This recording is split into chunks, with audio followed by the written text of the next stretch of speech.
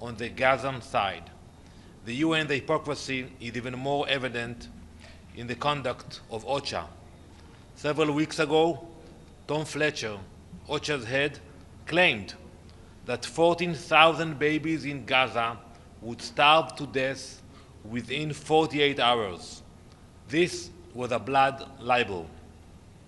He quietly walked it back, but only after the lie had already circled the globe.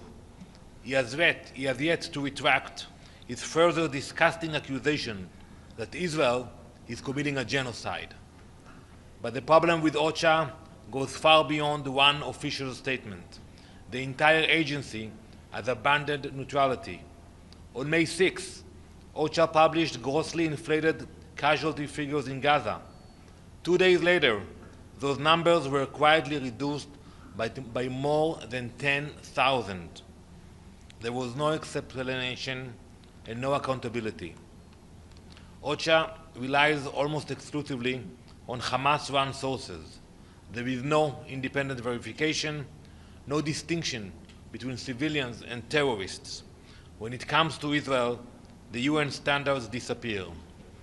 At the same time, OCHA ignores the over 13,000 aid trucks Israel and other partners have facilitated into Gaza, counting only UN-coordinated aid. Israel will not allow this to continue. I will therefore inform today the Council of steps Israel is taking to ensure that what has been happening with OCHA will no longer continue. Israel is taking action. We are fighting to bring the hostages back, to defend our civilians, and to dismantle terror networks. It is time the UN did the same. Thank you very much. Can we ask a question? Sure. Good morning, Ambassador. Ahmed Fathi, ATN News. With regard to your statement refuting the UN and OCHA claims, till now I don't understand why the Israeli government does not allow international journalists into Gaza. We just have a single source and citizen journalists transmitting the real picture. What is the problem for international journalists to go and cover and present what they see on the ground? And my second question, President Trump announced yesterday that the US is going to be pulling out or withdrawing from UNESCO, citing its position from Israel. Do you have any reaction to President Trump's decision? Well, I will start with UNESCO. I think it was the right decision of President Trump. You know, UNESCO, unfortunately, was hijacked by some elements, even though they tried to do some good things. But when you look at the conduct of this organization, like other UN agencies, you know, you have no control of what's happening there. And I think it was the right decision of President Trump. Regarding your first question, you know, when you bring journalists into a war zone, you don't want to see any casualties, God forbid. That is the reasoning we don't want to see casualties of journalists traveling inside Gaza. It's a war zone. But I agree with you. You know, I think if the journalists will go there, they will be able to see what's happening. And today you get reports from people and from the Hamas mainly, and you can get a lot of lies. So that's something which is being discussed, but the main concern for us that journalists might get killed in a war zone. It's an active war zone today. Just to follow up on the journalists' part, there are several who are qualified war reporters who have been through war zones much more atrocious in Africa, in South America, in other parts of the world. So as far as journalist safety, I think each journalist and their organization, it's their end of the bargain, whether they take the risk or not. Second part about the UNESCO. You said it's the right decision. Is it the right decision for the US and Israel to pull out of UNESCO? You were speaking about UNESCO as if it's an independent body, not a reflection of the will or the voting of its member states, who are your colleagues still here in the headquarters. Why is the mix between the organizational body and the positions of the member states? Well, I will not speak on behalf of the United States, but you know, I think the US now is conducting a review regarding all UN agencies. When you look at the budget of UNESCO, for example, the US made the major contributions to UNESCO. So one should ask himself, if they give so much funds and support, and then they use those funds not to promote culture, and actually to promote hate against Israel, against allies of the United States, against the US itself, I think that was the reasoning behind it. But I think you have to refer this question to the US. Thank you very much.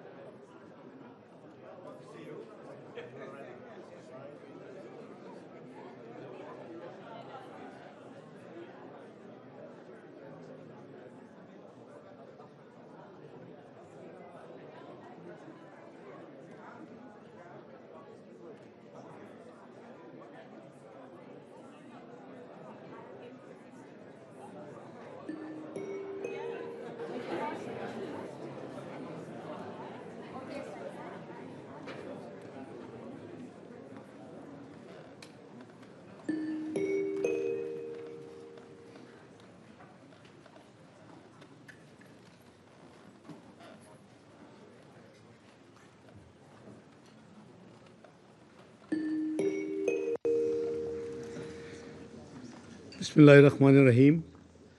Nahmadu nusalli ala Rasul al-Kareem. Very good morning and Assalamu alaikum. The 9,963rd meeting of the Security Council is called to order.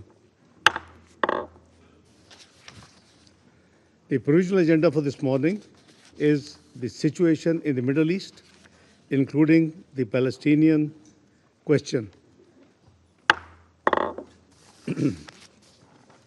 I would like to warmly welcome the distinguished ministers and other high-level representatives present in the Security Council chamber. Your presence today underscores the importance of the subject matter under discussion. Before each of you is a list of speakers who have requested to participate in accordance with Rules 37 and 39 of the Council's Provisional Rules of Procedure, as well as the previous practice of the Council in this regard. We propose that they be invited to participate in this meeting. There being no objection, it is decided. The Security Council will now begin its consideration of item 2 of the agenda. Is Mr. Khairi here? Yes. Okay. I now give the floor to Mr. Khalid Khairi for briefing the Council.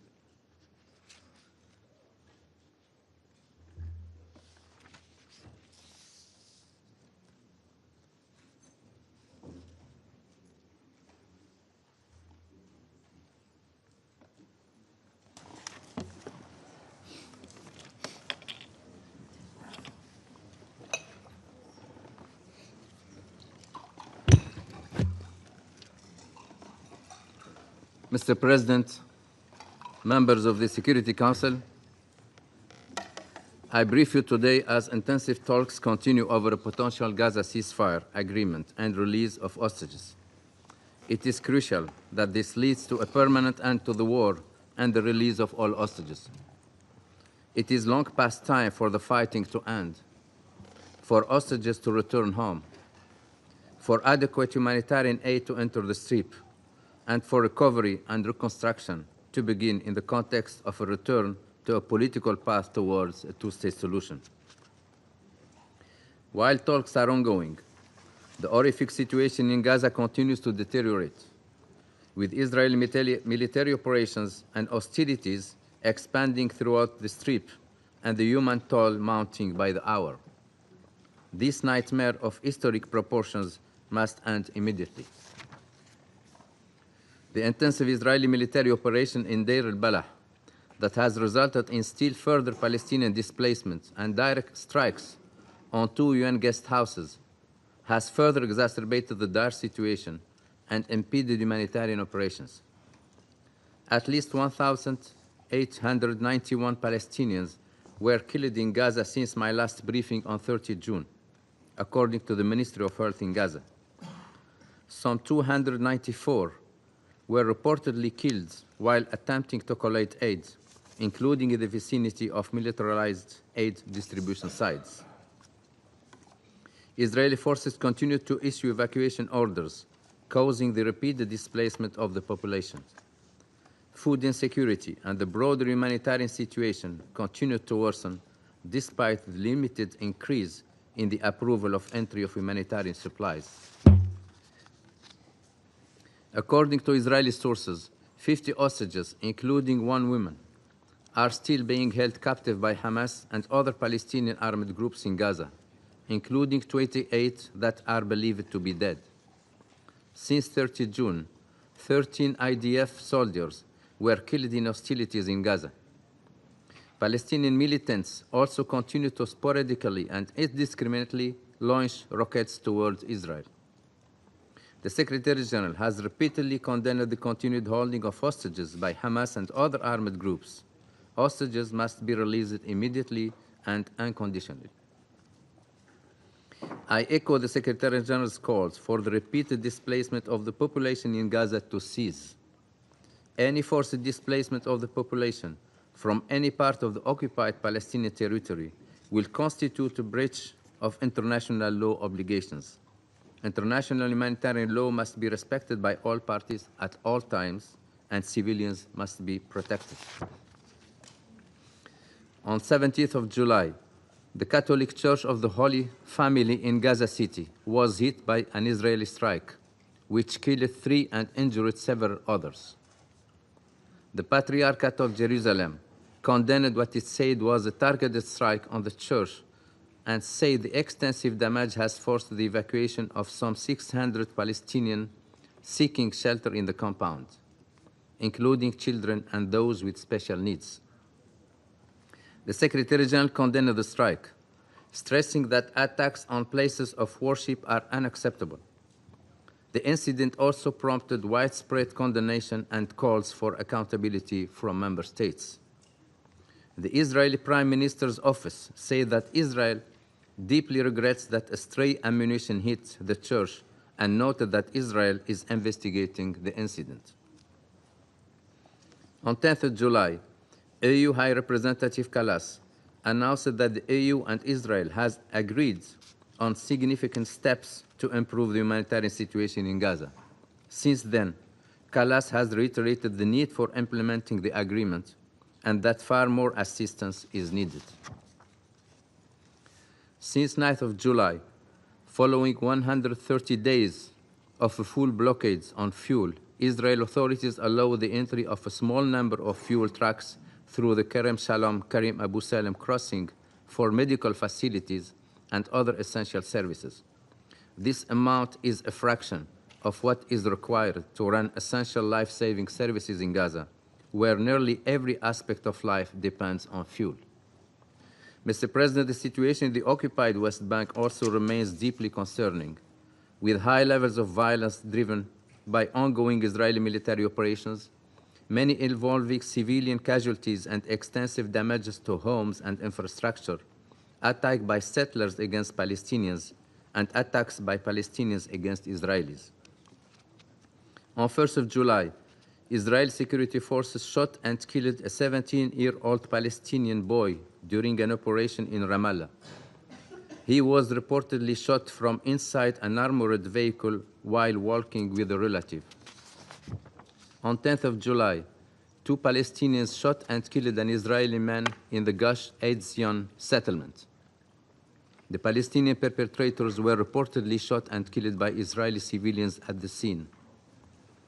On 11th of July, Israeli settlers attacked and killed 2 Palestinians, one of them a visiting American citizen, near the village of Sinjil. One of them reportedly bled to death after being shot, and the other was beaten with bats and sticks. On 17th of July, U.S. Ambassador to Israel, Huckabee, condemned the attack as a terrorist act and said Israel must ensure accountability. Settlement advancement also continues, as numerous ministers and members of the Knesset intensify their calls on the government to formally annex the West Bank or parts of it.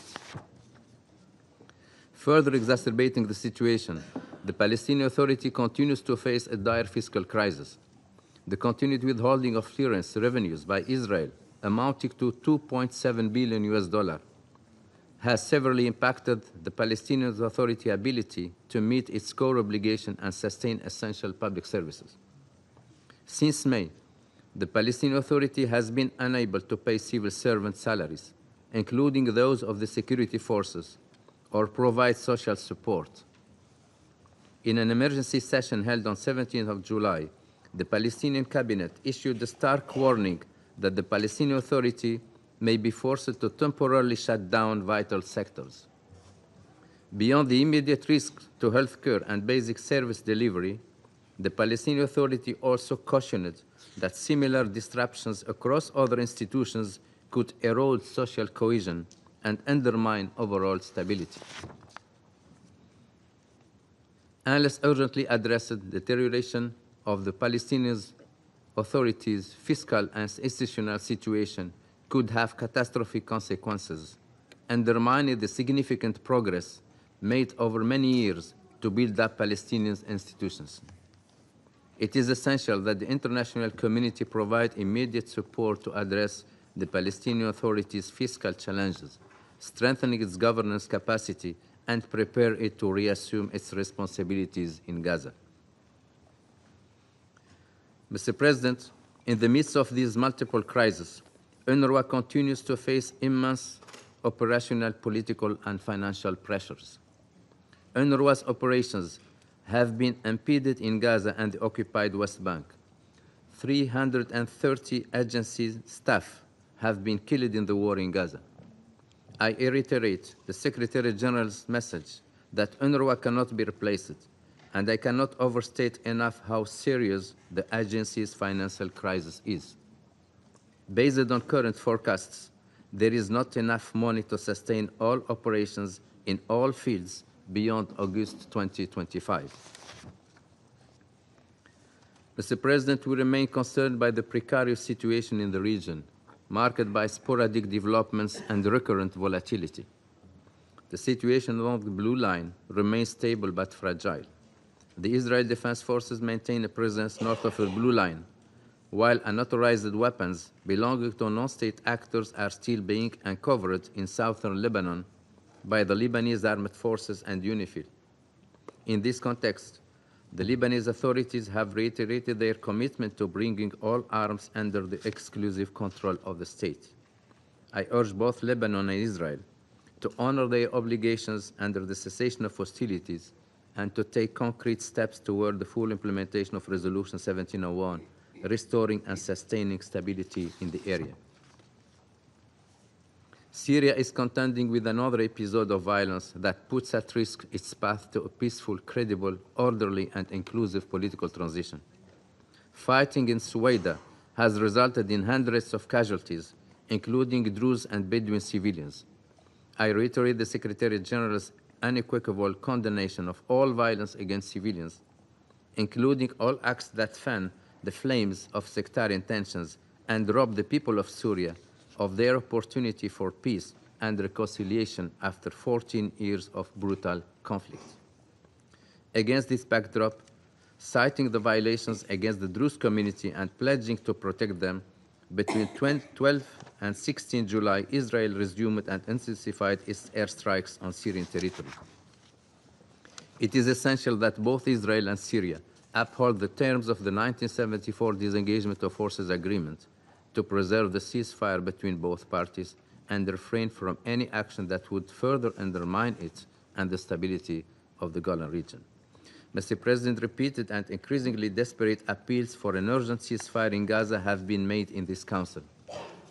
Today, the situation inside the Strip, especially for women and children, is more dire than at any time in this crisis.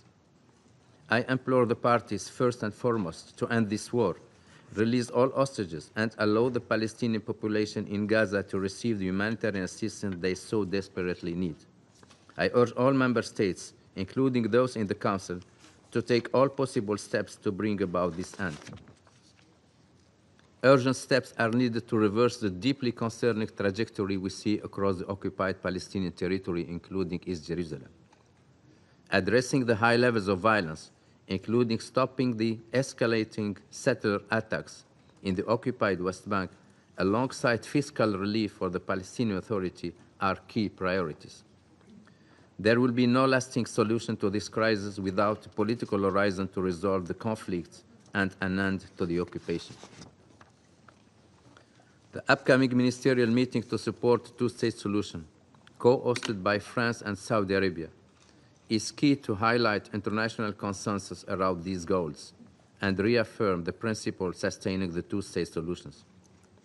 It is also a crucial moment to express support for the Palestinian Authority, identify ways to strengthening and encourage further reforms in line with these commitments, and to demonstrate through tangible steps our unwavering commitment to the two-state solution. Our goal is clear: realizing the vision of two states, Israel and a vibrant and sovereign Palestinian state, of which Gaza is an integral part, living side by side in peace and security within secure and recognized borders on the basis of the pre-1967 lines, with Jerusalem as the capital of both states. Thank you. Thank you. Mr. Khalid Khairi, Assistant Secretary General for the Middle East, Asia, and the Pacific, Departments of Political and Peace Building Affairs and Peace Operations. I would now give the floor to the Permanent Observer of the Observer State of Palestine. Mr. President, we thank Pakistan for elevating this open debate to a ministerial level, and in this connection, we welcome Your Excellency presiding over this very important meeting. I also would like to thank ASG, Mr. Khalid Khairi, for his briefing. Mr. President, 4-year-old Razan fought for as long as she could, but her body gave up and she died of malnutrition on Sunday. Yesterday, 6-year-old Yusuf died of starvation. He was among 15 people to starve to death in the last 24 hours in Gaza. Israel has ravaged Gaza. It has destroyed nearly everything in that narrow strip of Palestinian land. But nearly 2 million human beings remain, including 1 million children. They must be saved. Israel has destroyed everything, their lives, their homes, the mosques and the churches, the schools and the hospitals, the entire infrastructure of life, and even the cemeteries. But make no mistake, the real target is the 2 million Palestinians who remain in Gaza. For Israel, their destruction is required for its scheme to take over the land. The fact Netanyahu and his government are actively pursuing transforming Gaza into a land without a people through genocide and ethnic cleansing under the unconvincing disguise of voluntary migration has only been made possible by the impunity they enjoy. All of what is happening now was predictable, premeditated and planned. It is a criminal and cruel enterprise occurring openly for all to see. Do you know when was the first plan for so-called voluntary migration presented to the Israeli cabinet? 13th October 2023. Go back to what we said in this very chamber 20 months ago. We said this would be happening. It took tens of thousands of Palestinians killed for the world to acknowledge it. How many more need to die before getting the world to act to stop this genocide?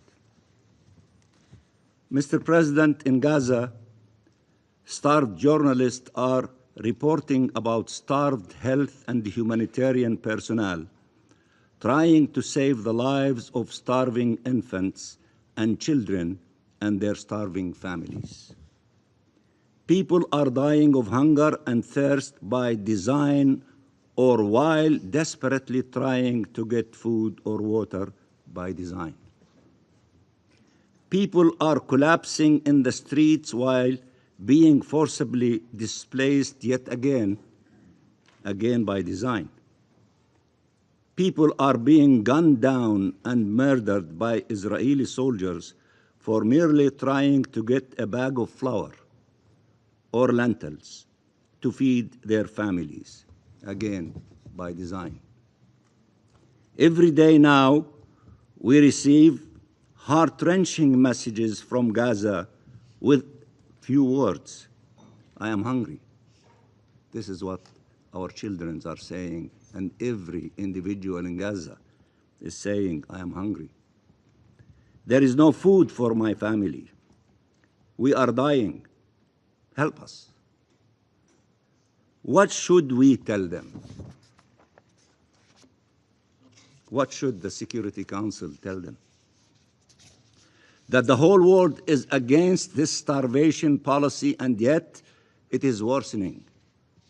That no one wants to see people in Gaza starving, and yet the world watches on as they die of hunger and thirst. Should we read to them the strong statements issued or the resolutions adopted? What should we tell them? They hear of outrage, condemnation, pressure, and deals being made, but find no food to save their lives and the lives of their loved ones, or get shot to death while trying to reach it. They bury their sons and daughters every day. They grow thinner as their bodies eat away at them every day, wasting away, their struggle to survive more painful and more crushing every day. What should we tell them? That the negotiations for a ceasefire continue, and that in the meantime Israel has been given a right to massacre them and to deny them aid to life? Is that what international law stipulates? Is that what humanity dictates? What should we tell them? That this is the extent of what the world can do or is willing to do to save Palestinian lives? That the fact the perpetrators of these horrors are Israelis means they cannot be held to account? That there is aid at the borders and brave UN and humanitarian personnel ready to distribute this aid as they had done before, but we cannot get Israel to open the crossings and allow the aid to be distributed without killing those distributing it or those receiving it. What is our collective plan to actually save lives? What is being done now that could actually stop this horror? That is the only measure that matters. Are we doing what is necessary to save the millions of lives at risk? Are we upholding our legal, political, humanitarian, moral, and human obligations? And the answer is absolutely clear: we are not. So which one is it? Are Palestinian lives not worth saving? Or does Israeli supremacy extend as far as conferring upon Israel a right of life and death over the Palestinian people as a whole? Mr. President, it is now for every state to determine where it stands at this historical juncture. Every single country will be asked, what did you do during this genocide? Not what you said or what you considered doing, but what did you actually do? What did you do to stop it and stop the destruction of human life? There is no time to waste and no place for self-inflicted powerlessness. Countries have tools they need to use, nationally and collectively, to bring the genocide to an end. Ask yourselves, did we do everything possible? And I assure you, it is impossible to say yes. We call for a coalition of the willing to take every action necessary now to end the genocide, to uphold international law and save what is left of our humanity under the rubble in Gaza, and end the occupation and conflict. A year ago, the ICJ adopted a landmark opinion on ending the unlawful presence of Israel in the occupied Palestinian territory that spelled out in no uncertain terms the obligations of Israel and, as importantly, the obligations of third parties. You.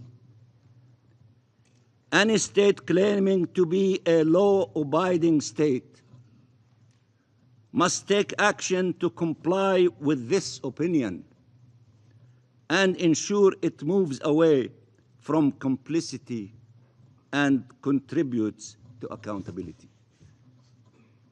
The General Assembly called over a month ago upon all member states to individually and collectively advance accountability and take all measures necessary in line with international law and the Charter of the United Nations to ensure compliance by Israel, the occupying power, with its obligations. Since the adoption of that resolution, more than 3,000 Palestinians were killed, the majority women and children. States must act now to stop these atrocities. I represented the state of Palestine at the meeting of the Hague Group in Bogota, Colombia, where countries came together and adopted concrete measures to halt the genocide and advance accountability. This is an important step in the right direction. Several of the countries represented here have also announced concrete steps and initiatives to the same effect. But much more needs to be done, and fast. The commitment is good by some, but it's not sufficient. We need more from all of you. Within days, not weeks, and certainly not months, we are out of time, because every day we fail to act, children are killed, starved, orphaned, burned, disabled, and traumatized. Families are shattered. Life is destroyed. Red lines are useless if they can be crossed over and over again without consequences.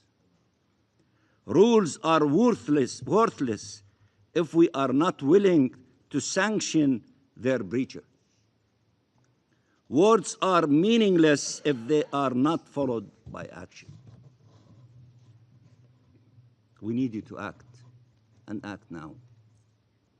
Of course, it is better to speak out rather than stay silent, but speaking out cannot be an alternative to action, especially when it is evident Israel is not listening and becoming only more brutal, only more dangerous.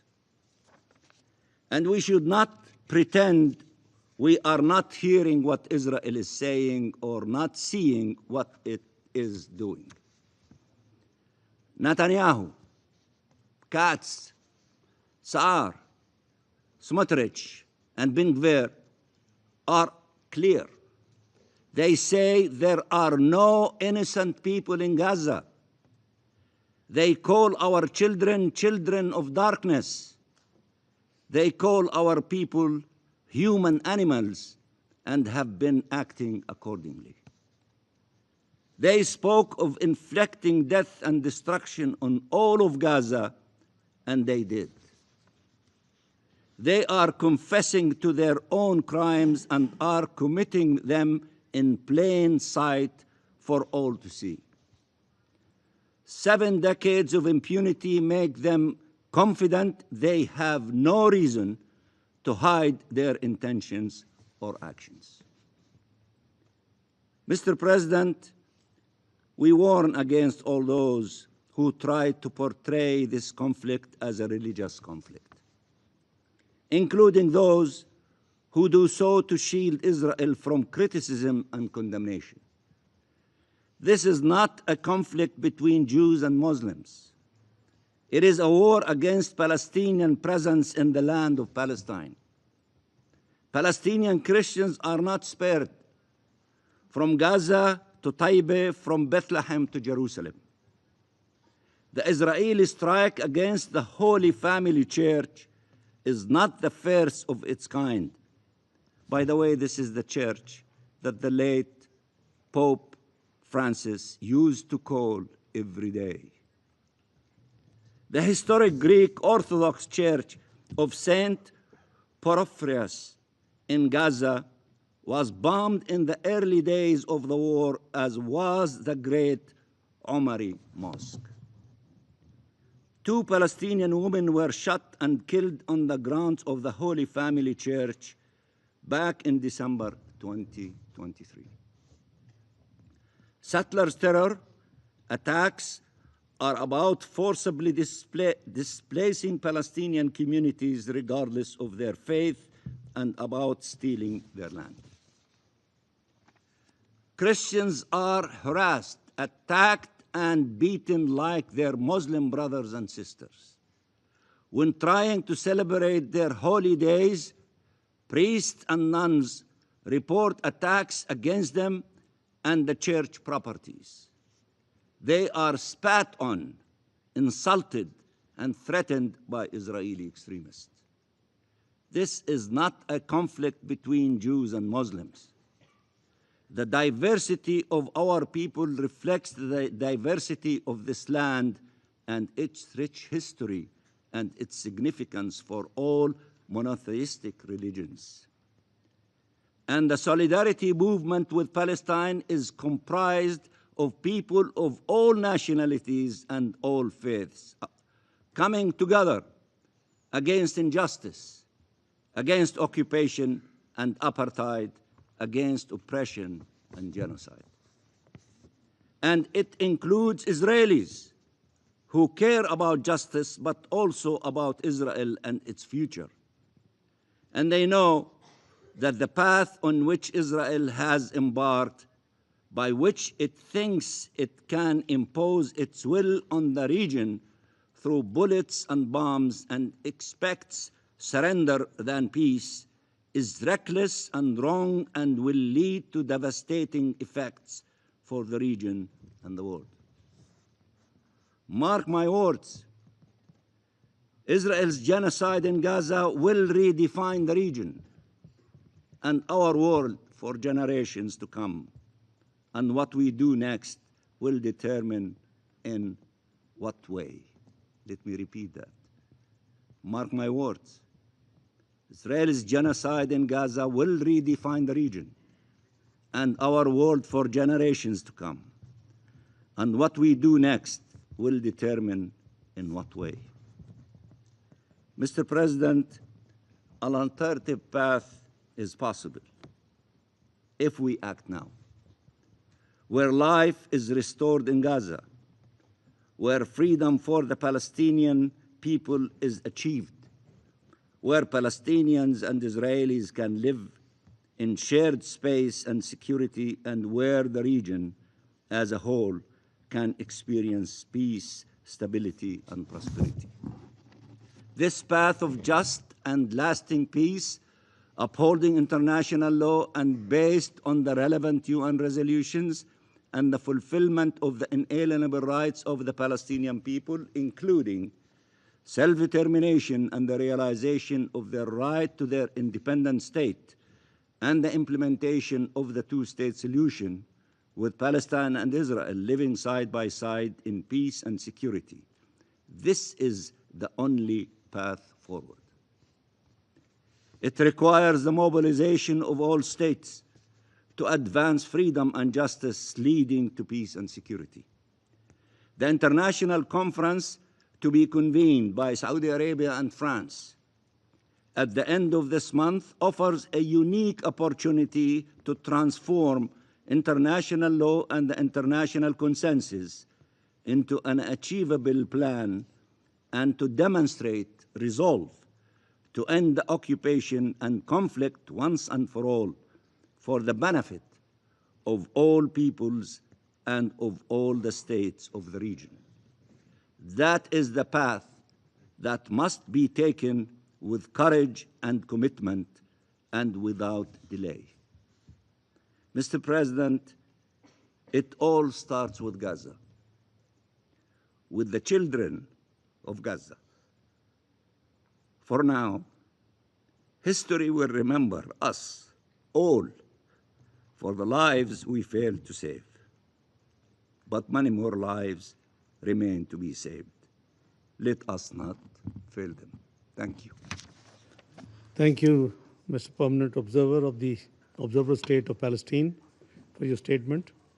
I will now give the floor to the representative of Israel. Thank you, Mr. President. I believe this chamber and the UN would benefit from something basic, a full and honest overview of the current state of our region. Let's begin in Gaza, where Hamas continues with its deprived tactics.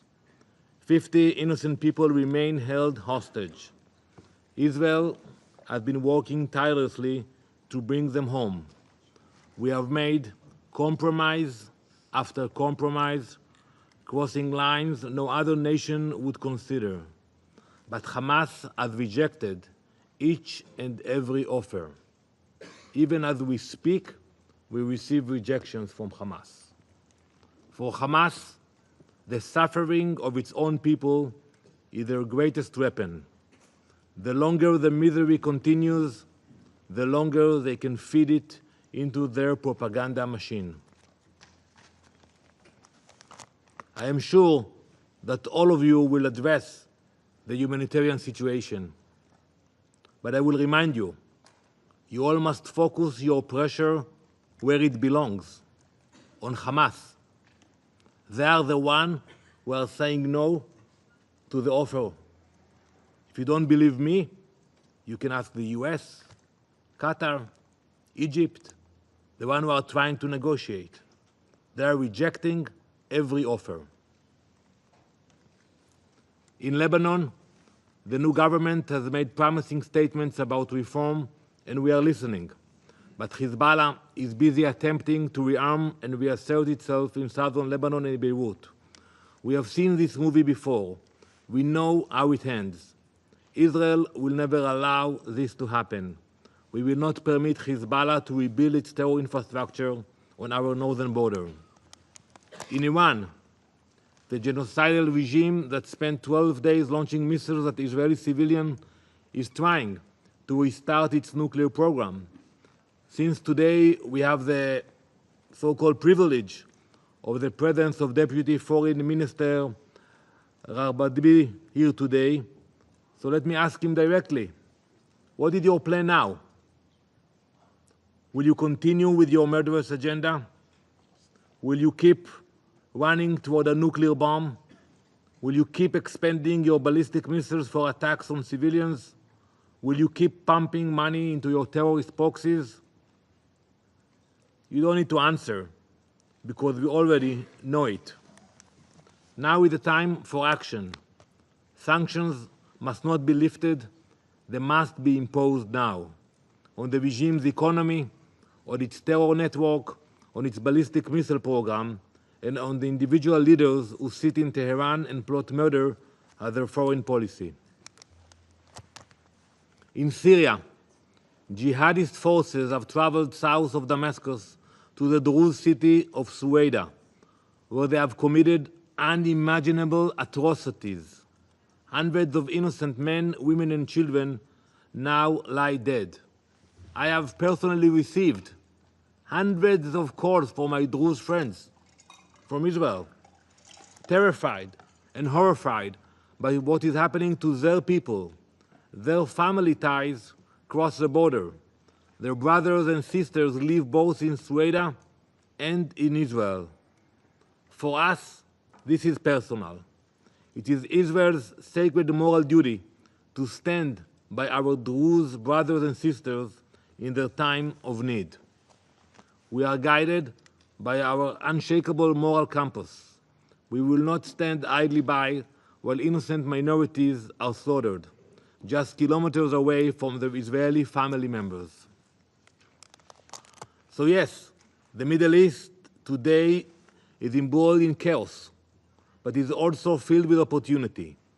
There is chaos for the innocent hostages still trapped in Hamas's tunnels, chaos for the civilians and minorities in Lebanon and Syria still facing terror, chaos for the entire region as Iran continues to push the world to the edge. But there is also opportunity, because the forces of darkness have been weakened. Hamas has lost much of its terror infrastructure and its senior leadership. Hezbollah was crippled by Israel's operations last year. Iran's nuclear and ballistic missile programs have been set back in ways that were once thought impossible. Israel is making the Middle East safer for everyone who values peace and calm. In other words, we are doing the work of the United Nations. While Israel dismantles terror networks and protects innocent lives, what does the UN do? It clings to its political agenda. It protects its bias. It defends the agencies that have long abandoned neutrality. You don't need to look far to see this bias in action. Just look at the statements and conduct of Tom Fletcher and his agency, OCHA. Too often, Mr. Fletcher has forgotten or decided to ignore that his statements have consequences. He has repeatedly abandoned his sacred responsibility to act without bias, choosing instead to fuel a political campaign against Israel. Several weeks ago, Mr. Fletcher claimed that 14,000 babies in Gaza would starve to death within 48 hours. That statement was false. It was baseless. While he quietly walked it back, the damage had already been done. But with another lie, Mr. Fletcher has not walked back: the accusation that Israel is committing genocide. He knows it's not true. He knows it. There are facts, international law, you have to prove intention. Yet he said it anyway. That word carries more weight than any other accusation. To use it falsely is to dishonor the memory of real genocide victims and to endanger more lives by fueling hatred. It is not too late to correct the record. Israel demands that Mr. Fletcher retract his statement, publicly, unequivocally, and immediately. But this is no longer just about one official's reckless remarks. His responsibility has infected OCHA from top to bottom. Let's start with the data. On May 6, OCHA published figures claiming to show civilian casualties in Gaza. Officially, just 2 days later, those figures were reduced by over 10,000. Not by 1, not by 10, not by 100, and not by 1,000, by 10,000. Just like that. No explanation, no accountability, just a quiet adjustment. No, 10,000 less. As if the original numbers weren't already plastered across headline worldwide. OCHA has built its reports almost exclusively on data from Hamas-run institutions. There is no independent verification, no cross-checking, no effort to distinguish between civilians and terrorists. Every casualty is listed as a civilian. This violates the UN's own standards in every other conflict. But when it comes to Israel, those standards disappear. At the same time, OCHA has actively undermined Israel's humanitarian efforts in Gaza. It tracks only UN-coordinated aid while ignoring the thousands of trucks of food, medical supplies, and fuel that Israel, the private sector, and other partners have delivered. OCHA has undercounted over 13,000 trucks. That's a deliberate choice to misrepresent reality. Perhaps most disturbing, Israel has uncovered clear evidence of Hamas affiliation within OCHA's ranks. So when you combine all of that with Mr. Fletcher's repeated falsehoods, you are not looking at a humanitarian agency, you are looking at a propaganda machine. I have said many times before, Israel believes in humanitarian work. We are committed to helping civilians, to protecting innocents, and to ensuring aid reaches those who need it. But we will not work with organizations that have chosen politics over principles. Mr. Fletcher has made it clear that OCHA is no longer a neutral agency. Israel is therefore left with no choice but to act. Today, I announce that Israel will take steps to ensure that what has been happening with OCHA will no longer continue. Hundreds of OCHA employees are undergoing security vetting. Key employees will not have their permits renewed following clear evidence of strong affiliation with Hamas. Some were even involved in the atrocities of October 7. Israel will no longer grant automatic visas to OCHA's international staff. Visas will now be limited to 1 month's terms. What was will no longer be. Jonathan Whitehall, OCHA's head of office for the so-called territories, has consistently and outrageously demonstrated his bias and agenda against the State of Israel. He will not have his visa renewed, and he will leave the country by July 29th. Mr. President, at some point, enough is enough. Enough with the hypocrisy. Enough with the bias. Enough with the endless defamation campaign against the State of Israel. Israel is doing the job the UN was created to do. We are dismantling terror networks. We are protecting civilians. We are standing up for minorities under threat. While Israel fulfills this mission, many within the UN spend all of their energy, 24/7, trying to smear Israel, protecting its own biases, siding with the very actors that fuel the chaos. It is time to return to the UN's core purpose.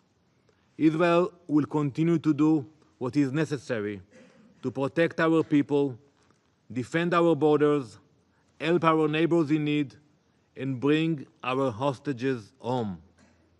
We invite the UN, finally, to do the same. Thank you. Thank you, Mr. Representative of Israel, for your statement. I shall now make a statement in my capacity as Deputy Prime Minister and Minister of Foreign Affairs of the Islamic Republic of Pakistan. Bismillahir Rahmanir Rahim. Nahmaduhu wa nusalli ala Rasul al-Kareem. Excellencies, ladies and gentlemen, I am honored to preside over this important open debate on the Middle East, including the Palestinian question. I thank Assistant Secretary General Khalid Khayari for his comprehensive briefing. For decades, the Palestinian people have endured the worst form of occupation and apartheid. They have been denied their fundamental and inalienable rights, including the right to self-determination and statehood. What we have witnessed in Gaza for the last 22 months is not just a humanitarian catastrophe, but a collapse of humanity itself. Gaza has become a graveyard for innocent lives as well as for the international law, particularly the international humanitarian law.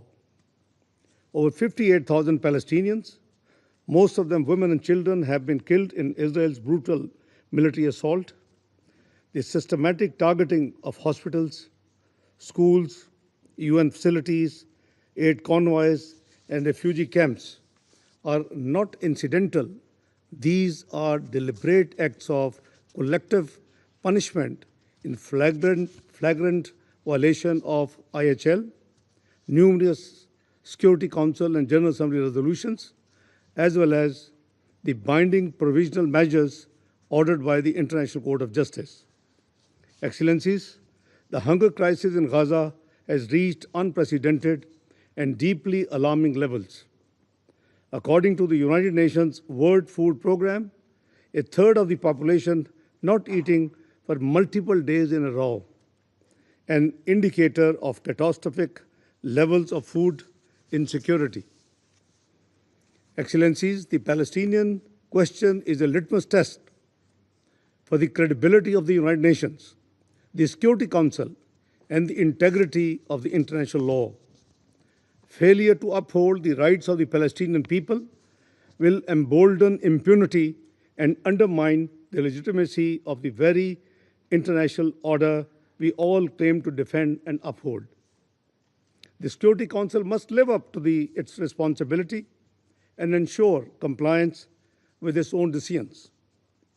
Pakistan reaffirms its unwavering and principled support and solidarity with the Palestinian people and their right to a viable, sovereign, and contiguous state of Palestine based on the pre-1967 borders with Al-Quds al-Sharif as its capital. This is the only just and durable solution enshrined in Security Council and General Assembly resolutions, the Arab Peace Initiative, and the consensus position of the OSCE. We urge the Security Council to pursue with unity and urgency the following concrete measures. First, an immediate, permanent, and unconditional ceasefire in Gaza and across the occupied Palestinian territory, including the full implementation of the Council Resolution 2735. We appreciate the ongoing diplomatic efforts aimed at securing a ceasefire in Gaza and hope these would yield tangible and meaningful outcomes, including a permanent end to the war. We appreciate the role played by Egypt, Qatar, and the United States in this regard. Second, unfettered, sustained, and secure humanitarian access to all civilians in need and the protection of aid workers, medical teams, and the UN personnel. Immediate steps should be taken to ensure the delivery of life-saving food and medical assistance, restore humanitarian supply lines, and prevent famine conditions from taking hold. Third, renewed and reinforced international support to UNRWA, which remains indispensable to the survival of millions of Palestinians. Fourth, an end to the forced displacement, illegal settlement expansion, and annexation of Palestinian land, particularly in the West Bank and East Jerusalem. Fifth, implementation of the Arab and OIC-led reconstruction plan for Gaza, which represents a vital framework for post-conflict recovery and rehabilitation, sustainable development, and the restoration of dignity for the Palestinian people. And sixth and last, a political horizon is the need of the hour, the revival of a genuine and time-bound political process to achieve a just, comprehensive, and lasting two-state solution in accordance with international law and relevant UN resolutions. Pakistan welcomes the growing international momentum in support of the Palestinian statehood and full membership of the UN. We urge those that have yet to recognize the state of Palestine to do so as soon as they can.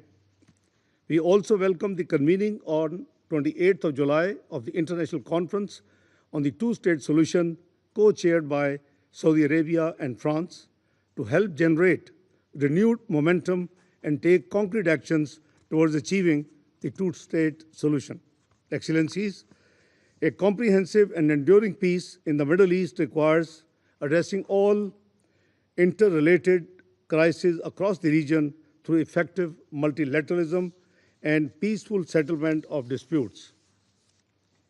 Pakistan supports the stabilization of Syria through an inclusive political process. Syria's unity, sovereignty, and territorial integrity must be upheld. Israel must withdraw immediately from the separation zone established under the 1974 disengagement agreement and from the occupied Syrian Golan Heights in accordance with Security Council Resolutions 242, 338, and 497. In Lebanon, the ceasefire understanding and Resolution 1701 must be respected and the sovereignty and territorial integrity of Lebanon safeguarded. We must support the peace process in Yemen, facilitated by the UN and regional actors, particularly Saudi Arabia and Oman. The sharp rise in tension and violence as a result of Israeli aggression and unlawful military strikes in Iran was profoundly disturbing. These attacks set a dangerous precedent and pose grave threat to regional and global peace. Pakistan calls for urgent recourse to dialogue and diplomacy consistent with the UN Charter to find a peaceful and lasting resolution to this issue in accordance with the rights, obligations, and responsibilities of all parties. Excellencies, history has taught us that the use of force and unilateral military actions only deepen conflicts and entrench divisions with tragic human and humanitarian consequences. The way forward lies in upholding international law, ending foreign occupation, rejecting the use of force, and promoting solutions through dialogue and diplomacy. It is time to give the Palestinian people what they have been denied for too long: justice, freedom, dignity, and a state of their own. That is the path to durable peace and stability in the Middle East. I thank you all. I now resume my functions as President of the Council, and I will give the floor to the representative of Greece. I thank you, Mr. President.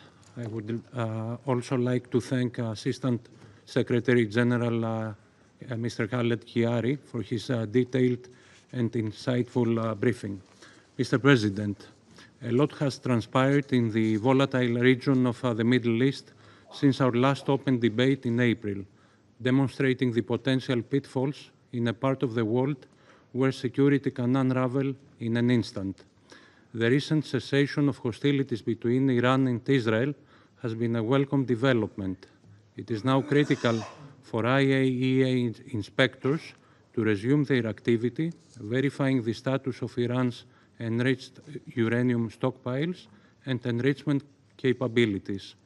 We urge Tehran to abide by the JCPOA, return to the negotiations table, and uphold its commitments as part of the NPT. Volatility in the Red Sea region, a nodal maritime route, exposes the international community to acute security risks and economic uncertainty, jeopardizing global trade and supply chains.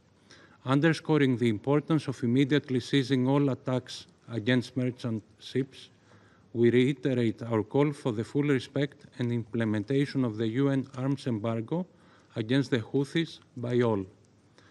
The core of regional tensions and turbulence lies where it all started on October 7, 2023, with the horrendous terrorist attack of Hamas on Israel.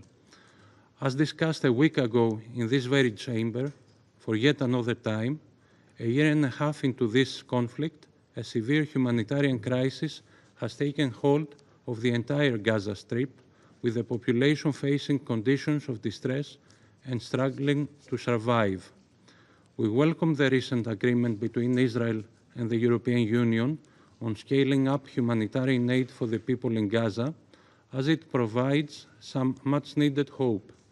The agreement demonstrates that dialogue with Israel can bear results. On this premise, we urge Israel to allow and facilitate the safe, unconditional, massive, and unhindered delivery of humanitarian aid into the Strip. We expect the agreed steps to be implemented with a sense of urgency. Allowing a substantially increased humanitarian aid to enter the Strip and opening the southern and northern crossings is imperative. Undoubtedly, to achieve this, the expertise of the United Nations, its agency network, and UNRWA remains invaluable. At the same time, we stress that any humanitarian plan must adhere to the core principles of international humanitarian law, cover all parts of Gaza, and support the existing humanitarian operations within the Strip. Israel's Gaza Humanitarian Fund plan falls short of this promise. As efforts led by Egypt, Qatar, and the United States to secure a much-needed ceasefire deal are ongoing, let us recall that hostages continue to suffer, held in captivity by Hamas for 19 consecutive months.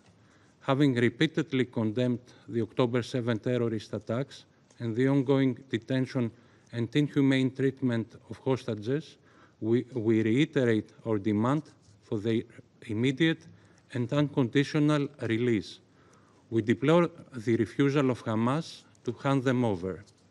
While conditions in Gaza remain dire, the security situation in the West Bank and East Jerusalem also raises concerns. We condemn the escalation and the continued settler violence, the expansion of illegal settlements, and Israel's military operations. Settlement expansion is contrary to international law and the relevant Security Council resolutions, seriously undermining the prospects for a two-state solution. The repeated attacks on Taiba, one of the Christian majority villages in the West Bank, are particularly alarming. In the same vein, we express our deep sorrow for the tragic loss and casualties caused by the attack on the Catholic Church of the Holy Family in Gaza. Places of worship and religious sites should never be targeted.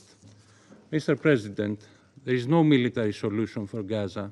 Greece, along with the United Kingdom and 27 international partners, recently came together with a simple yet urgent message.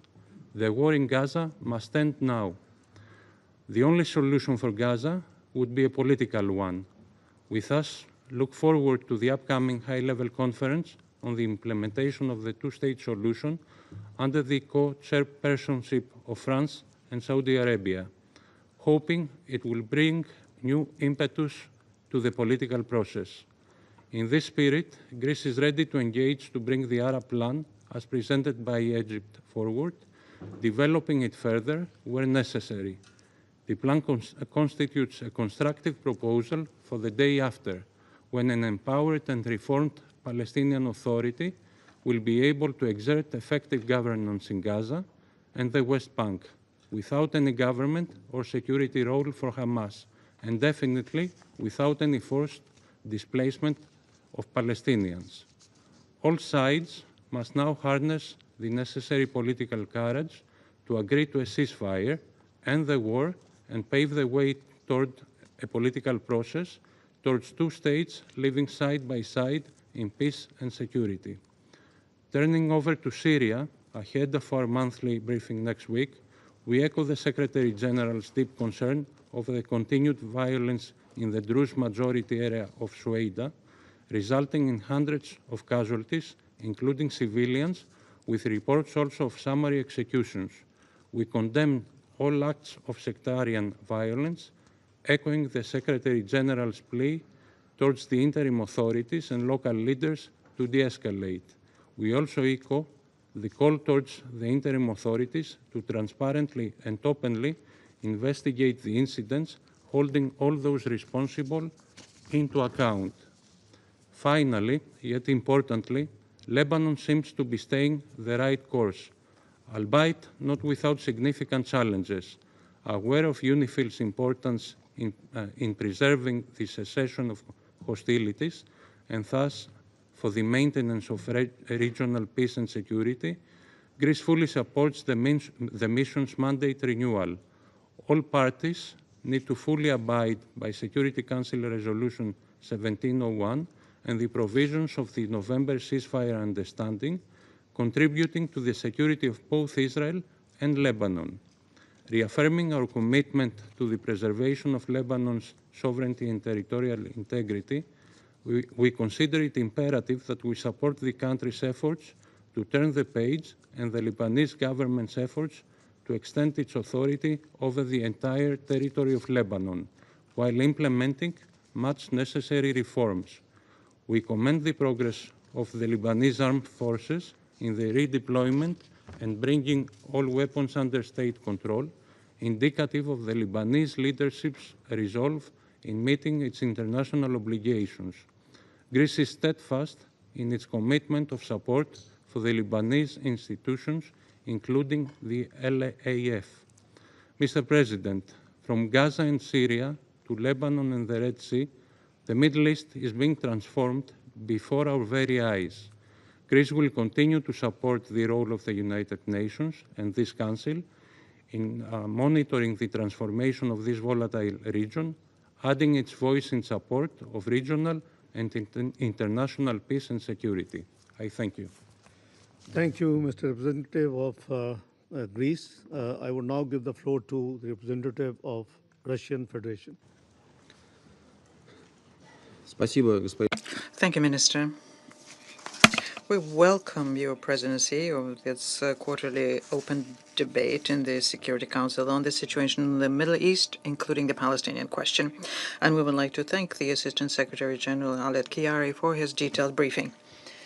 Today, in the Security Council chamber, once again, we are hearing very worrying assessments of the tragic developments in the Middle East. And this is both in the context of the Israeli-Palestinian conflict as well as within the context of broader regional developments. And the root cause for essentially all of the Middle East crises and collisions which create challenges for the security of many countries in the region is the fact that the Palestinian issue remains unresolved. Whereas the main parameters for the settlement of this is something that the international community agreed many decades ago. As a result, a growing number of Middle Eastern countries are beginning to forget what peaceful life without bombs, explosions, and threats of full-scale hostilities is like. Unfortunately, during the time elapsed since our previous debates on this, a spiral of escalation in the region has become intensified and pulled new states into it. In June, we all witnessed a very sharp military confrontation between Iran and Israel. It was accompanied by the Western Jerusalem strikes, with support of Washington strikes, on the nuclear facilities in Iran, the facilities which were under IAEA safeguards. These unjustified attacks are not just a gross violation of the UN Charter, but they also severely undermine the foundations of the nuclear non-proliferation regime. We strongly and unconditionally condemn attacks against the Islamic Republic of Iran. Through this act of aggression, Washington and West Jerusalem pushed the region to the brink of a large-scale war, which could have had the most dire radiological consequences, not just for Iran, but also for all of the states in the Middle East. Despite the announcement made by the Trump administration there was a ceasefire between Iran and Israel, despite that, the situation remains very fragile. As a matter of principle, we do not share the concept of peace through strength, which is taken on by Washington. The long-standing issues in the regions cannot be resolved this way, and new waves of violence can only compound the difficulties. What is needed is looking for political and diplomatic solutions within the Middle East settlement, but also more broadly regarding all of the conflicts in the region. The attempts to cowboy-style put the squeeze on some actors and intimidate others create a short-term effect and cannot provide for a long-term balance of interest in this very difficult Middle East landscape. West Jerusalem should finally understand that it's impossible to change geography and that Israel would have to coexist with all of its neighbors. And for that, Israel needs to have at least a minimal level of trust between Israel and them. This cannot be done when there is a continued radical anti-Palestinian rhetoric, when there is a denial of the right of Palestinians to exist within their own state. But unfortunately, what we're witnessing now is exactly the opposite. We, for example, are very worried by what is being said by Israeli leaderships when they're announcing their intent to resolve the issue of OPT, in particular in Gaza, in one fell swoop. This is shored up by the provocative plans to fully annex the Strip, and this is also shored up by other provocative public steps. As recently as yesterday, in the Knesset, there was a conference entitled Riviera in Gaza, From Ideal to Reality. During that conference, the Minister of Finance, Smotrich, said that he discussed with the leadership of Tzahal the parameters of gradually absorbing the Strip through recreating illegal settlements in Gaza. In other words, we're talking about recolonization, reoccupation, occupation of Palestinian territory here. This is a monstrously cynical approach, which essentially dooms the Palestinians to either death or exile. The moral and political duty of the international community here is to make sure that these plans do not come to be. The very way of phrasing this issue this way is unconscionable, even hypothetically, because it implies that the Palestinians are second-class people and they're not masters of their own fate. For now, the IDF continues clearing up the strip regardless of the number of victims of their military operation. It's about 60,000 Palestinians who died, and regardless of the Palestinian infrastructure destruction. Daily we receive information about hundreds of new victims amongst the people in Gaza, including in food distribution places in the vicinity of the infamous Gaza Humanitarian Foundation, which is nothing else than a means of using humanitarian assistance as a weapon or for blackmail. For example, in the last 24 hours, 99 Palestinians died. 26 of them were lining up for rations.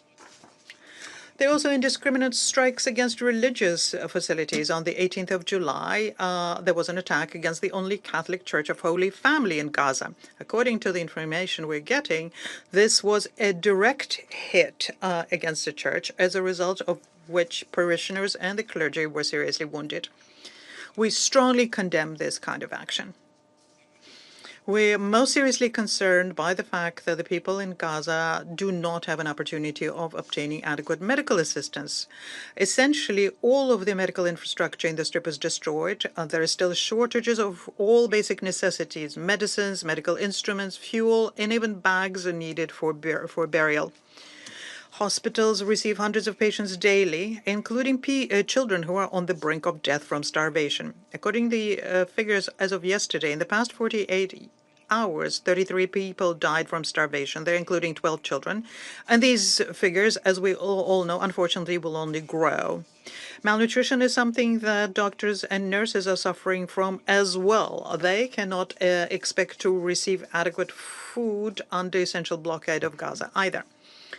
Mr. President, we are convinced that all those present here very well know the assessment issued by international humanitarian organizations and UN agencies of what is happening in Gaza. They're saying that it goes beyond what is acceptable even at war.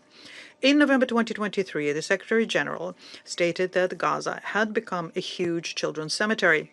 Recently, the Commissioner General of UNRWA, Mr. Lazzarini, described the situation in Gaza as hell on earth. Such assessments are issued by all humanitarians without exception, all of those who are working in the sector or traveling to it. How does Israel react to all of that?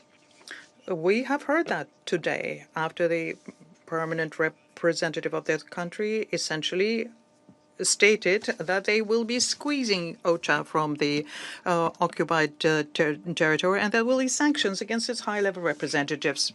We just need to find out now whether Washington is also going to be covering up for its allies without a murmur as well, whether they will support their new inhuman steps, which goes in counter to what in other instances they proclaim as to be human rights protection. How much longer will this terrible situation continue, which not only humiliates the Palestinians, but also undermines our own faith in the humanitarian ideals, humankind, and justice? Against the background of the disaster in Gaza, what is somewhat obscured is the situation on the West Bank. But unfortunately, this gives us equal reasons for worry because the military operation continues there, economic suffocation, and arbitrary arrest against the Palestinians, property expropriation and demolition of houses. To this, we need to add the unconstrained violence by the settlers, very frequently under the lenient eye of the Israeli military, and the record pace of settlement construction and at the same time an open declaration to annex the West Bank. This is part of the overall stance to destroy any kind of premise or an opportunity for Palestinians to have their own state, depriving them of the possibility to survive in the occupied territories. Can we really allow ourselves not to notice that and allow the Israeli policy of fait accompli the possibility of fully trample underfoot the international documents about a two-state solutions. Mr. President, the Russian approaches to the current situation in the OPT and in general to the issue of the Israeli-Palestinian settlement have been consistent and are based on obvious truths. We have consistently advocated in favor of an immediate and unconditional ceasefire and the release of all hostages and those who are forcibly detained, ensuring that there is safe and unimpeded humanitarian assistance, the relaunching of the peace process on the two-state basis, which would ensure the implementation of the legitimate aspirations of Palestinians. We need to always bear in mind the ultimate goal here, the creation of an independent Palestinian state and within the 1967 border with the capital in East Jerusalem, coexisting with Israel in peace and security. The attempts to put the Palestinian issue onto the back burner, including the issue of the historic injustice as regards the Palestinians' rights to self-determination and return, is one of the reasons there is a recurrence of violence not just in the Palestinian territories but in the region as a whole, as well as growth of extremism and terrorism. And the only way to overcome this is to consolidate the efforts of the international community on the basis of the universally acknowledged basis, with the main key element here, a two-state formula. Overall, the issues in the OPT and in the region have become so tangled that the international community needs, at a minimum, to have a very thoughtful and unblinkered discussion here on how to overcome that. What is particularly relevant in this situation is the International High-Level Conference in support of Palestine next week.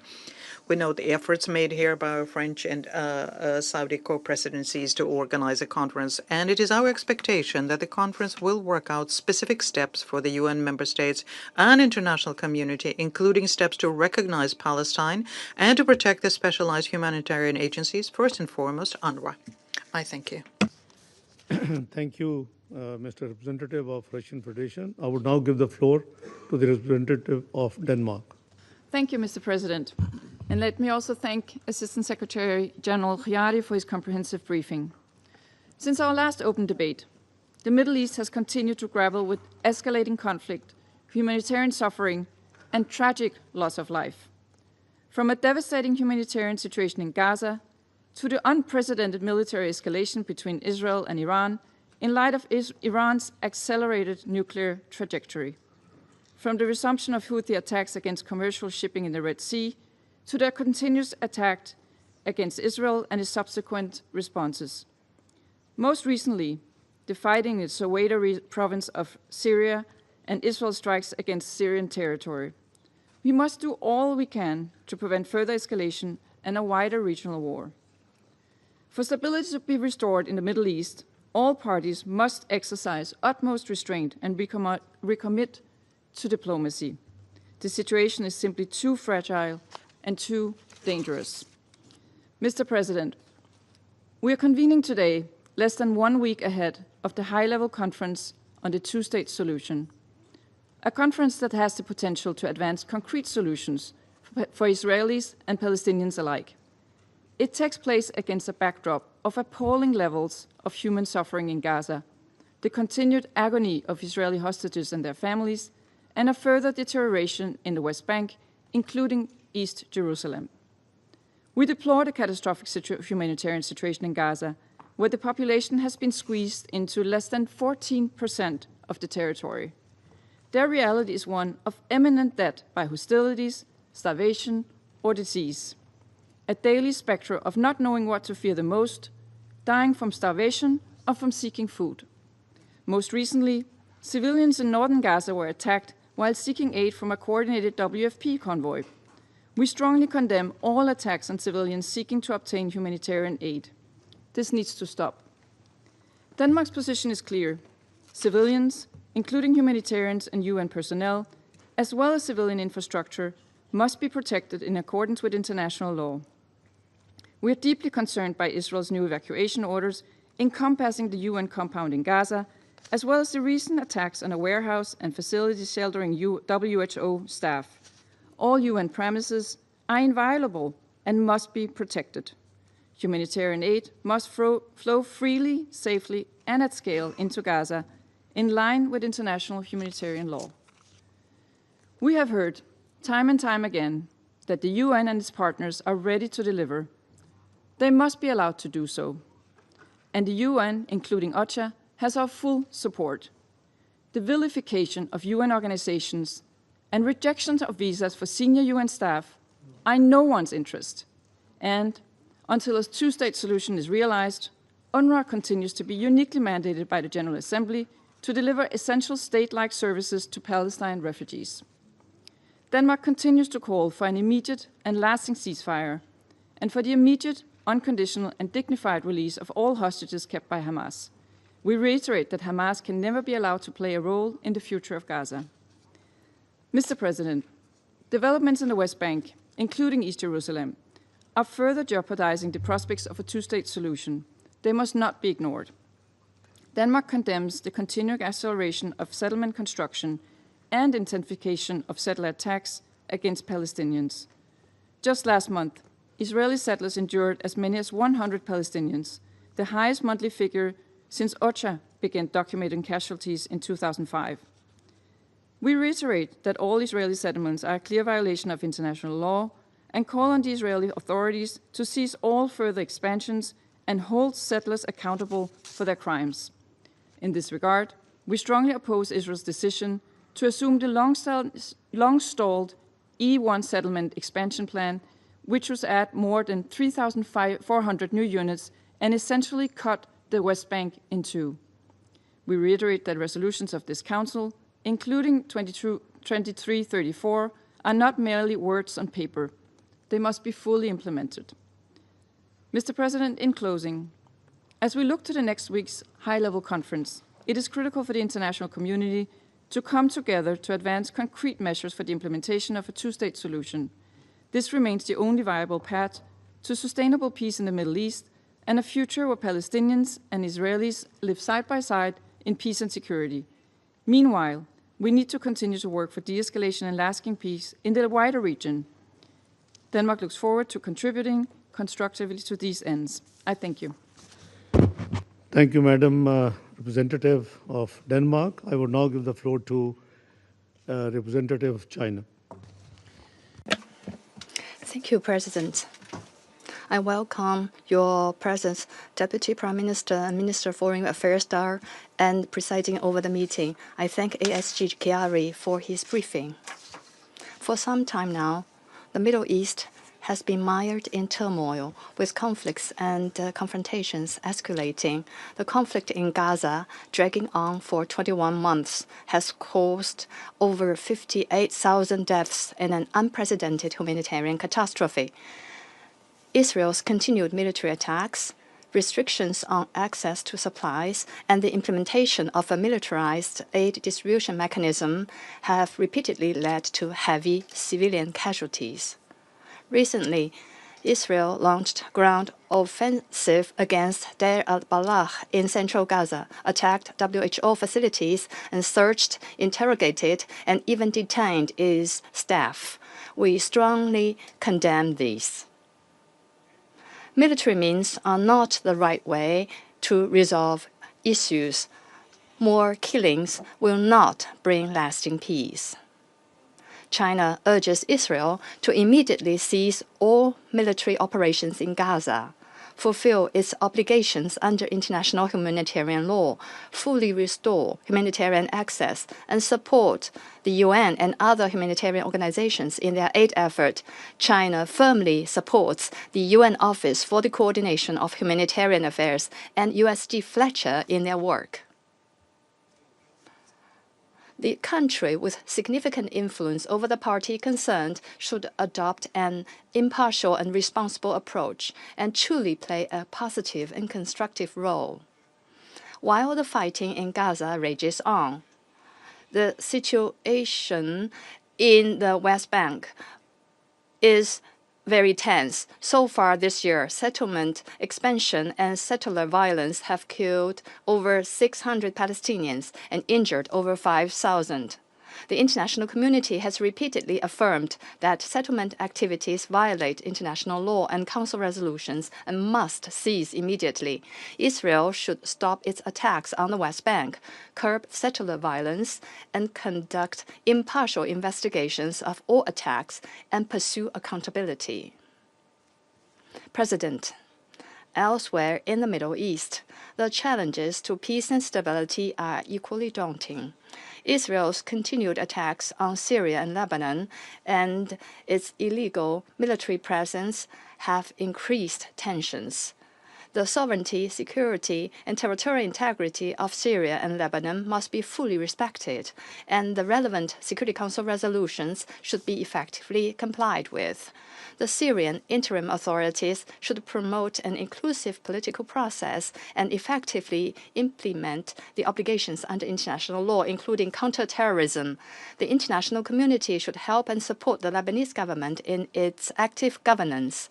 We call on the Houthis to stop targeting merchant ships, and all parties concerned to exercise calm and restraint in order to maintain the safety of shipping lanes in the Red Sea. It has been proved that war cannot resolve the Iranian nuclear issue, and a political solution is the only way forward. All parties should ensure that the ceasefire reached between Israel and Iran is effectively implemented and prevent the situation from escalating again. The parties concerned should restart dialogue and negotiations on an equal footing and address their legitimate concerns through consultations.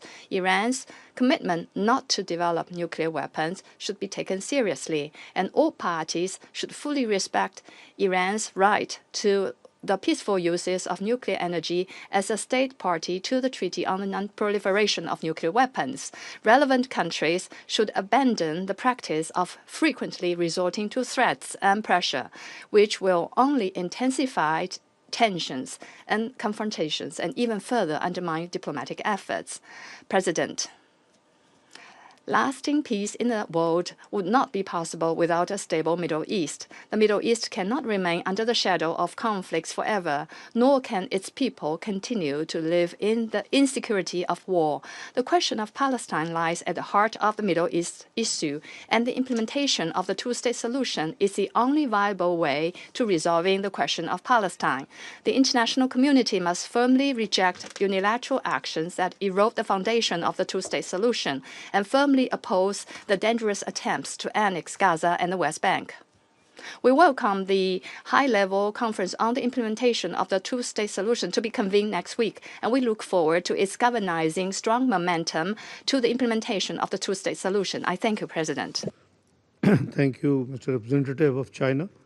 I will now give the floor to the representative of Algeria.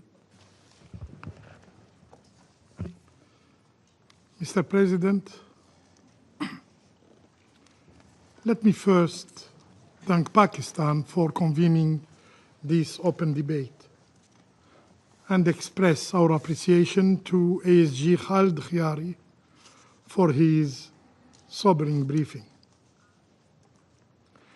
His words echo what every soul in this chamber already knows,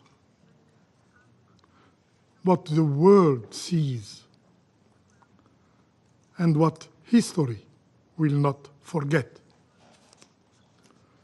the catastrophic suffering of Palestinians in Gaza and the West Bank alike. What we are witnessing is not war.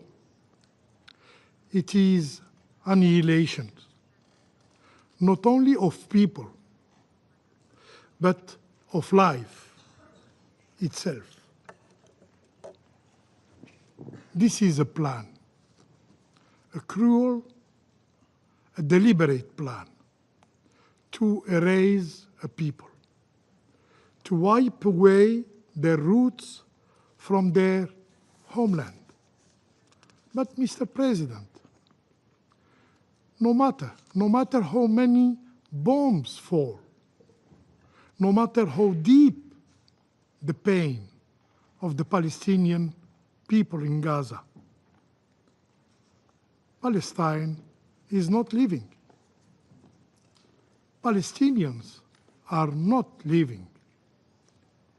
They are the olive tree, burned, broken, but never uprooted. The Israeli occupation may seem powerful, militarily overwhelmingly powerful. But is it eternal? Justice, however, long delayed, always finds its way. And the day will come when this horrible occupation ends. Mr. President, humanity is bleeding in Gaza. In the last 600 days. But so too is the very idea of law, of morality, of justice, of conscience. International law is being trampled. Famine is being openly used as a weapon. Just yesterday, yes, just yesterday, 15 Palestinians died of hunger. The total is now 101, including 80 children. And these children are dying not from wounds, but from the silence of empty plates. In Gaza, famine is spreading like fire through dry land. It touches everyone. It affects everyone: doctors, nurses, journalists, humanitarian workers, UN staff. It affects everyone: children, mothers, the elderly. Yes, Gaza is starving. And the world, the international community, is only contemplating. And the Security Council is watching with no action. The cause is clear. The solution is well known. As Médecins Sans Frontières medical coordinator in Gaza said plainly, the starvation of people in Gaza is intentional. It could end tomorrow if Israeli authority allow food in at scale. But instead, aid convoys are blocked. Humanitarian centers are attacked. And the so-called Gaza Humanitarian Foundation, I should say Gaza Hunger Foundation, has tragically become a death trap. A trap endangering the very lives of the starving Palestinians that it claims feeding. As one of 3,000 does not eat for days. Aid is no more a race for life. It has become a race to death. More than 1,000 people killed, over 6,500 injured, just for seeking help, just for seeking food, just for reaching out of bread. This is the blatant reality.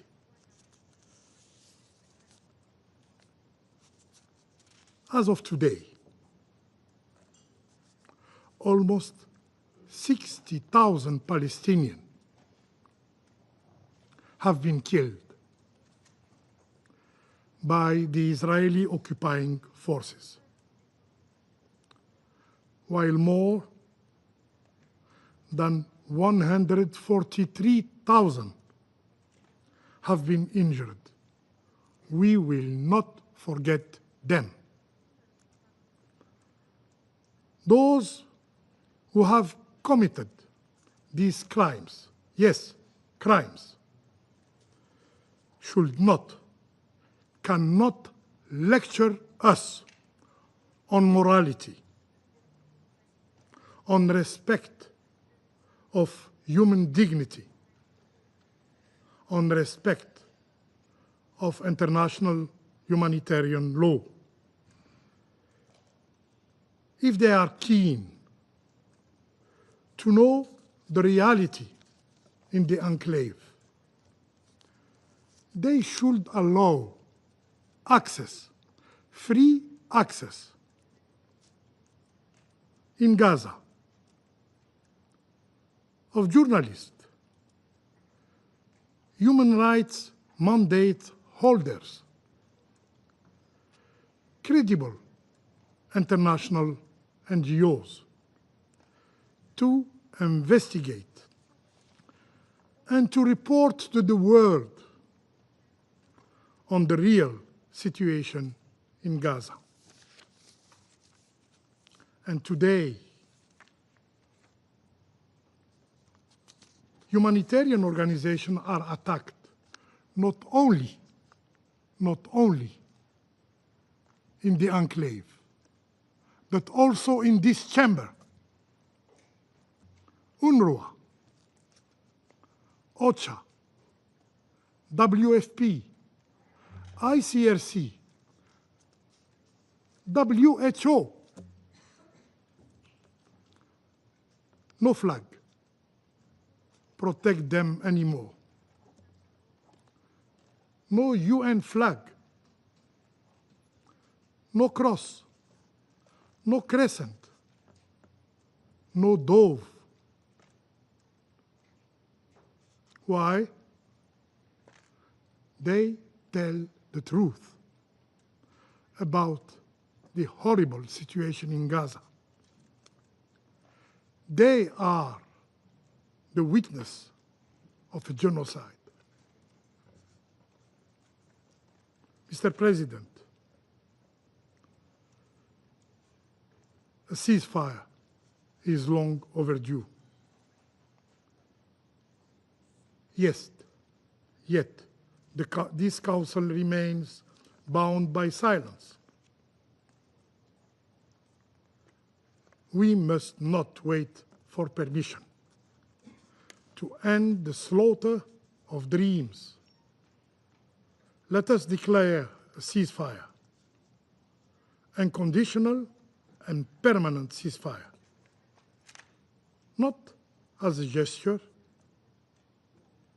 but as a duty to what remains of our shared soul, our shared mandate in this Security Council. Let us shield the remnant of dignity from the dust of collapsing home in Gaza, from the cries of children buried under the rubble. Mr. President, this pattern is not limited to Gaza. In the West Bank, we are witnessing an alarming escalation. Israel has announced a plan for further expanding settlements, open step toward annexation.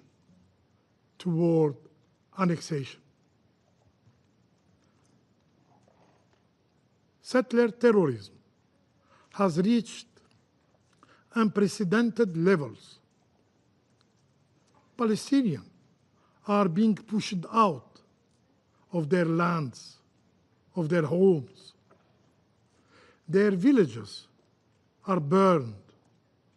Their trees are chopped. Their lives, their family lives, are shattered.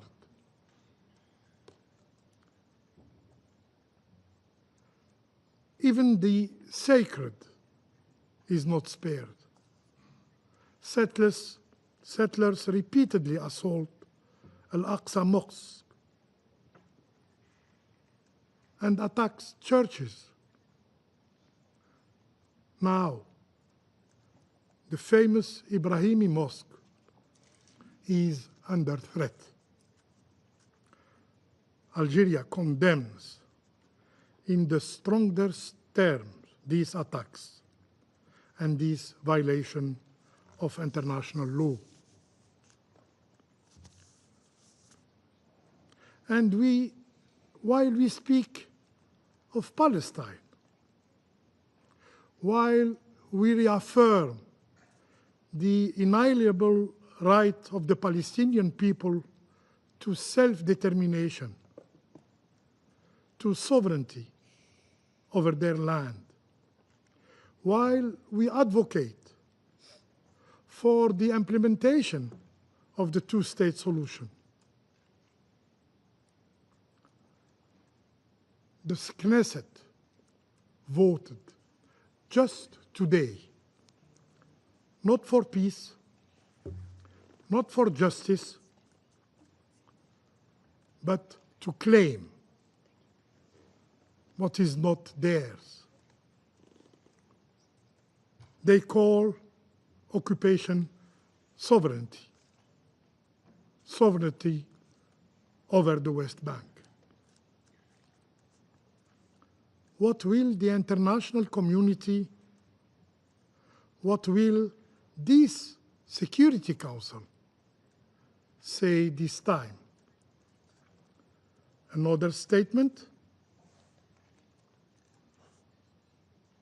Another immoral silence. President, to this barbarity,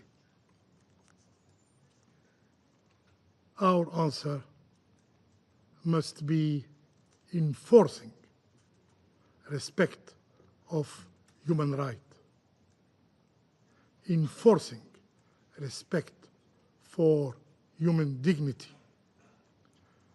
To starvation, our answer must be enforcing lifeline aid. To injustice, our answer must be the supremacy of law, enforcing the supremacy of law. And to the attempt to erase a nation, a Palestinian nation, our answer must be the establishment of a Palestinian state with Al-Quds Sharif as its capital. I thank you. Thank you, Mr. Representative of Algeria. I now give the floor to Representative of Sierra Leone. Thank you, Mr. President. Sierra Leone thanks the Presidency for convening this important and timely debate. The protracted crisis in the Middle East continues to demand the Council's urgent attention, principled clarity, and resolute action. I thank Assistant Secretary General Kerry for his detailed briefing. Mr. President, across the region, fragility remains a defining feature. While recent de-escalations in Lebanon and between the Islamic Republic of Iran and the State of Israel offer some measure of relief, other theaters remain dangerously unstable. Nowhere is this more pronounced than in the Syrian Arab Republic, where the resurgence of violence has taken a devastating toll. We reiterate our call for full respect and implementation of the 1974 Disengagement of Forces Agreement between Israel and Syria. All parties must uphold the ceasefire, exercise maximum restraint, and refrain from actions that could further destabilize the region.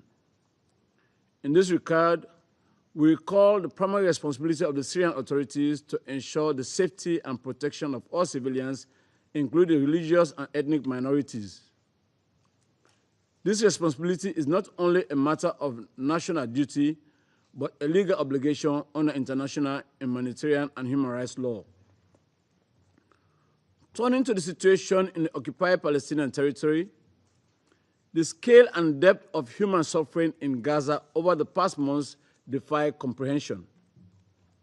The cruelty and violence endured by civilians are deeply distressing and should stir the conscience of the international community. Yet, despite repeated calls for restraint and adherence to international obligations, meaningful action by those with the power to stop the suffering remains regrettably insufficient. Sierra Leone is particularly alarmed by three interrelated trends. First, the systematic obstruction of humanitarian access. Humanitarian actors, including United Nations agencies, have been impeded by access restrictions, targeted attacks, and the militarization of aid delivery points. These developments have rendered many humanitarian corridors perilous rather than protective, with the humanitarian architecture pushed to the brink of collapse. Essential life-saving assistance continues to be hindered by bureaucratic, political, and operational constraints.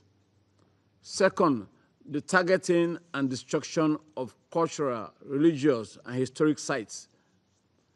Attacks on places of worship, cemeteries, and culturally significant landmarks are not merely acts of war. They seek to erase the identity and heritage of an entire people. When coupled with widespread destruction of homes, schools, and civilian infrastructure, these actions signal an alarming pattern of displacement and dispossession. Third, the deprivation of basic necessities. The use of siege tactics, repeated bombardments, and forced evacuations, including the recent evacuation order covering about 5.6 square kilometers of Deir Bala, which spans from neighborhoods, leaving the millions of Palestinians confined to ever-shrinking spaces, often without access to adequate food, clean water, or medical care. The use of starvation as a method of warfare is a grave breach of international humanitarian law. Even more concerning is reports that the latest evacuation orders affect United Nations premises and warehouses, which are protected under international law. We are also deeply concerned that the WHO staff residence was attacked 3 times in the last few days. We reiterate that the parties to the conflict must respect the inviolability of all United Nations staff, premises, warehouses, and other civilian sites. Taken together, these patterns point to a deeply troubling possibility: the risk of acts committed with the intent to destroy, in whole or in part, a national, ethnic, racial, or religious group. As affirmed by International Court of Justice in its provisional measures, The 1948 Genocide Convention obliges international community to prevent such outcomes once the risk becomes known. To be clear, the invocation of atrocity prevention is not an attack on any state, religion, or people. It is rather a principled insistence on the rule of law, accountability, and the protection of civilians. Criticism of militia conduct or state policy must not be conflated with identity-based hate. Such confliction only serves to erode efforts towards peace, justice, and reconciliation. Mr. President, Sierra Leone unequivocally condemns the attacks of 7 October 2023 perpetrated by Hamas and other armed groups. The deliberate targeting of civilians and taking of hostages are unacceptable and constitute serious violations of international law. These crimes must be addressed through lawful and accountable means. However, we maintain that one atrocity cannot justify another. The principles of proportionality, distinction, and necessity must be upheld at all times. We also express grave concern regarding developments in the West Bank, where increasing settler violence, forced evictions, and demolitions further erode the prospects of peace and violate established norms under the 4th Geneva Convention. These acts threaten to undermine not only the two-state solution, but also the long-term stability of the region. Accordingly, Sierra Leone calls for the following. First, an immediate and unconditional ceasefire in Gaza and the West Bank as a necessary step to halt further loss of life and enable the restoration of humanitarian operations. Second, the release of all hostages, both Israeli civilians unlawfully held by Hamas and Palestinian detainees held without due process. Third, full, safe, and unhindered humanitarian access. We welcome recent initiatives to expand and aid delivery, but stress that these measures must be scaled up and the blockade lifted and militarization abandoned. Fourth, food compliance with ICJ's provisional measures, particularly those related to facilitating humanitarian aid and protecting civilians. The work of UNRWA and other UN agencies on the ground must be preserved and strengthened. Fifth, the rejection of any effort towards permanent displacement of Palestinians. Those forcibly removed must be allowed to return home when conditions allow. The right to self-determination must be respected and upheld.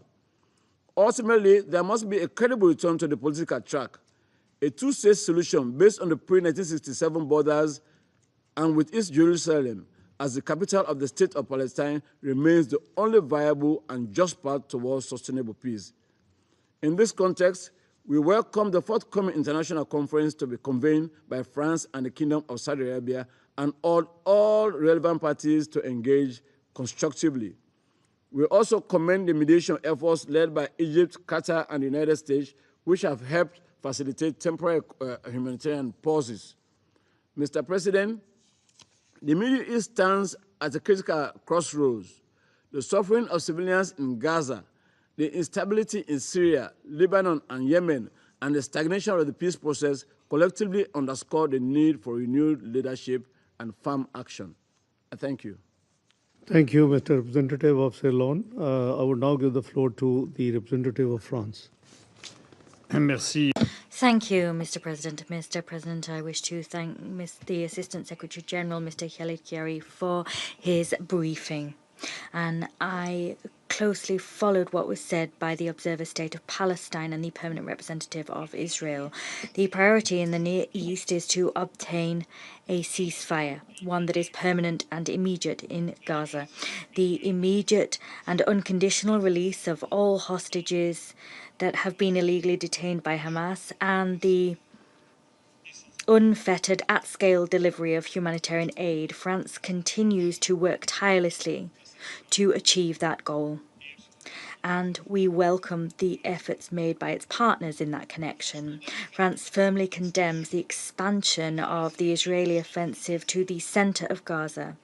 Their evacuation orders have prompted the displacement of tens of thousands of people in Deir el-Balah and have hampered the work of manifold UN agencies. UN agencies that France once again would like to state that we support and trust them. That begins with UNRWA and the BCHH. The people, their personnel pay a disproportionate price for this tragedy. This new operation is worsening the humanitarian situation at an ever quicker pace. That situation is marked by malnutrition and the risk of famine. This situation is the result of the blockade imposed by Israel. France condemns in the very strongest terms Israeli fire on Palestinians in Gaza as they attempt to obtain humanitarian aid. This fire is thought to have killed over 1,000 people in recent months, or more according to the UN. Any attempts to bring about the forced displacement of Gaza's people, be these open or covert, are illegal and unacceptable. In the West Bank and in East Jerusalem, settlement activity must stop. It is a breach of international law. France staunchly opposes the resumption of the E1 settlement project. This project must not see the light of day. It is a violation of international law. It threats the prospect of the two-state solution. We must build an alternative to war in order to meet the legitimate aspirations of the Palestinians of having a state and to allow the Israelis and the Palestinians to live in peace and in security. The gravity of the situation in the Middle East must not distract the Council from what is happening in Lebanon, in Syria, and the Red Sea. In Lebanon, in spite of the manifold obstacles, we must continue our efforts to comprehensively implement Resolution 1701. That text has become all the more relevant following the ceasefire agreement of 26th of November 2024. The restoration of the Lebanese state's authority across its territory depends on implementing that resolution. They must retain the monopoly over the use of force across the full extent of Lebanese territory. To achieve that goal, renewing UNIFIL's mandate is vital if we are to support efforts taken in this connection on the part of Lebanese Authority and the LAF. In Syria, the ceasefire obtained last Saturday thanks to the US mediation efforts must be upheld. Humanitarian aid must be delivered in an unfettered fashion to Sueda, and civilians that wish to do so must be able to be evacuated in absolute safety. We call upon Israel to refrain from any and all unilateral actions likely to sow instability in Syria. The goal for this council must be to ensure that Syria is able to achieve an inclusive transition, to restore civic peace and recover its economy. The reconfiguration of the UN's presence in Syria must make it possible to support those goals. This is also the rationale behind France's efforts in support of the Syrian transitional authorities. In Yemen and the Red Sea, as in the rest of the region, the Houthis must put an end once and for all to their destabilizing actions in the Middle East. France calls for the resumption of the inter-Yemeni peace process under the aegis of the UN Special Envoy Hans Grunberg, who France fully supports. These efforts must allow us to fully implement the political, security and economic roadmap. Mr. President, a ceasefire agreement in Gaza could allow the Middle East to write a new chapter with the resumption of the Israeli-Palestinian peace process.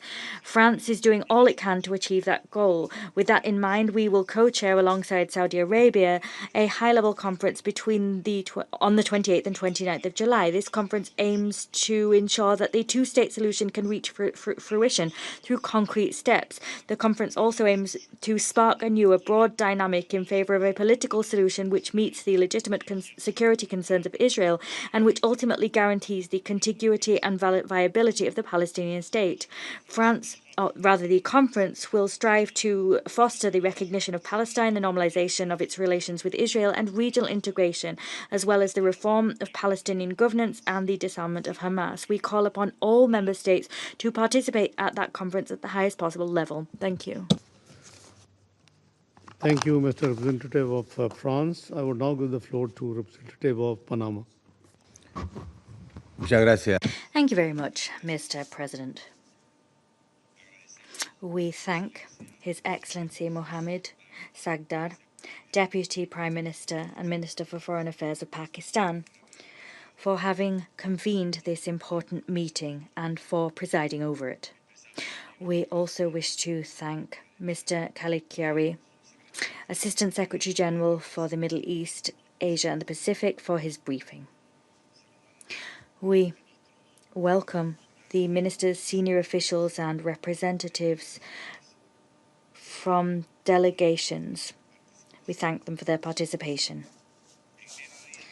The Middle East continues to be the epicenter of a growing conflict, the reach of which seems only to grow. Panama is monitoring with grave concern the dire situation which continues to prevail in the Syrian Arab Republic. There, countless outbreaks of violence have occurred, sectarian violence that is, have occurred in quick succession. These not only threaten the country's internal stability, but also the security of the region as a whole. We condemn the recent escalation of violence against civilians, including against religious and minority communities in Syria. We specifically refer here to the 22nd of June attack against the Greek Orthodox Church of Mar Elias in Damascus. We're also thinking of the sectarian violence in Sueda and the military operations in densely populated areas such as Daraa and the capital, Damascus. Against this backdrop, we reiterate that it is necessary to give a real chance to a political transition in Syria so that that transition can be genuinely inclusive and sovereign in accordance with the parameters established by Security Council Resolution 2254. This transition should be buttressed by the constructive support of the international community, in particular that of the United Nations and its specialized agencies. Meanwhile, in Gaza, the humanitarian situation remains devastating. More than 80% of Gaza's population is displaced. They're living in bitterly difficult conditions with no adequate access to water, food, medical care, or basic services.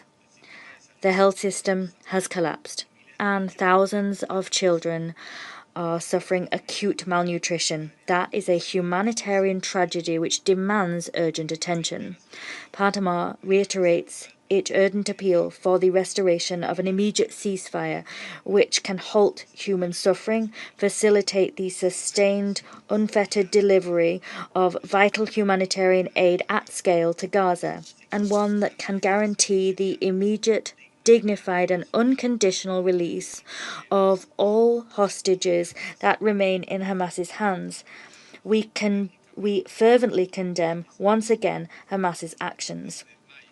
Since May, at least some hundreds and hundreds of people have died while trying to access humanitarian aid in Gaza. That fact bears witness to the people's desperation and to the risks linked with assistance mechanisms alternative to those operated by the UN system. We insist that any effort must be governed by the fundamental principles of international humanitarian law. That is, humanity, neutrality, impartiality, and independence. It comes as a surprise, and therefore it is a source of grave concern to note that due to an apparent lack of political will, or for other reasons which defy comprehension, it has not yet been possible to effectively deliver the aid in appropriate quantities as required desperately by the people of Gaza. This aid delivery must involve the participation of UN agencies. They have proven that they have the track record, experience, and capacity necessary to perform that task. Other stakeholders can join these UN efforts if they are able to complement the UN's work whilst adhering to humanitarian principles. With this in mind, Panama reaffirms its support for the UN agencies, including UNRWA and OCHA. And we once again reiterate our support for their personnel. Their humanitarian work has been vital, even in the most challenging environments. They have paid a high price with their sacrifice. All international efforts must be designed in such a way as to supplement and strengthen and not substitute or exclude existing humanitarian mechanisms. We're also concerned by the ever-worsening conditions in the West Bank. Their restrictions are worsening the suffering of the Palestinian people. The rising tide of regional instability has had repercussions in Lebanon. There, cross-border clashes and attacks continue along the Blue Line. This in spite of the ceasefire achieved in November 2024. Civilian victims have been produced and more than 93,000 people have been displaced. The Lebanese government and armed forces continue to face severe operational constraints in terms of exercising effective control in the south of the country, as the Council Resolution 1701 states that they must. Panama reiterates its staunch support for the sovereignty, unity and territorial integrity of Lebanon and its full support for the mandate of the United Nations Interim Force in Lebanon, UNIFIL. UNIFIL's work is vital if we are to avoid a regional escalation. We urge all parties to guarantee UNIFIL's freedom of movement, to step up tripartite coordination mechanisms and to bolster their commitment to Resolution 1701 as the cornerstone from which we can move towards lasting peace and stability. The recent escalation between Israel and Iran made it patently clear that the region is highly interconnected. Tensions spiked and grave concern was sparked at an international level by the escalation. We also saw through that escalation the reach that a regional clash can have. It can unleash a snowball effect which not only has an impact on the countries directly involved, but also an impact on their allies and neighbours, and is liable to further complicate the geopolitical landscape. In this connection, we note with particular attention and optimism the recent cessation of hostilities agreement reached between the parties. That is a crucial step forward. We reiterate our appeal for diplomatic dialogue as the only legitimate and sustainable path along which to achieve peaceful and lasting solutions to the conflicts affecting the region. Regrettably, we have noted the resumption of illegal and unjustified attacks against merchant and commercial vessels in the Red Sea, waged by the Houthis. These attacks threaten maritime security and the freedom of navigation for vessels, and they imperil human lives as well as gravely affecting global supply chains. These attacks also hamper the delivery of essential humanitarian aid across the region. In Yemen, more than 5.2 million people are experiencing emergency levels of acute food insecurity. 11.9 million are in a situation of crisis. That is a reflection of the colossal humanitarian challenges facing the region. Mr. President, all of the above makes it patently clear that no event in the Middle East occurs in isolation. Consequently, we must take immediate and coordinated action to support the region as a whole. Ours must be a holistic approach, one which prioritizes both security and humanitarian assistance. The people of the Middle East have suffered the consequences of conflicts which are often fueled, always fueled indeed, by external geopolitical dynamics. These dynamics have perpetuated the cycle of violence. As Security Council members, we have a moral and political duty to actively contribute to changing this status quo. Our commitment must also hold steadfast when it comes to rebuilding the region. We must not only rebuild its infrastructure, but also its social fabric. If there is one truth that we must acknowledge about the Middle East, it is that this is a region comprising profoundly resilient people, each of which deserve a different now and a future full of hope. I thank you. Thank you, Mr. Representative of Panama. Now I give the floor to the representative of United Kingdom. Thank you, President. And I'd like to start by thanking Assistant Secretary General Chiari for his briefing. President, my Foreign Secretary has been unequivocal. The war in Gaza must end now. Hamas and Israel must both commit to a ceasefire now.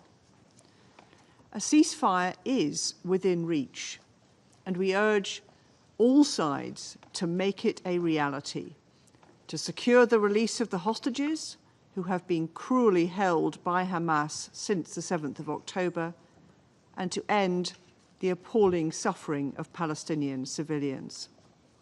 I'll make 3 points. First, the Israeli aid system is inhumane, ineffective, dangerous, and fueling instability. Reports and images this week of children dying from starvation are beyond horrific.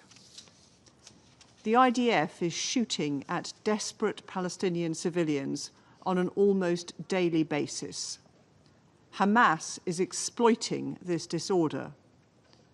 We call on Israel to end these attacks, hold those responsible to account, and to work with the UN to implement effective aid distribution in line with humanitarian principles and international humanitarian law. And let me reaffirm the UK's firm and unequivocal support for the UN and OCHA in their brave efforts to get aid into Gaza.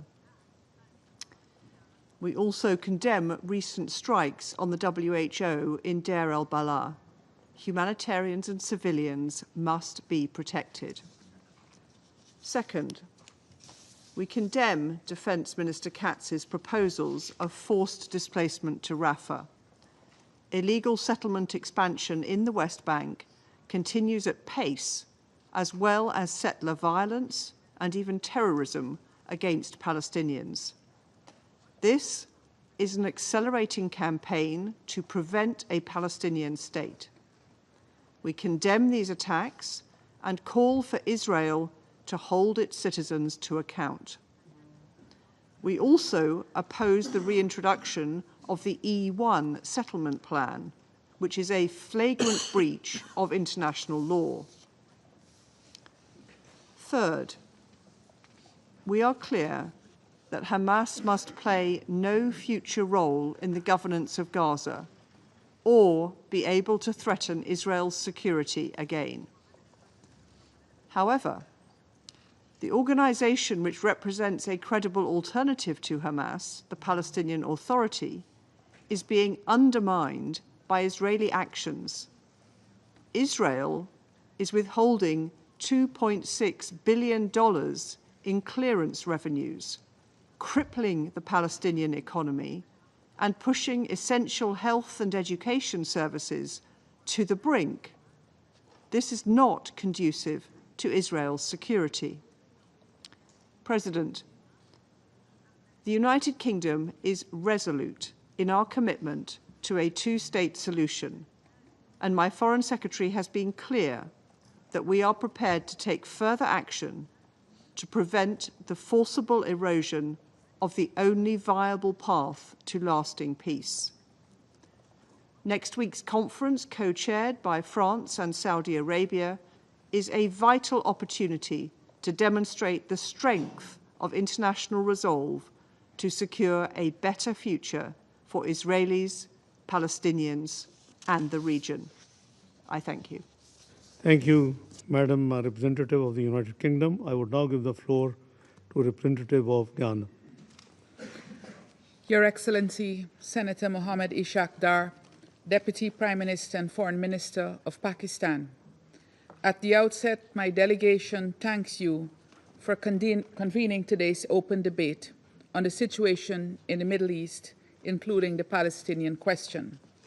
I also thank Assistant Secretary General Khaled Kiari for the important updates provided, particularly regarding the persistent and inhumane crisis being experienced by civilians in Gaza. Mr. President, Guyana remains deeply concerned at the ongoing volatile security situation in the Middle East, fueled primarily by the violation of international law and the resort to forceful measures in response to perceived or real security threats. Should this trend continue, the insecurity and instability in the Middle East could destabilize the entire international system. Guyana continues to follow developments in the occupied Palestinian territories, where this trend is most pronounced. In Gaza, the result after 21 months of war is a humanitarian crisis of immense scale. Briefings by the United Nations over this period have highlighted massive and multiple instances of displacement of civilians, widespread food insecurity, with the risk of famine extremely high, and reports of even babies starving to death, and the inadequacy of the humanitarian response due to ongoing restrictions imposed by Israel. It is particularly striking, Mr. President, that an average of 28 children are killed daily in Gaza, as reported by UNICEF. Nothing can justify this crisis that has been deliberately created and foisted on Palestinian civilians. After witnessing the devastation in Gaza for almost 2 years, Guyana reiterates its call on Israel to comply with its obligations under international law, including those governing occupation and the conduct of war. Mr. President, Excellencies, evidence has shown that misinformation has been used as a weapon in this war. We have seen this in the allegations against UNRWA of being involved in terrorist activities, resulting in funding cuts to the agency last year, and ultimately to the Israeli government taking legislative action against it. This happened despite the lack of incontrovertible evidence to support the allegations. We are witnessing the same strategy at work regarding the operations of the Gaza Humanitarian Foundation, the GHF. Despite the evidence that the GHF is not operating in accordance with humanitarian principles, and the deliberate and daily killing and injury of civilians at GHF sites, we are told that the GHF is the best option to deliver aid to Palestinian civilians in need.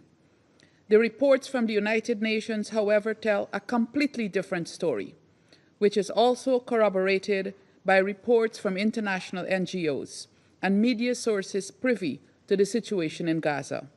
It is important to counter all false narratives about what is happening in Gaza as a critical step towards addressing the impunity that has characterized actions there and for promoting accountability.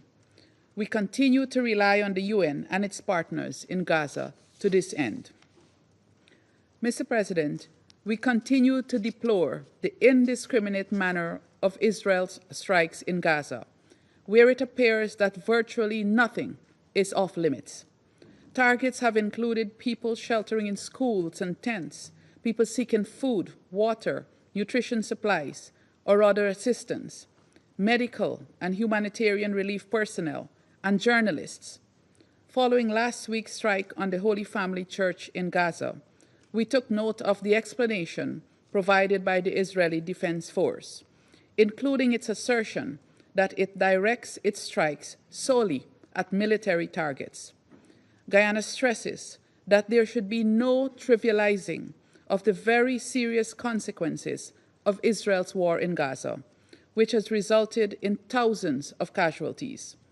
These consequences cannot be explained away.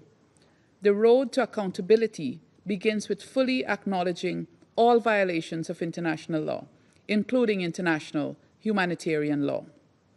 Mr. President, Excellencies, it is urgent that the parties reach agreement on a ceasefire in Gaza. The civilian cost continues to be alarming. It is also urgent that all hostages being held captive in Gaza be released without conditions. In the same vein, Palestinians detained in Israel without charge must also be released. The safety of humanitarian personnel must be guaranteed if they are to take full advantage of the limited lifting of restrictions on humanitarian access into Gaza.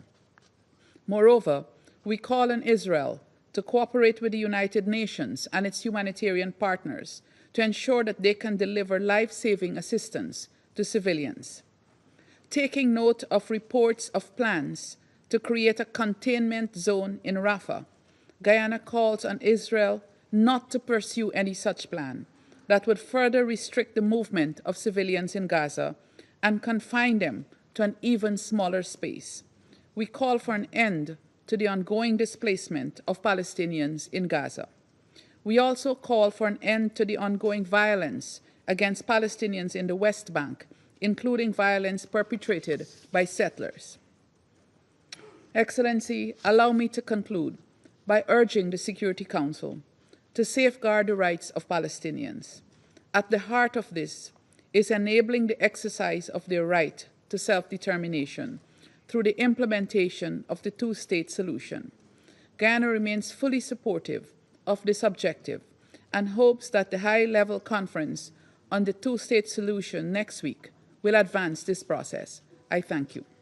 Thank you, Madam Representative of Guyana. I will now give the floor to the representative of United States. Thank you, Deputy Prime Minister Dar, and thank you, Assistant Secretary General Khiari, for your briefing. Colleagues, the Middle East has a clear path to a better future.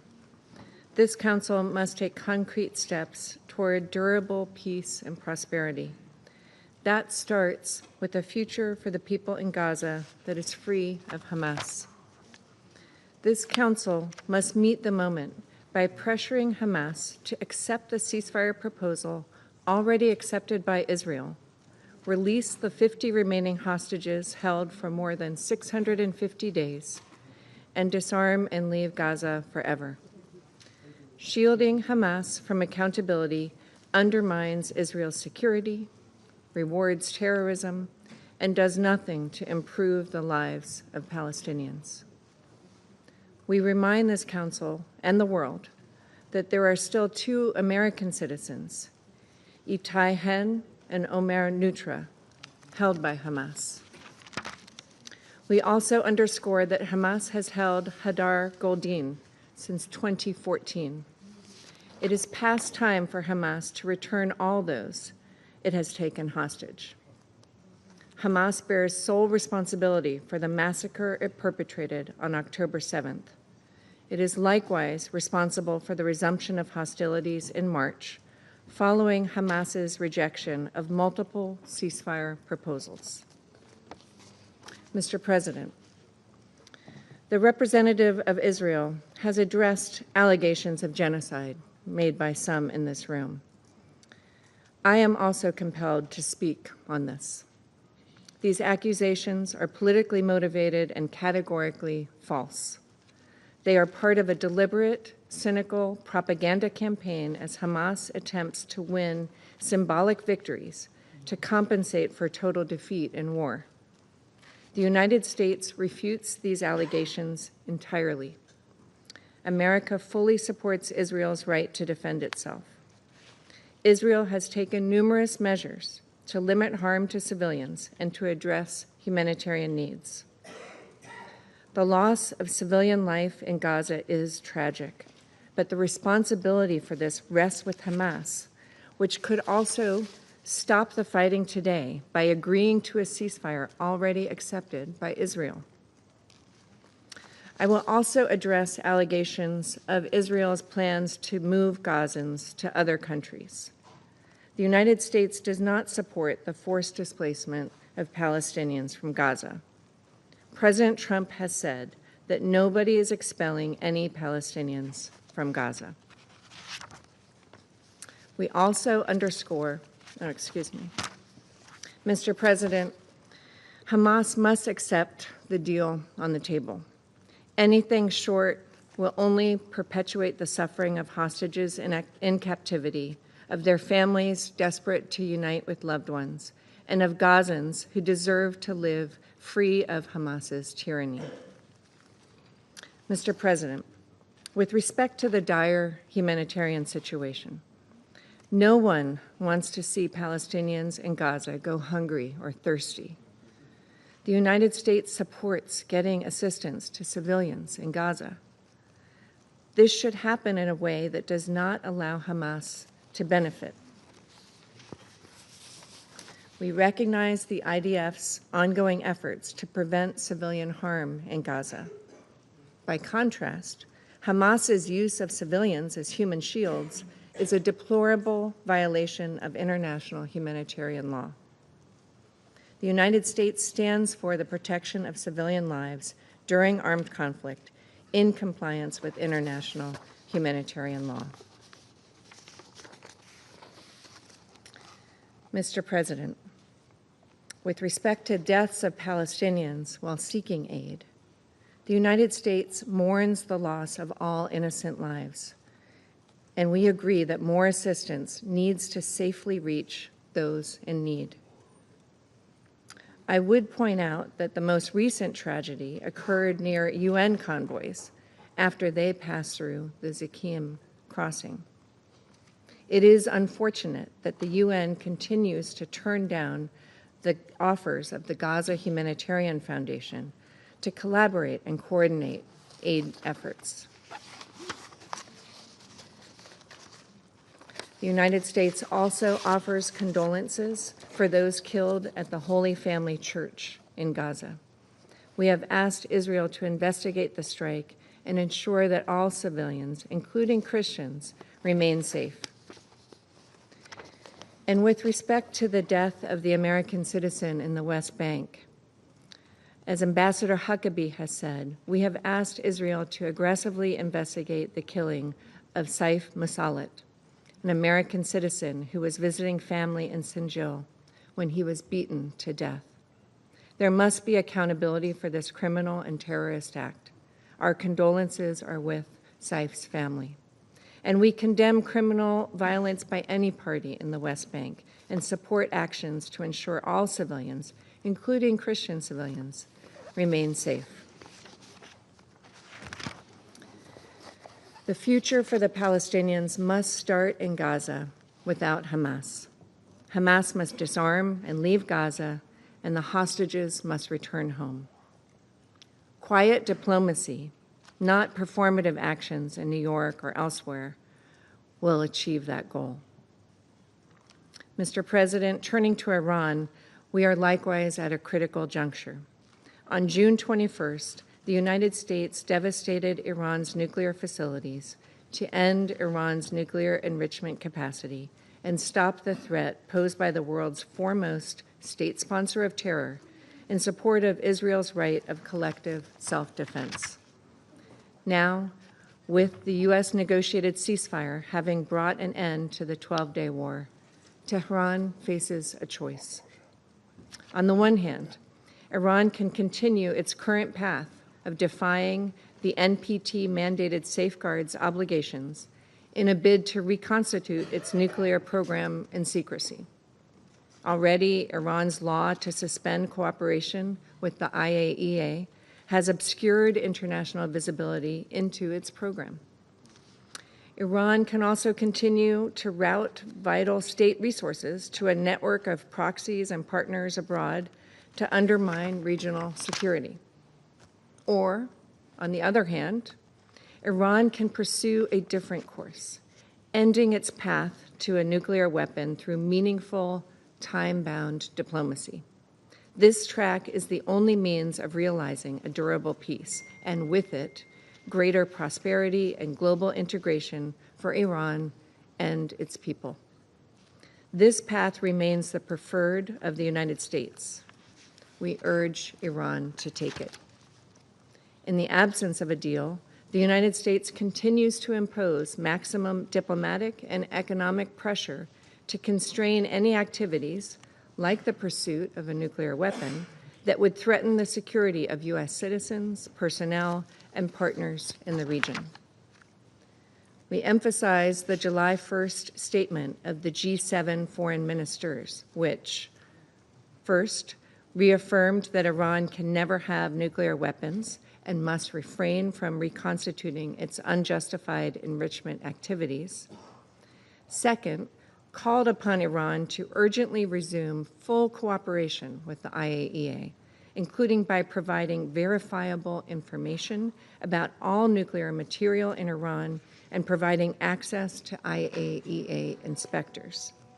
And third, condemned the reprehensible calls in Iran for Director General Grossi's arrest and execution. Colleagues, the members of this council and the world must stand united in ensuring Iran never obtains or develops a nuclear weapon. The United States will do its part to help forge a new reality for the Middle East alongside Israel and our Arab partners. It is our responsibility to realize the Middle East that earlier generations dreamt of, a region of peace, prosperity, safety, harmony, opportunity, innovation, and achievement. I thank you. Thank you, Madam Representative of the United States. I now give the floor to the representative of Republic of Korea. Thank you, Mr. President. I also join other colleagues thanking ASG Khaled Khiri for his comprehensive briefing. Mr. President, for millennia, the Middle East has been a crossroad of civilization, with its abundant historical, cultural, and religious heritage. However, what we have been witnessing for almost 2 years now, unfortunately, represent a painful cycle of profound instability, the denial of coexistence, and a total destruction of a shared humanity. Hamas committed the worst terrorist attacks against Israel and still brutally holds 50 hostages. Israel's airstrikes and gunfire, as well as restrictions to humanitarian aid, are pushing Palestinian civilians in Gaza deeper into death and starvation. Not only in Gaza, but also in the West Bank, the Palestinian people's right to life, dignity, and coexistence is repeatedly being denied. In the wider Middle East region, sirens and airstrikes have become the new normal. Keeping in mind the pressing urgency in addressing these concerning realities, let me stress the following 3 points. First, we call on all parties in the region, notably Israel and Hamas, to recover common humanity. The horrific casualties, including 17,000 children killed in Gaza, the hunger, chaos, and killing in and around the GHF distribution sites, and the widespread destruction of civilian infrastructure, including religious, health, and UN sites, all elucidate staggering evidence of a loss of fundamental humanity. Meanwhile, we will not forget the terror and the shock that Hamas inflicted on Israel on October 7th, 2023. It is unconscionable that Hamas again still holds hostages and remains underneath tunnels regardless of the fear and despair of civilians in Gaza. As starvation surges, we call on Israel to end all restrictions on humanitarian assistance and allow the UN to deliver life-saving aid to those in need throughout Gaza. In this respect, we reaffirm our strong support for all humanitarian agencies of UN, including OCHA and UNRWA. Both parties must protect civilians and faithfully engage in talks to secure an immediate ceasefire and release of hostages. The war in Gaza must end now. Second, Israel and Palestinians, Jews, Muslims, and Christians must coexist in lasting peace and security. Any action that hinders this simple but clear proposition must immediately come to a halt. Violence by settlers in the West Bank, regardless of the nationality of the victims, is unacceptable. And thus, all perpetrators must be held accountable in accordance with clear international standards. Israel must cease settlement activities in the occupied Palestinian territory, which are contrary to international law and Security Council resolutions. We oppose the announcement by Israel on the resumption of E1 settlements. This only will bifurcate a non-contiguous West Bank and further hamper future prospect for the two-state solutions. We also reject calls to forcibly relocate Palestinians in or outside of Gaza, such as the so-called humanitarian city plan, slated for the rubble where the city of Rafah once stood. We continue to extend our consistent support on efforts to revive the two-state solution. Third, all players must strive for de-escalation and stability throughout the region through diplomacy. We call on key players in the regions to adhere to the purpose and principles of the UN Charter, including the peaceful settlement of disputes and respect for territorial sovereignty. All actions that further aggravate insecurity, either on land or sea, must stop. Amid the endless spillover of violence in the region, we must seek ways to achieve peace through dialogue and diplomacy. In particular, ongoing talks in the region on non-proliferation now provide us with an important moment for diplomacy. We thus call on all parties in the region to seize any opportunity to secure regional peace and stability for the benefits of the people. I thank you, Mr. President. Thank you, Mr. Representative of Republic of Korea. I now give the floor to the representative of Somalia. Rais.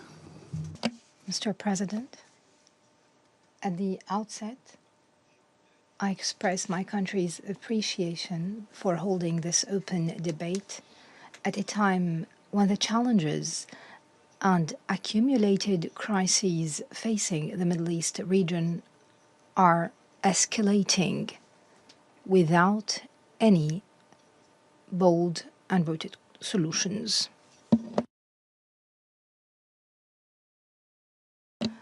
I would also like to thank Mr. Khaled Khayari, Assistant Secretary General for the Middle East, for his valuable briefing on current developments. Mr. President, the occupied Palestinian territory, and in particular the Gaza Strip, continue to witness one of the most tragic human tragedies in modern times. With the number of victims exceeding 56,000, most of them women and children, with unprecedented destruction of civilian infrastructure, and millions deprived of water, food, or health care, the moral and legal imperative demands urgent and decisive action by this Council.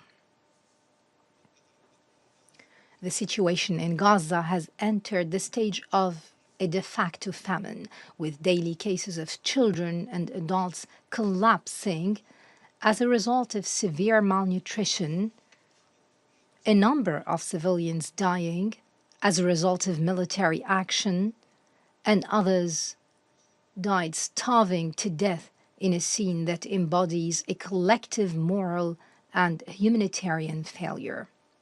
Civilians have been deprived of even a crumb of bread, a drop of water, in clear violation of the Geneva Conventions and all rules of international humanitarian law.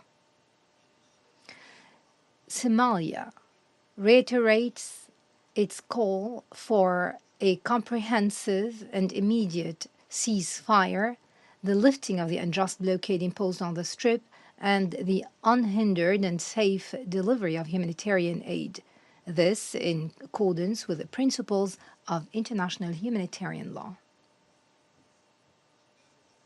We also reaffirm our unwavering position in support of the inalienable right of the Palestinian people to self-determination and to the establishment of their independent state along the borders of the 4th of June 1967, with East Jerusalem as its capital, in line with relevant international resolutions.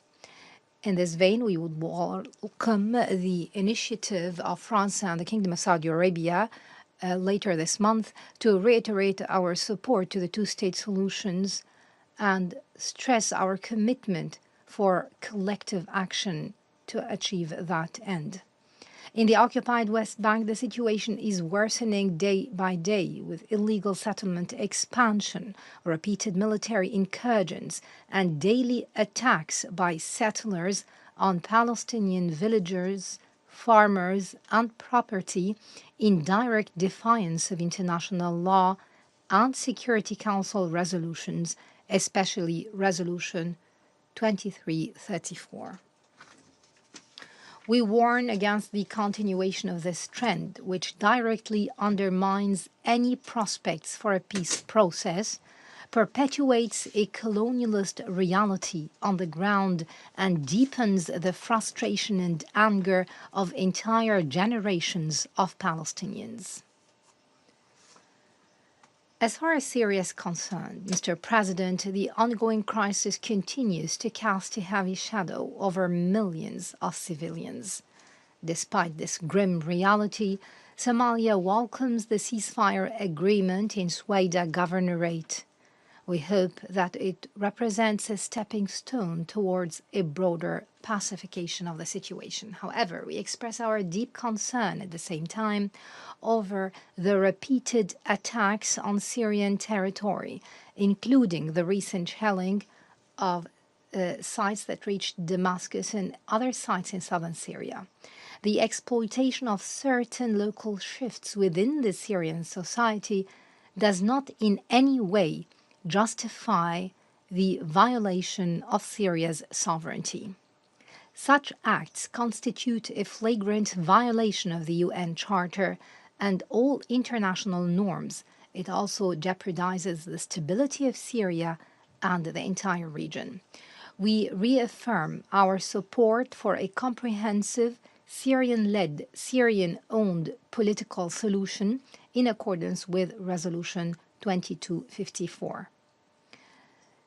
In Lebanon, the continued violations on the south necessitate the adherence to Resolution 1701, and we need the continued support of all Lebanese institutions, including the Lebanese army, to ensure the unity and stability of Lebanon.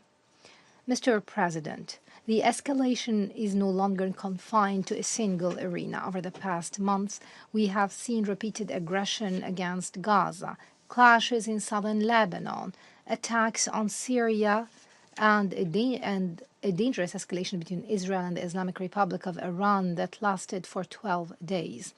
We warn of the grave consequences of this type of regional escalation, this multi-front escalation that threatens to widen the conflict in the entire region. It could make it a constant and central source of tension and destabilization in the Middle East. In conclusion, Mr. President, the stability and safety of the Middle East are intertwined with the stability of the international order at whole. The continued violations and turning a blind eye to their crises and their perpetrators undermine the legitimacy of the law-based international order. It only fosters double standards. It is high time for the Security Council to shoulder its historic responsibility and stand in the face of the violations that threaten regional and international security. It must empower just and sustained political solutions while protecting civilians. Today, we need the voice of justice not that of weapons or exceptions. Adherence to the spirit and text of the UN Charter will remain the best and most successful framework to ensure coexistence and stability in the Middle East and the entire world. Thank you. Thank you, Mr. Representative of Somalia. I will now give the floor to Representative of Slovenia. Thank you very much, Mr. President.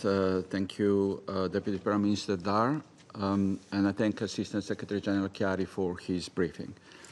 Mr. President, Slovenia firmly believes that peace is a choice. The only path to lasting peace in the Middle East is for military options to give way to diplomatic ones. And strategy of zero-sum game and terror are replaced by acceptance of a shared future. Let me make 3 points today.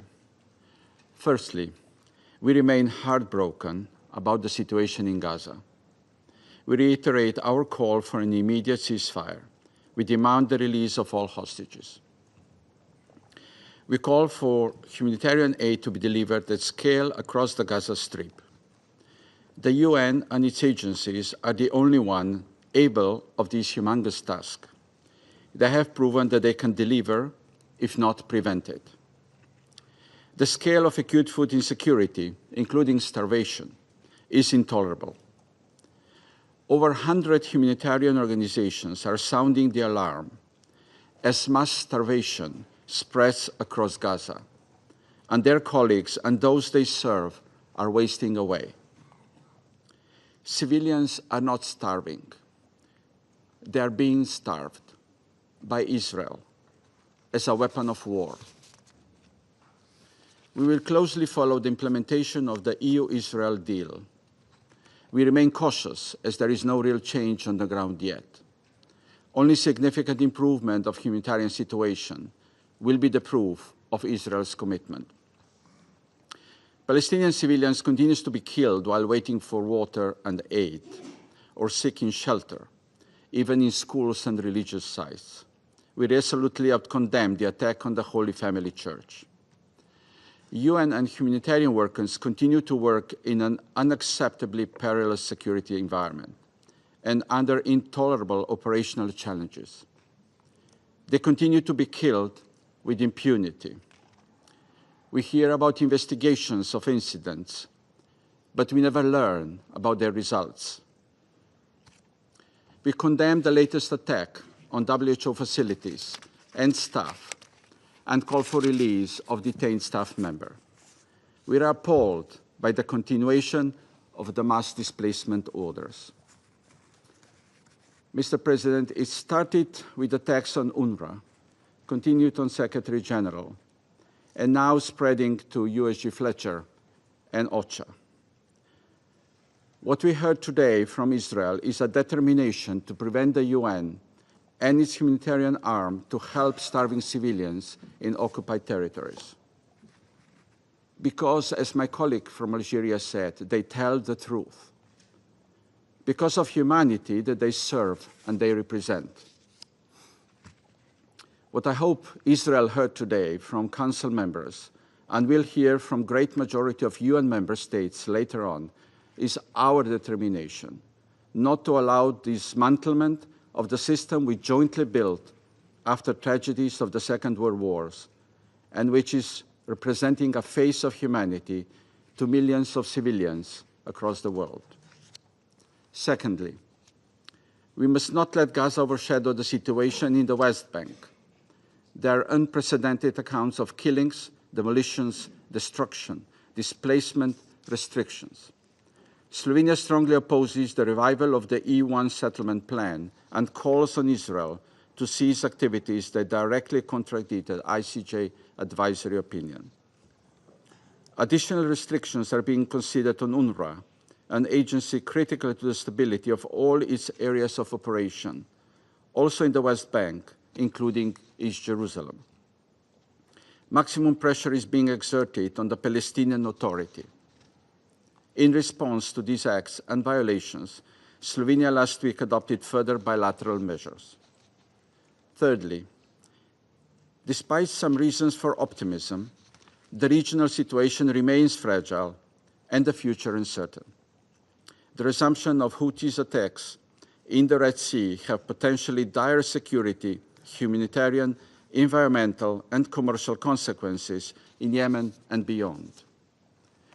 We reiterate our concern over the escalation of violence in Syria and renew our call for the protection of civilians and a full cessation of all violence across the country. We call on Israel to cease its attacks on Syria and adhere to the 1974 disengagement agreement. We welcome the progress seen in Lebanon in the recent months. While challenges persist, the country needs continued support from the international community, including through the renewal of UNIFIL mandate. We underline the need to ensure safety and security and respect the freedom of movement of peacekeepers. Mr. President, a region marked by instability and conflict needs reasons for optimism. It needs the status quo of past decades to be broken. As stressed so many times before, it needs the international law, international humanitarian law, and human rights law to be fully respected. We welcome reconvening of the Conference on Two-State Solution next week and reiterate our full support. We call for clear actions and clear commitments. Only through a two-state solution, where two democratic states, Israel and Palestine, accept to live side by side, can the long-lasting peace in the region become a reality. Thank you. Thank you, Mr. Representative of Slovenia. I now give the floor to His Excellency Mr. Peters Sekreto, the Minister for Foreign Affairs and Trade of Hungary. You have the floor. Dear Minister, my dear friend, dear Mohammad, first of all, I'd like to express the gratitude on behalf of our government to the government of Pakistan and to you yourself to utilize your presidency in this council to urge all to refocus all the efforts on peaceful settlements of all the disputes which have been going on all around the world. We appreciate it and wish you all the best with the remaining time of your presidency and your presence here in the Security Council.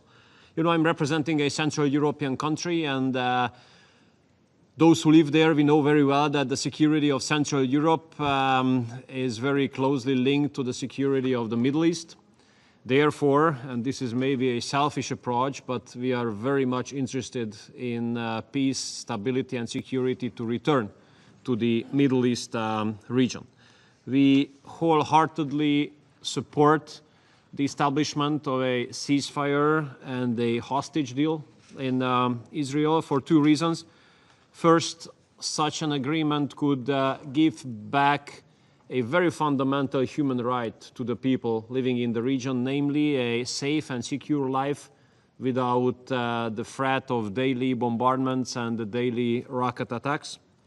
And on the other hand, such an agreement could make it possible that the Hungarian hostage could be released by Hamas finally. We urge for the release of all hostages immediately and unconditionally. And we do hope that all the efforts aiming at giving back the freedom to all the hostages will be successful. We all know that many attempts have been made in the recent decades to bring back stability and security to the Middle East. However, many of them were full of goodwill, but they were unsuccessful, with one exception. And this is the Abraham Accords initiated by President Trump during his previous mandate. The Abraham Accords have brought back the hope that nations and peoples in the Middle East can live together and next to each other in peace without terrorist attacks. And we do hope that circumstances will allow that President Trump can continue his efforts to make the Abraham Accords even more widespread. I can tell you, Mohammad, that personally I'm proud that I was the only foreign minister in the world who was present at the signing of the first Abraham Accords in the gardens of the White House. And here, when I sit here, I do not only speak on behalf of a Central European nation, but on behalf of a country which has a 1,000-year-long Christian statehood. And stemming from that fact, we feel responsibility and we do give our support to all Christian communities all over the world, especially if they are under attack or if they are persecuted. And unfortunately, in many places of the world that happens, including the Middle East, where the Hungarian government has financed 129 projects so far to help Christian communities to the extent of $70 million. We condemn in the strongest possible way the brutal massacres in Syria, aiming at the members of the Christian community without any exception, kids, old people, women, men. This is totally unacceptable, and those terrorist brutal attacks must be investigated thoroughly. We also regret what happened to the Holy Family Church, and here I want to say that we welcome the consultations between Vatican and Israel, which have just taken place. And we do hope that all those negotiations which are aiming at a sustainable food and medical supplies for the Christian community in Gaza will be successful. We try to do ourselves instrumental, taking advantage of my friendly relations to Minister Sar. The Hungarian government has given financial assistance to the Catholic Church to carry out its humanitarian and social programs in Gaza in the most possible successful way. So when it comes to the peaceful resolution of the conflicts in the Middle East, when it comes to giving back the rights for all the people in the Middle East to live their lives without threat of daily bombardments and terrorist attacks, you can count on Hungary. Thank you so much. Thank you, Excellency, for giving statement on behalf of Hungary. Now I would give the floor to His Excellency, Mr. Dara O'Brien, Minister for Climate, Energy and the Environment and Minister of Transport of Ireland. Excellency, floor is yours. Thank you, Mr. President, and I thank Pakistan for convening today's meeting, and I also thank ASG Chiari for his briefing. Ireland aligns itself, Mr. President, with the statement of the European Union. It is with profound regret that we meet again as this region continues to experience significant instability, with multiple crises playing out, many of which are interrelated and all of which threaten further escalation, further destruction, and further devastating loss of civilian life. I will first turn to the appalling and deteriorating situation in Gaza. Last week, this Council heard from USG Fletcher, who described a soaring humanitarian crisis in Gaza, where food is running out, and those who seek it risk being killed, where a shattered health system lacks adequate medical equipment and essential medicines, and where the critical civilian infrastructure, such as water and sanitation systems, are out of reach to those who so desperately need them.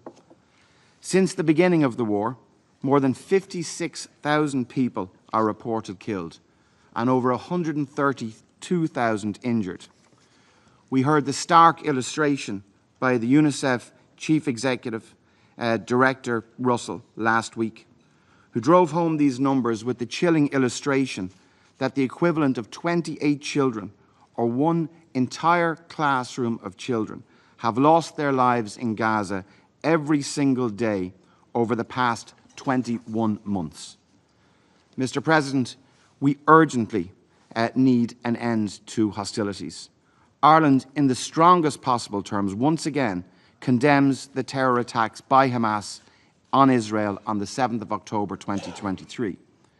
Ireland, in the strongest possible term, also condemns the unconscionable taking of hostages by Hamas and has repeatedly called for their release. And I repeat that call again today. Ireland urges all parties to support efforts to reach agreement on a new ceasefire and hostage release deal. Humanitarian aid must be allowed into and throughout Gaza at scale. And Ireland calls on Israel, again in the strongest possible terms, to lift immediately the restrictions on the flow of aid and urgently enable the UN and humanitarian NGOs to do the life-saving work safely and effectively in line with humanitarian principles. The IPC Global Hunger Monitor in May reported that the entire population of Gaza is facing high levels of food insecurity, with 500,000 people facing starvation. 2 months have passed without adequate action. The humanitarian situation remains catastrophic. We continue to see mass casualty incidents at distribution centres which are run by private contractors under the new Israeli-approved model of aid delivery. It is horrifying that over 800 Palestinians have been killed while seeking aid. We must be clear. Life-saving aid must never, ever be weaponized. Humanitarian principles must be followed. Hospitals must never be militarized or must never be targeted. Mr. President, Ireland remains extremely concerned about the situation in the West Bank, where Israeli military operations continue. We are seeing unprecedented levels of violence, large-scale displacement of the Palestinian population, and record levels of settlement construction, which is contrary to international law. The scale, speed, and severity of this displacement is unprecedented. We strongly oppose any steps toward territorial or demographic change in the occupied Palestinian territories. Ireland remains convinced that the implementation of the two-state solution is the only way to establish lasting peace and stability and security for both Israel and for Palestine and the wider region. We welcome the reconvening of the high-level conference on the two-state solution in New York next week, which will be co-chaired by France and Saudi Arabia.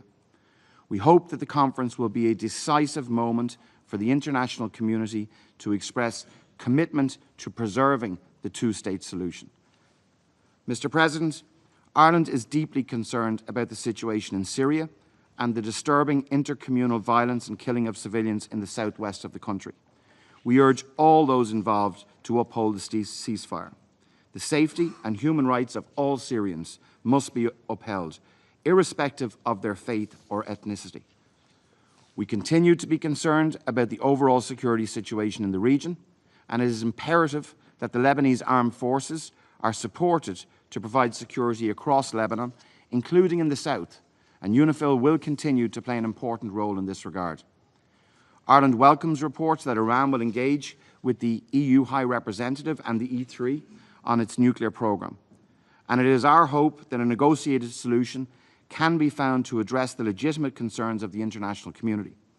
Iran can and should contribute to regional security by clearly ceasing its support for non-state armed militant groups in the region. Mr. President, it is clear that the military responses will not bring lasting solutions to any of the conflicts that afflict the region or achieve the peace and security that the peoples of the region crave and deserve.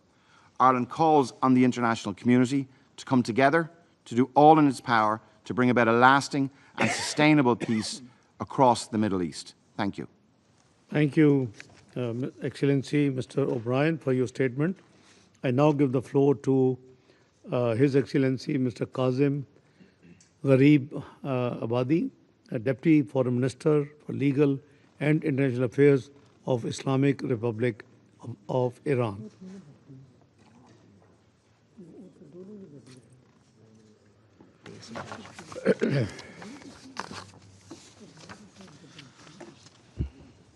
Bismillah ar-Rahman ar-Rahim. Thank you, Mr. President, for convening this timely open debate. Mr. President, we address this Council amid the ongoing collapse of the international legal order and the erosion of the United Nations Charter. Over the past 2 years, the world has witnessed with growing outrage the brutality of the Israeli regime against the people of Palestine. Tens of thousands killed or maimed, hospitals and schools bombed, UN staff and humanitarian workers murdered, millions displaced, and starvation weaponized against an entire population. These atrocities continue unabated and are intensifying daily. Today, the situation has grown even more catastrophic. The Israeli regime has devised a systematic method of killing, deliberately targeting starving civilians as they wait for life-saving aid. This is not just cruelty. It is premeditated mass murder. What is unfolding in Gaza is not a conflict between equals. It is the organized and systematic annihilation of a besieged civilian population by an occupying regime, supported and shielded by the United States of America. This is not merely a crisis. It is the defining humanitarian catastrophe of our time. The scale of suffering, the aggressor's impunity, and the paralysis of the international community expose a complete breakdown of accountability. Since October 2023, over 57,000 Palestinians, mostly women and children, have been killed. Nearly 2 million have been forcibly displaced. Entire Gaza lies in ruins. Hospitals, UN shelters, schools, and essential infrastructure have been deliberately attacked. Starvation is being used as a weapon of war. Mr. President, Gaza remains a powerful symbol of unwavering resistance and a stark testament to enduring injustice. This truth is embodied in the extraordinary resilience of its people amid 22 months of relentless atrocities committed by the Israeli terrorist regime. Throughout this period, Israel and its criminal apparatus have employed every conceivable tool of repression, including the grotesque weaponization of thirst and hunger against a defenseless civilian population. Yet, as always, they have failed to break the iron veil of the Palestinian people. The intentional targeting of starving civilians, those lining up for bread, water, or humanitarian relief, is a flagrant war crime and a crime against humanity. The international community and Western states, especially the self-proclaimed champions of human rights in the West, cannot wash their hands of complicity. They must be held accountable for their silence, for their support, and for the blood of over 1,000 civilians massacred at so-called aid distribution centers, which have been turned into death traps by the US and Israel. Western states have also failed their obligations under Common Article 1 of the Geneva Conventions and the Genocide Convention. Their continuous support has enabled the atrocities and blocked this Council from fulfilling its mandate. Meanwhile, the situation in the occupied West Bank continues to deteriorate. Israel's expansion of illegal settlements, settler violence, and institutionalized apartheid policies violate Article 49 of the Fourth Geneva Convention and Security Council Resolution 2334, and are part of a broader strategy of permanent occupation and ethnic cleansing. Mr. President, the threat posed by the Israeli regime goes far beyond Gaza and Palestine. As I detailed in my statement yesterday before this chamber, Israel, in full cooperation and complicity with the United States, has carried out a series of unprovoked and unlawful military attacks against the Islamic Republic of Iran, targeting both nuclear and civilian and vital infrastructure. These attacks resulted in civilian casualties and struck facilities under IAEA safeguards. They constitute a clear and grave violation of Article 2, Paragraph 4 of the United Nations Charter and customary international law. Wider member states have widely condemned these acts of aggression as a grave threat to regional and international peace and security. At the same time, Israel continues to flagrantly violate the sovereignty and territorial integrity of the Syrian Arab Republic by occupying Syrian territory and pursuing illegal annexation and settlement expansion, openly defying the United Nations Charter and relevant Security Council resolutions. This regime also persists in violating the ceasefire agreement with Lebanon, with near-daily breaches of Lebanese airspace, indiscriminate attacks, and the ongoing occupation of 5 border positions, all in direct violation of Resolution 1701. Moreover, the Israeli regime has carried out acts of aggression against the sovereignty and territorial integrity of Yemen, targeting civilian infrastructure and further deepening the country's already dire humanitarian crisis. Mr. President, in light of these grave violations by the Israeli regime, which pose a clear and growing threat to regional and international peace and security, we call on the Council to take urgent and decisive action. First, demand an immediate, unconditional, and permanent ceasefire in Gaza and all occupied Palestinian territories. 2. Ensure unimpeded humanitarian access, the safe return of displaced persons, and the release of all arbitrarily detained Palestinians. 3. Reject all schemes of forced displacement, buffer zones, or third country resettlement. 4. Support full United Nations membership for the State of Palestine and reaffirm the Palestinian people's right to self-determination with Al-Quds al-Sharif as its capital. 5. Enforce Israel's withdrawal from all occupied territories. 6. Condemn and hold Israel fully accountable for its acts of aggression and atrocities against the nations of the region, committed in flagrant violation of the United Nations Charter and fundamental principles of international law. We also call on all countries, individually and collectively, to take whatever action they can to pressure the Israeli regime to stop its crimes. In this regard, I propose that each country set, declare, and follow through on a commitment to this end. Mr. President, the Security Council must not remain silent in the face of genocide and aggression. The protection of civilians and the maintenance of peace and legal and moral imperatives, not political options. Failure to act will not only betray the Palestinian people, it will permanently damage this Council's credibility and the future of the international legal order. Mr. President, today, the representative of the United States made a desperate attempt in this Council to distort reality and justify her country's act of aggression against Iran's peaceful nuclear facilities, portraying it as legitimate and misrepresenting Iran's nuclear program as a threat to international peace and security. But the facts are clear and they speak for themselves. Yesterday in this Council, I elaborated on the root causes of the current situation. The United States attack on Iran's peaceful nuclear facilities was a blatant violation of the United Nations Charter, International Law, Resolution 2231, and IAEA resolutions. It also dealt a serious blow to the global non-proliferation regime. Furthermore, the United States, alongside the Israeli regime, is currently the main source of instability and insecurity in the region and a major threat to international peace and security. The U.S. representative is therefore in no moral, political, or legal position to lecture or blame Iran. I thank you, Mr. President. Thank you, Excellency Mr. Kazim Gharib Hawadi, for your statement.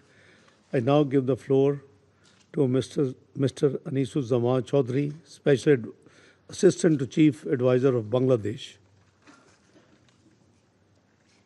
Mr. Anisuzzaman Chaudhry from Bangladesh.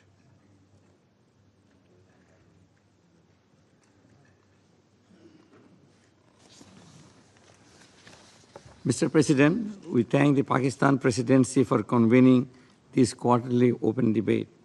Bangladesh is deeply concerned at the escalation of violence and the immense suffering of innocent civilians in Gaza. Since the beginning of this mindless massacre, more than 58,000 Palestinians have been killed, mostly women and children. Israel has been using forced starvation and displacement to continue ethnic cleansing of the Palestinian people by design. Much of the territory now lies devastated with complete destruction of infrastructure to sustain life. We strongly condemn this genocidal killing and settler violence in the occupied West Bank, defying the repeated appeals by the international community. We also strongly oppose Israel's plan to drive the starved and thirsty Gazans to the so-called humanitarian city, who is the former Prime Minister of Israel, Mr. Ehud Olmert, condemned as nothing but a concentration camp. We also call for strengthening UNRWA to ensure unimpeded delivery of humanitarian aid to Gaza. The international community must implement the order of the ICJ to take all necessary measures to prevent genocide in Gaza. Mr. President, Bangladesh will continue its advocacy for establishing an independent, viable and sovereign state of Palestine based on the pre-1967 borders with East Jerusalem as its capital.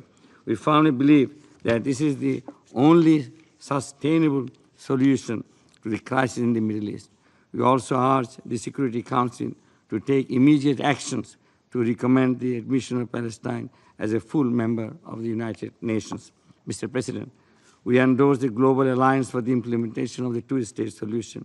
We remain steadfast and unequivocal in our call on the global community to work towards a two-state solution of the Palestinian issue based on international law, ICJ's advisory opinion, United Nations resolutions, and the Palestinians' aspiration for peace, dignity, and justice. To this end, we condemn Israeli parliament's decision to oppose the creation of an independent state of Palestine. We also welcome the convening of the high-level international conference next week under the co-chairmanship of Saudi Arabia and France, aiming to accelerate the process of implementing the two-state solution. Mr. President, Bangladesh strongly believes that the sovereignty and territorial integrity of any state is inviolable. We reiterate our condemnation of the recent unprovoked bombings in Syria, Iran, and Lebanon. Israel must also end its illegal occupation in Syria and Lebanon. Bangladesh reiterates its long-standing position in favor of peaceful resolution of conflicts through dialogue and diplomacy. In conclusion, Mr. President, Bangladesh calls upon the United Nations and the international community to engage proactively in efforts to de-escalate the tension and promote peace and stability in the Middle East. We once again, in this Council, urge all to stop all forms of armed hostilities and violent repressions against the Palestinian people and the other nations. Otherwise, the future generation will never forgive us. Let us reaffirm our commitment to peace and say never again to violence, war, and genocide. I thank you all. Thank you, Excellency Mr. Chaudhary, for the statement. There are still a number of speakers remaining on my list for this meeting. I intend, with the concurrence of members of the Council, to suspend the meeting until 3 p.m. The meeting stands suspended.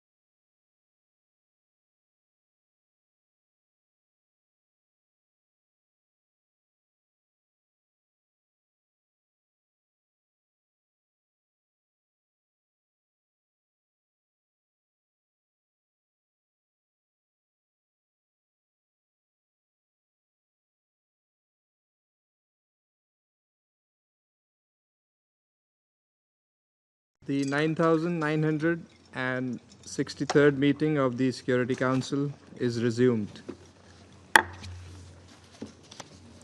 I wish to remind all speakers to limit their statements to no more than 3 minutes in order to enable the Council to carry out its work expeditiously. The flashing light on the microphone will prompt speakers to bring their remarks to a close after 3 minutes. I now give the floor to the representative of Egypt. خالص الشكر سيد الرئيس. سيد الرئيس يشرفني إلقاء هذا البيان باسم المجموعة العربية التي تعرب عن شكرها لباكستان على عقد هذا الاجتماع الذي يأتي في سياق خطير تتفاقم فيه المعاناة الإنسانية للشعب الفلسطيني على أرضه المحتلة، ويتعرض قطاع غزة لعدوان غاشم تتحدى به إسرائيل كافة المواثيق الدولية وقرارات هذا المجلس.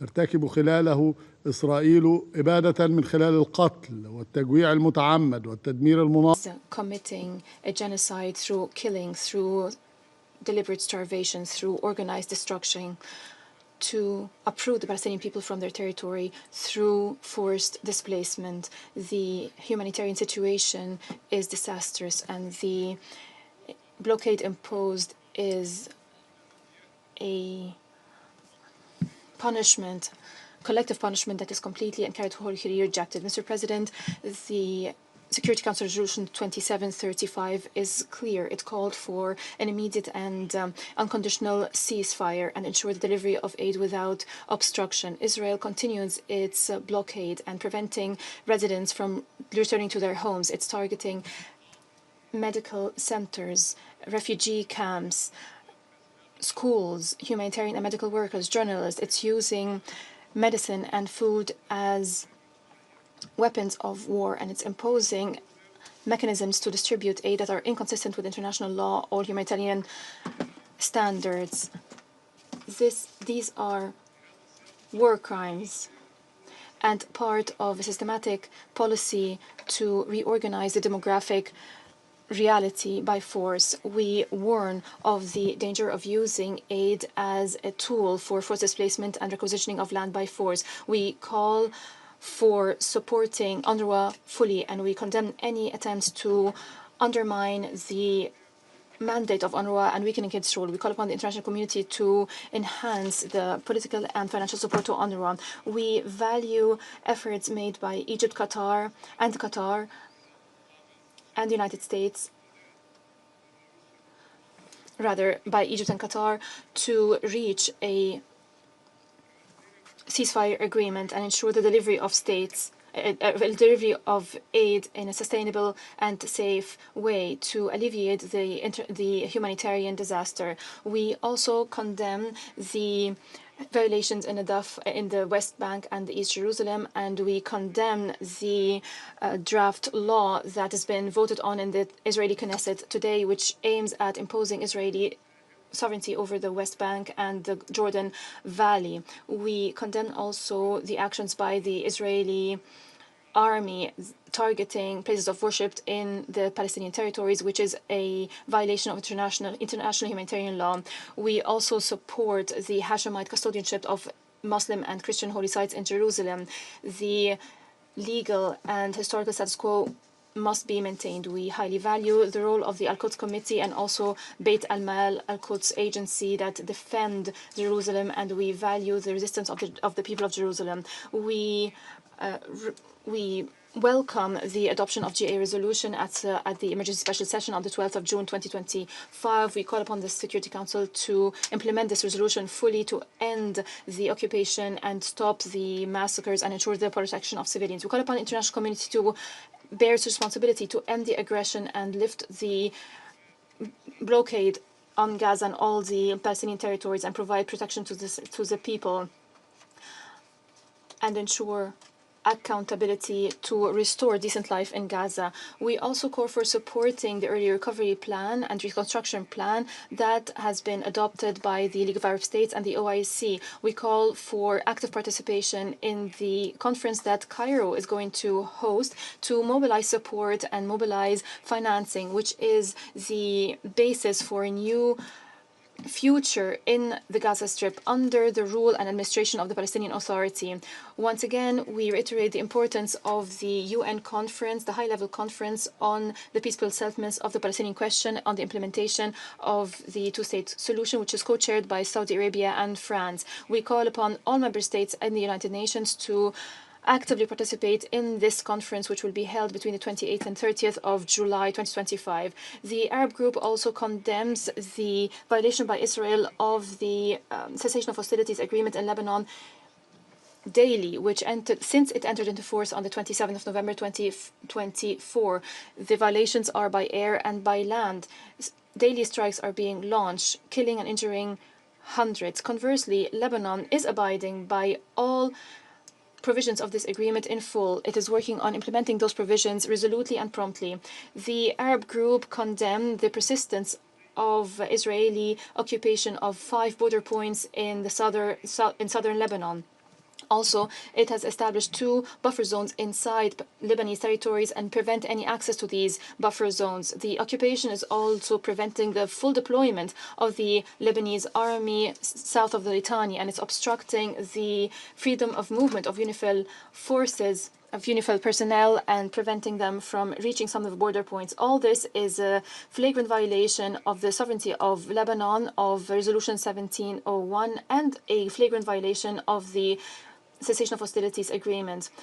The Arab group believes the Security Council must fulfill its responsibility and compel the occupying power to fully withdraw and immediately and without conditions from the occupied Lebanese territories. We commend the progress by the Lebanese army south of the Litani, making progress in ensuring that only the state possesses weapons and extend the authority of the state. We call for providing support to Lebanon in reconstruction, and we stand by Lebanon in maintaining its stability. Mr. President, the Arab group expresses its condemnation of Israel's persistence in violating Syrian sovereignty through its recent airstrikes on Damascus. The Arab group condemns this aggression, which constitutes a flagrant attack on the sovereignty of an Arab state, and affirms that these attacks represent a serious violation of international law and the Charter of the UN. The group affirms that Syria's security and stability are an integral part of the regional and international security system and architecture, and that preserving its sovereignty and territorial integrity represents an uncompromising Arab and international commitment.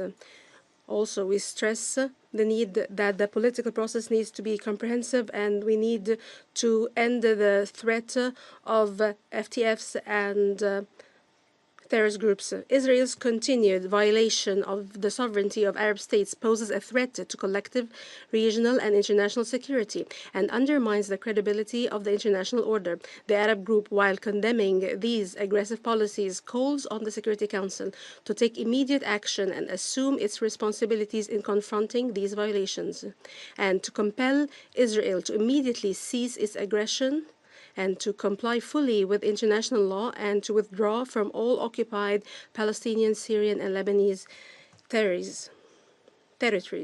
Mr. President, I would like to speak also in my national capacity. So please put yourself in the position of a Palestinian citizen in Gaza, suffering from attacks and fierce crimes for more than a year and a half, killing more than 58,000 martyrs. Let each of you imagine that your children are being killed in front of your own eyes, and they will join more than 17,000 other children killed. Imagine yourselves being displaced more than 10 times. You're being subjected to the worst starvation campaign in the current century. You demand the right to life, and this request is rejected because of an Israeli desire for blind revenge. Mr. President, in this painful context, Egypt would like to stress the following. Egypt will continue its mediation efforts in coordination with Qatar and the United States to establish an immediate and lasting ceasefire, the release of hostages and prisoners, opening crossings, and enforce aid entry into Gaza without any obstacles. Egypt, once this agreement is reached, will host an international conference to support the international plan for the reconstruction of Gaza in full cooperation with the State of Palestine and the UN. Egypt also demands that the Security Council would adopt a resolution that would compel Israel to end its aggression against Gaza and implement Security Council resolutions, particularly Resolution 2735.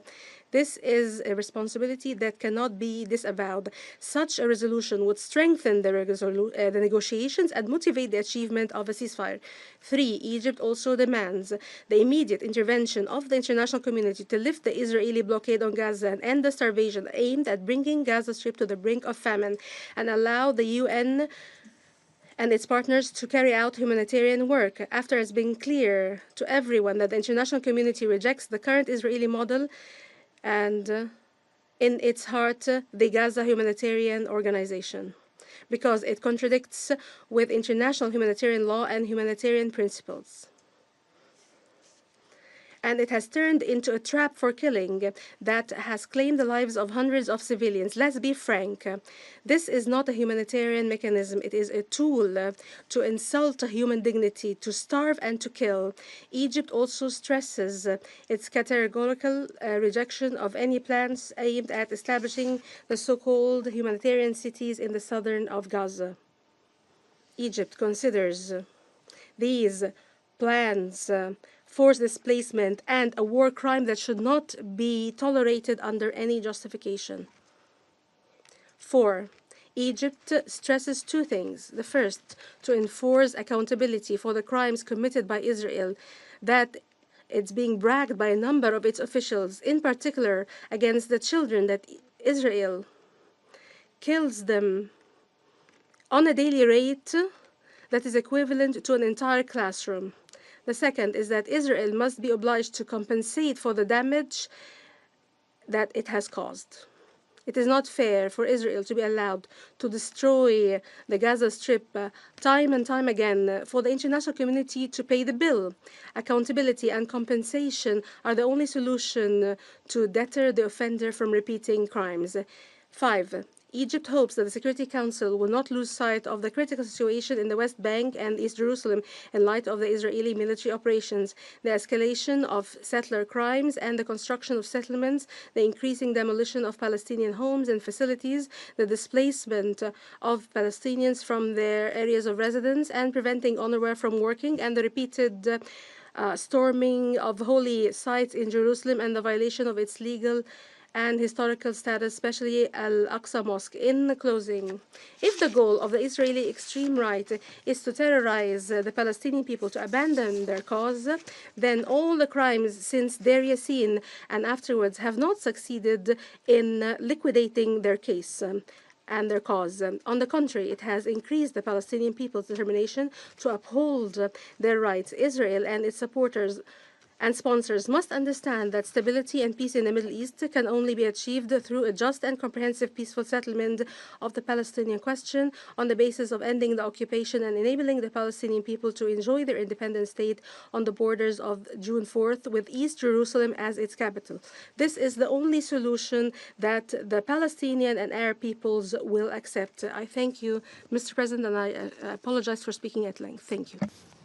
I thank the distinguished permanent representative of Egypt for the statements in the national capacity and on behalf of the Arab group. I now give the floor to His Excellency Maged Abdulaziz, permanent observer of the League of Arab States to the United Nations. شكرا سيد الرئيس. Thank you, Mr. President. Mr. President, it's my pleasure on behalf of the League of Arab States and its Secretary General to congratulate you on the exceptional presidency of the Islamic Republic of Pakistan of the Security Council for July this year. I congratulate you for the important topics that you have chosen to put to debate during this Council presidency, particularly the peaceful settlement of disputes and strengthening relations with regional organizations. This reflects Pakistan's full support for the multilateral international system, the collective security framework, international law, and international humanitarian law. It enshrines your cooperation with the League of Arab States, the Organization of Islamic Cooperation, and others. I would like to thank the Vice Prime Minister for his presidency of the Council. Mr. President, the crisis in the Middle East is currently experiencing one of its most dangerous phases since the establishment of the League and the UN 80 years ago, particularly in terms of the international handling and the failure of the international handling of the Palestinian issues. The brutal Israeli attacks are being pursued in Gaza in breach of violations objected by the Council and the truce previously agreed. Added to that, we see inhuman restrictions imposed by Israel on the entry of aid into Gaza, the catastrophic repercussions of which have been highlighted and are particularly clear in the precious briefings that were made by the Assistant Secretary General for Humanitarian Affairs and the Executive Director of UNICEF during the meeting held by the Council initiated by European countries with the support of the Arab League and its representative to the Council, that is the distinguished representative of Algeria, last week. This in addition to the precious briefing given by Mr. Chiari, the ASG, this morning. This meeting, as with previous meetings, have once again underscored the worsening humanitarian tragedy faced by the Palestinian people across the occupied Palestinian territories, particularly in the Gaza Strip. This is after Israel has deliberately targeted all relief agencies, particularly UNRWA, and has deliberately obstructed the entry of foodstuffs, fuel, and all essential supplies. This as part of a brutal campaign to use starvation aimed at forcibly displacing Gaza's population. Israel has imposed a mechanism for a so-called mechanism for aid distribution. Since May 2025, these illegal activities have caused the death of around 800 innocent Palestinian civilians who were simply seeking food so that they would not die of hunger. Even more cynically, Israel is attempting to establish what it calls a humanitarian city in southern Gaza, while all of these practices and violations are contrary to the very antithesis of humanity. They cannot be they meet the definitions of genocide and crimes against humanity from a legal perspective. Despite the advisory opinion handed down by the International Court of Justice in July 2024 and several provisional measures handed down to halt these crimes on the ground, Israel continues to refuse to apply these. Likewise, with regard to all resolutions adopted by the Security Council to impose a ceasefire, Israel also refuses to ensure the large-scale entry of humanitarian aid and relentlessly pursues the forced displacement of Palestinians from Gaza under the pretext of eliminating the Hamas movement. Israel continues to refuse to recognize the independent state of Palestine and, along with its allies, to obstruct its full membership to the United Nations. Israel continues in its blatant aggression against Islamic and Christian holy sites in all of their denominations across the occupied Palestinian territories, particularly the Al-Aqsa Mosque, the Latin Church, and others.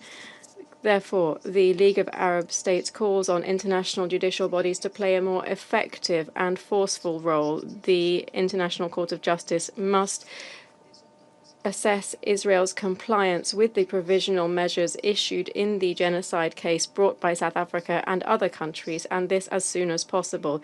The court should issue firmer stronger provisional measures that should be binding in nature under Chapter 7 of the UN Charter. The League also urges the ICJ to expedite the publication of its advisory opinion requested by the General Assembly based on a Norwegian initiative regarding Israel's obligations under the UN Convention on Privileges and Immunities, particularly in relation to its ban on UNRWA activities, which is the only UN agency able to effectively deliver aid to Palestinian refugees living in all 5 areas of operation.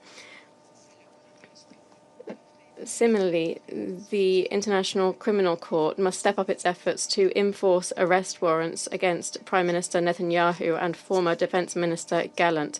It's essential to include in the arrest warrants other members of the extremist Israeli government whose hands are also stained with blood, and to bring them to justice. In a few days, the International Conference for the Implementation of the Two-State Solution will be held.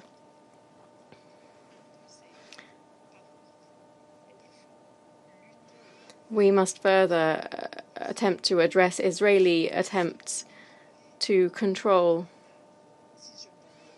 the West Bank. This threatens peace across the region. In just a few days, the International Conference on the Implementation of the Two-State Solution will be held. This is an initiative that was first suggested by Arab countries under the Arab Peace Initiative launched by the Kingdom of Saudi Arabia in Beirut in 2002.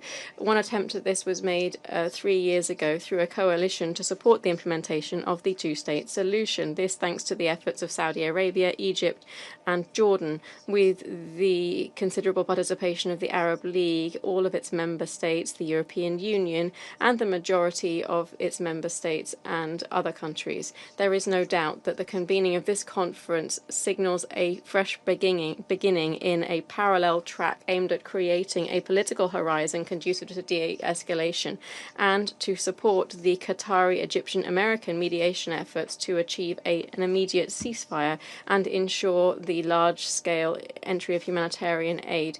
Further, a recovery and reconstruction plan must be implemented as adopted by the Arab Summit in Cairo and endorsed by the OIC, the EU, and other organizations. This is in line with the messages sent out by other important international conferences, for instance, the Dakar Conference on Jerusalem, the Hague Group Conference in Colombia, and the joint statement issued by 28 countries, 21 of them are EU members, along with the UK, Canada, Australia, Switzerland, Japan, Norway, and New Zealand. All of these messages called for the end to the genocide in Palestine and for the immediate recognition of the state of Palestine as a crucial legal and moral step to protect the rights of the Palestinian people to their land and their state. The League is actively participating in all of these efforts and supports the work of this international conference at the highest level with other peace-loving powers seeking security and stability for all parties under the auspices of the General Assembly. We are working actively for the adoption of irreversible practical measures to support the implementation of the two-state solution and to ensure broad international recognition of the state of Palestine. We hope to, as soon as possible, reach a comprehensive immediate ceasefire so as to pave the way for a new phase of intensive political work, the aim of which is to strengthen the capabilities of the independent Palestinian state in accordance with international legitimacy and Security Council resolutions. This would involve the full and active participation of all concerned parties under the leadership of the Palestinian Authority and government, as well as Israel. And it is to this end that the Arab League Council yesterday in Cairo adopted an important resolution at the level of permanent representatives that underscored the need for parallel action on two fronts. First, to create a political horizon for a peaceful settlement, and secondly, to achieve a ceasefire, the entry of aid, and launching the recovery and reconstruction plan. To conclude, Mr. President, Israel must understand that its continued military operations against Palestine, Syria, and Lebanon will not change its status as a foreign occupying power in Arab lands, and that the pursuit of Israeli military aggression will not prevent the Arab League and all of its member states from intensifying their efforts to consolidate the foundations of an independent Palestinian state and to recover the occupied Syrian and Lebanese territories. Israel must be well aware that it cannot, through military force or alliances with certain major powers, impose its dominance over the region of the Middle East, or to impose a new status on Israel in the region while remaining an occupying state.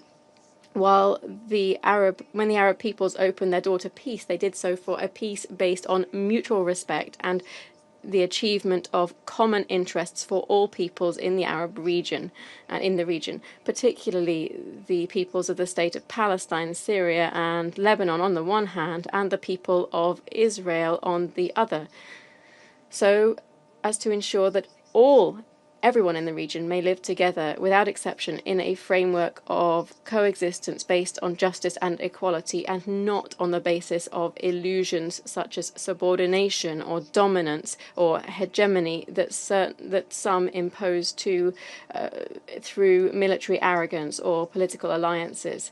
That has never happened and will never happen in the Middle East. Thank you. I thank His Excellency Mr. Abdelaziz for the statement, and now give the floor to the representative of Switzerland. Merci, Monsieur le Président. Thank you, President. Excellencies, colleagues, I'd like to thank Pakistan for convening this debate on the situation in the Middle East. Switzerland is deeply disturbed by the unbearable human suffering in Gaza, where civilians are caught up in relentless hostilities, mass displacement, and a heightened risk of famine.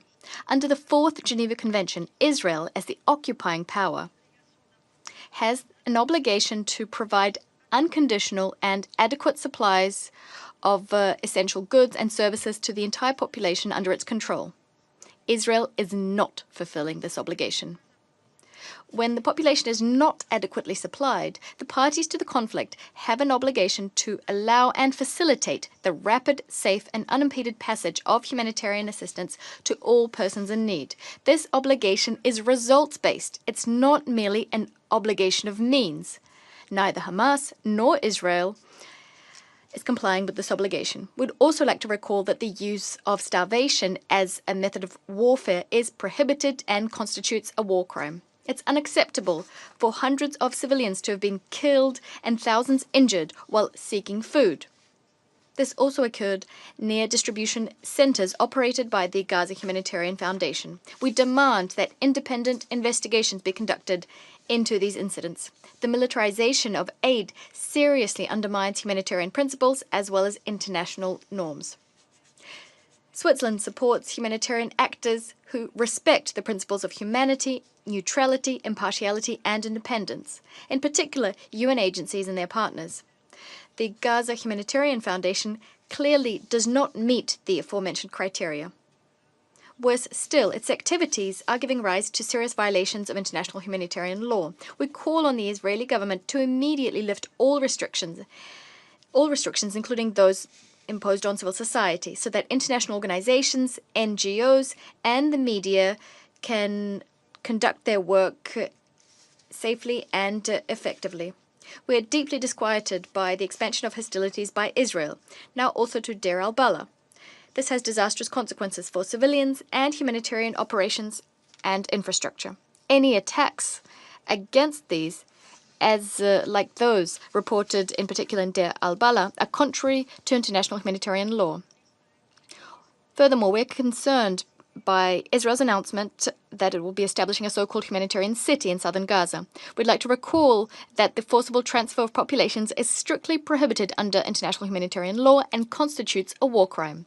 President, since the acts of terror perpetrated by Hamas on the 7th of October 2023, which we've strongly condemned, the region has been swept up in a dangerous spiral of violence. In Gaza, Switzerland urges the parties, through the mediation of the US, Qatar, and Egypt, urges the parties to reach a permanent ceasefire, which would include the release of all hostages and unimpeded humanitarian access. At the regional level, diplomatic channels must remain active to ensure the implementation of various ceasefire commitments, as well as to achieve a cessation of all hostilities.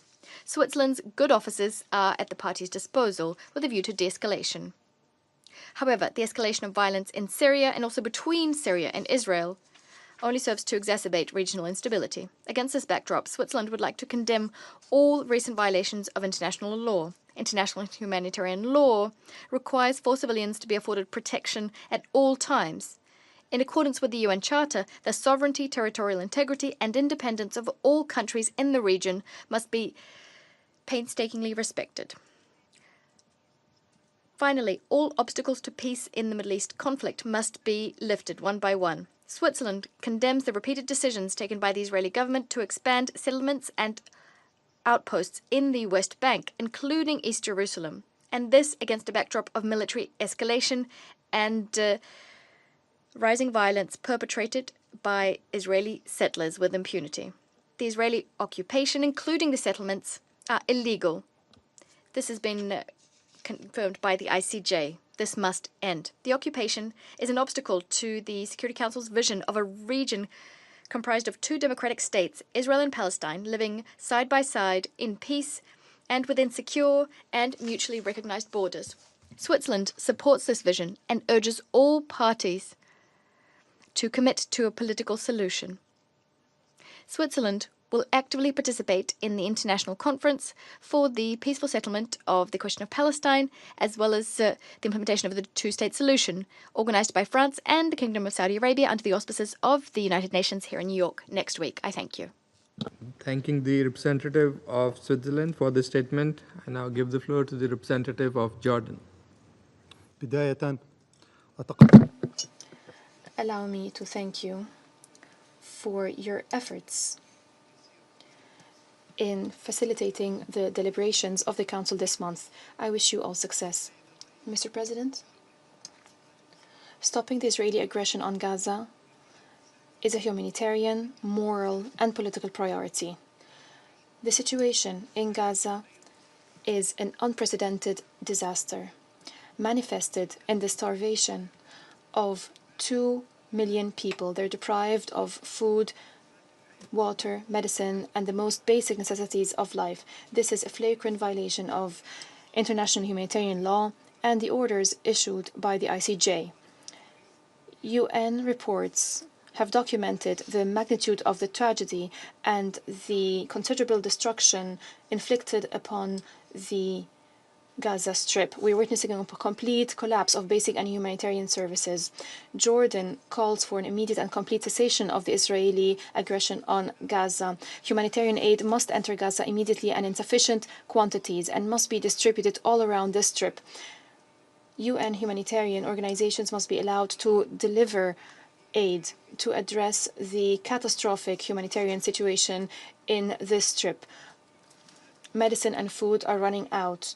The rates of hunger and malnutrition among children are reaching unprecedented levels. The health sector is being destroyed at a large scale. 17 out of 37 hospitals are operating only partially. 70% of basic medicine is not available. Since the 1st of July to date, the Kingdom has sent 3 humanitarian convoys to the Gaza Strip through the Jordanian humanitarian corridor. The convoys comprise 111 trucks. In this context, we stress that Jordan is fully ready to send hundreds of trucks daily to the Gaza Strip once the illegal Israeli restrictions imposed on humanitarian access are lifted. The quantities of humanitarian aid that are sent are nowhere near sufficient to meet the needs. They are merely a drop in the ocean. Mr. President, Jordan supports efforts by the Arab Republic of Egypt and the State of Qatar and the United States to reach a lasting ceasefire in Gaza. Jordan also welcomes the statement of 25 foreign ministers calling for the immediate stop of the war on Gaza, respect of international law.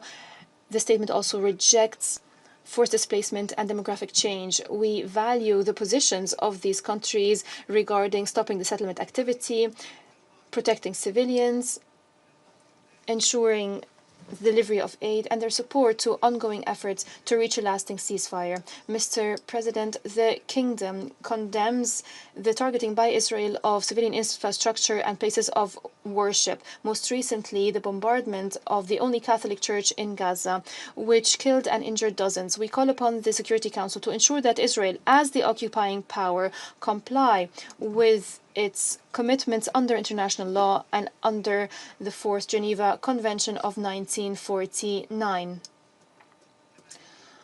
Jordan also condemns Israel's persistence of settlement activity in the occupied West Bank and its violations aiming at undermining the two-state solution. We warn of the resumption of the settlement project E1 east of Jerusalem. We also condemn the decision by Israeli Knesset to impose Israeli sovereignty over the Jordan Valley and Jerusalem. This is inconsistent with international law and inconsistent with the parameters calling for the establishment of the Palestinian state along the lines of the 4th of June 1967 with East Jerusalem as its capital. Jordan reiterates its condemnation of the storming by settlers and members of the Israeli government of the Al-Aqsa Mosque Al-Haram Al-Sharif, protected by Israeli police. This is a violation of the historical and legal status quo and the commitments by Israel as an occupying power. We stress that such practices, such incursions, do not change reality. The reality is that East Jerusalem remains an occupied city and Israel has no sovereignty over it.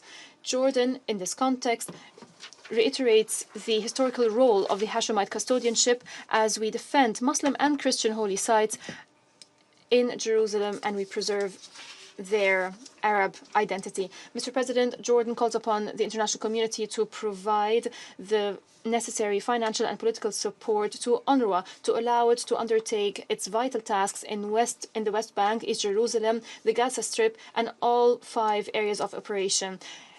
According to the UN mandate, it is important to address all Israeli measures aiming at undermining the agency and liquidating it. In closing, Jordan calls upon the international community to bear its responsibility in protecting Palestinian civilians, in ending the occupation, and in launching a serious, effective political track based on international parameters that would lead to the implementation of the two-state solution, which would ensure that the Palestinian people is granted their legitimate rights according to UN resolutions. We stress that the Palestinian question is the central question, and just and lasting peace will only be achieved when a sovereign, independent state of Palestine is established along the lines of the 4th of June 1967 with East Jerusalem as its capital. I thank you. I thank the representative of Jordan and now give the floor to the permanent representative of Qatar. Thank you, Mr. President. At the outset, we welcome the presence of His Excellency Senator Mohammad Ishaq Dar, Deputy Prime Minister and Minister of Foreign Affairs of the Islamic Republic of Pakistan. This morning, we also associate ourselves with the statements on behalf of the GCC, Arab and Islamic groups, and the non-aligned movement. We thank ASG Kayari for his comprehensive briefing this morning.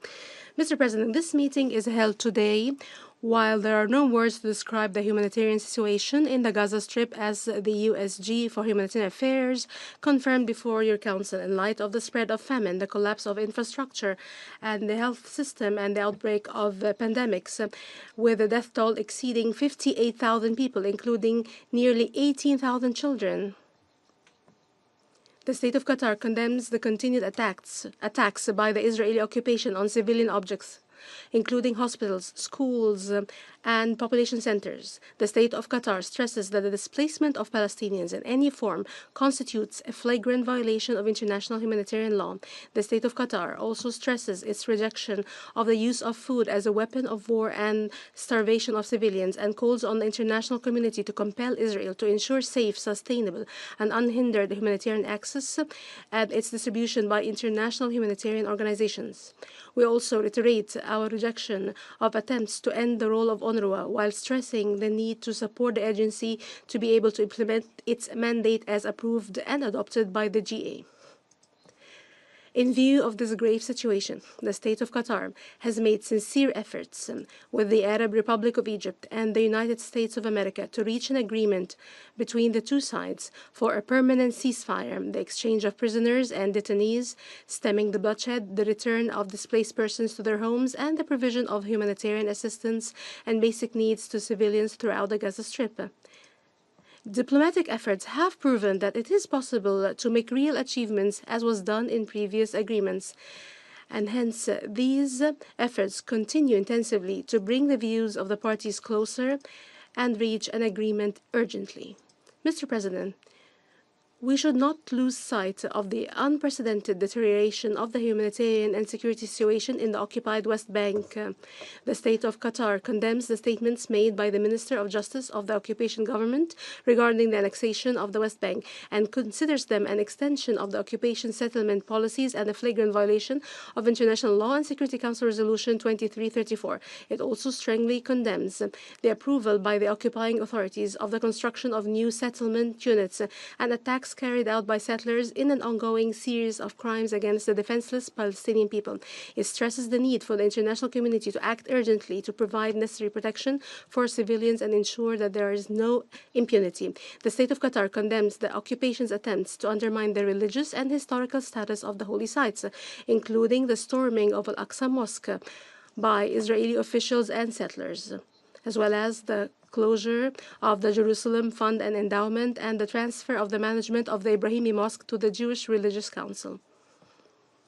Mr. President, the State of Qatar has warned of the dangers of the spillover of the conflict and the consequences of Israel's escalation in the region, stressing the priority of diplomatic solutions. In this regard, the State of Qatar condemns the attacks launched by the Israeli occupation on Syria, considers them a grave violation of international law, and reaffirms its support for the brotherly Syrian Arab Republic, its sovereignty, territorial integrity, and national unity, and the realization of the aspirations of its people for stability and development.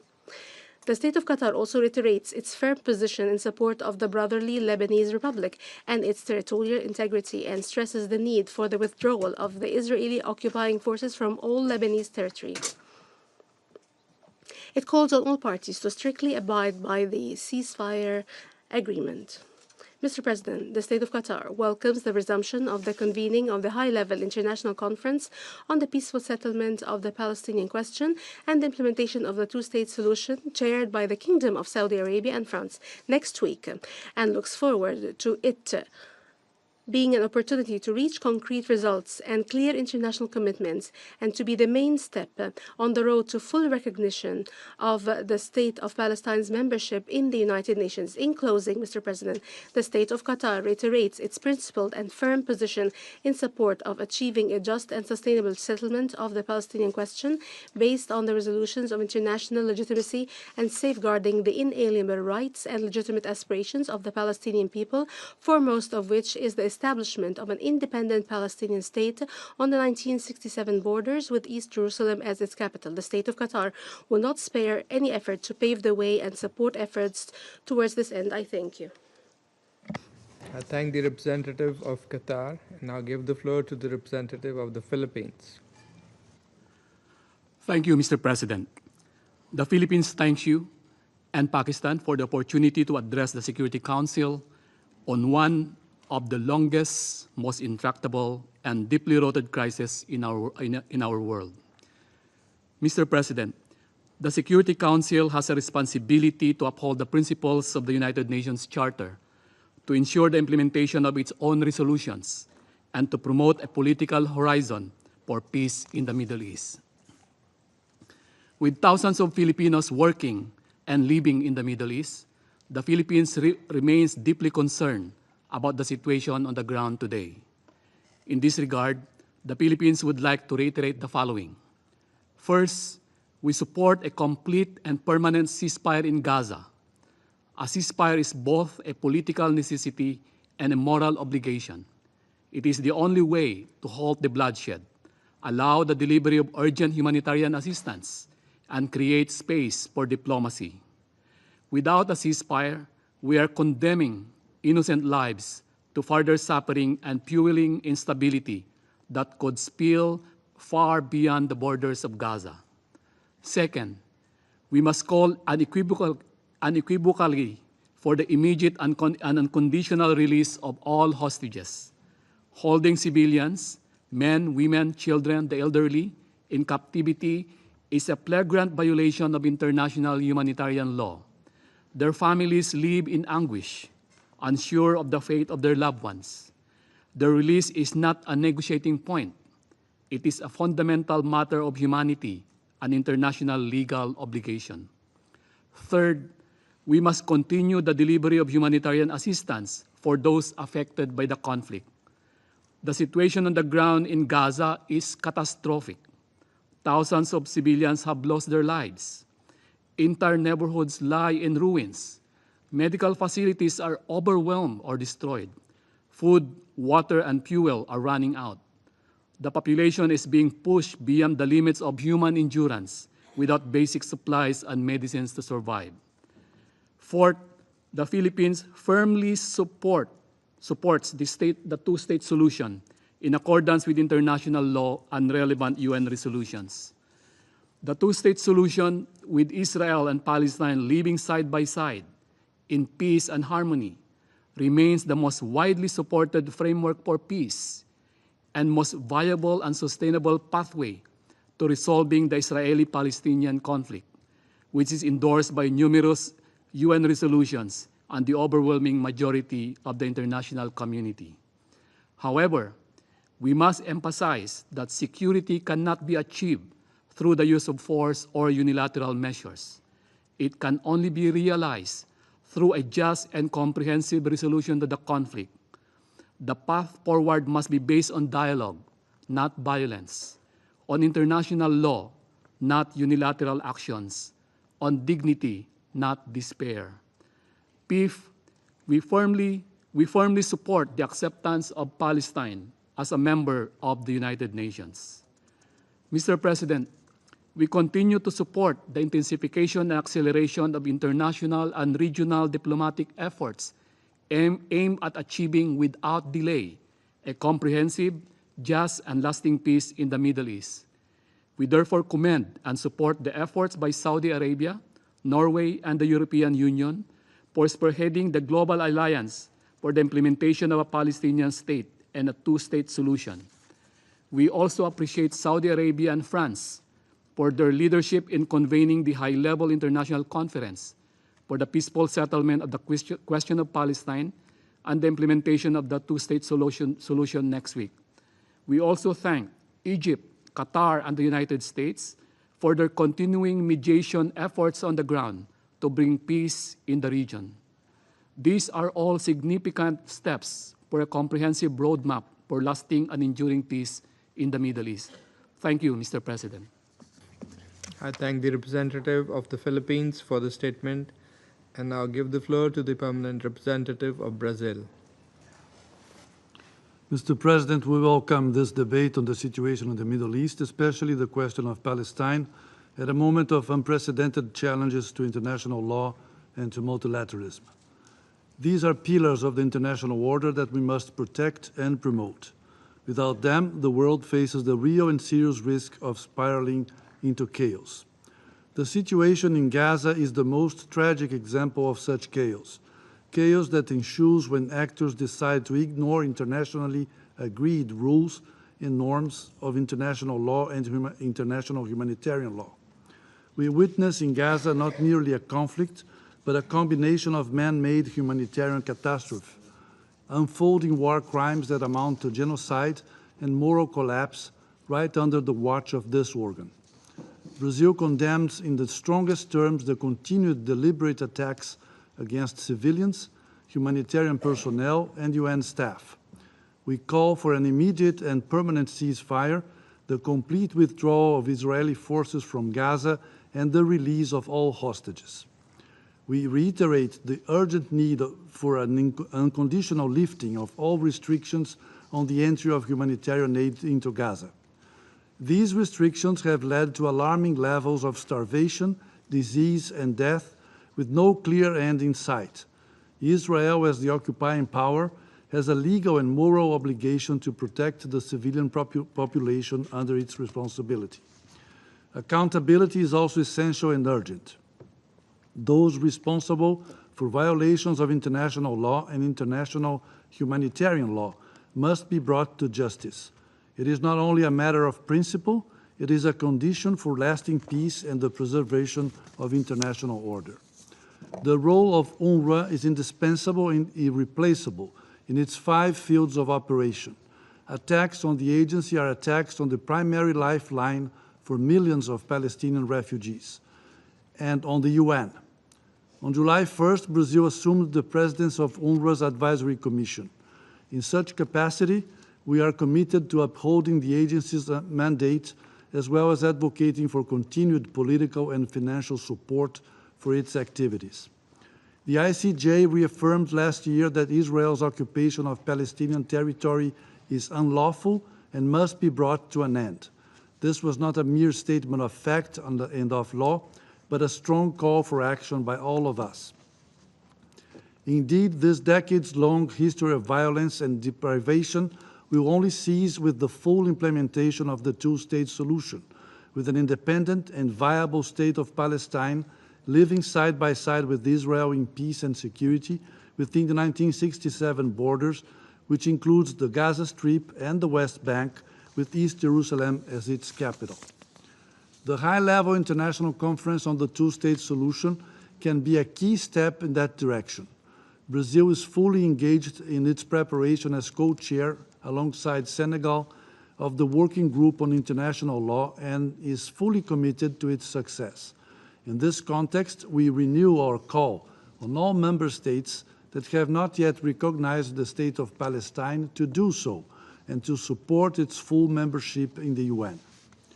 Mr. President, beyond Palestine, the Middle East faces increased tensions. Brazil expresses its grave concern regarding the recent military escalation in the region. We firmly condemn military attacks against safeguarded nuclear facilities in Iran, which violate the country's sovereignty and breach international law, while also posing unacceptable humanitarian risks to civilian populations and the environment.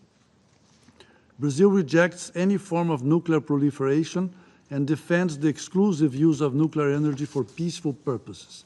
In this context, we reiterate the importance of establishing a nuclear weapon-free zone in the Middle East. It is our conviction that nuclear disarmament is the only way to ensure sustainable and enduring peace. We remain deeply concerned by the situation in Yemen, as well as by the repeated violations of the ceasefire in Lebanon and by the continued attacks against Syrian territory. Israel's actions in Syria can only aggravate instability in a context of high volatility. We reiterate the imperative of upholding international law and fully complying with the relevant United Nations resolutions in all circumstances. Mr. President, Brazil's commitment to peace and justice in the Middle East is unwavering.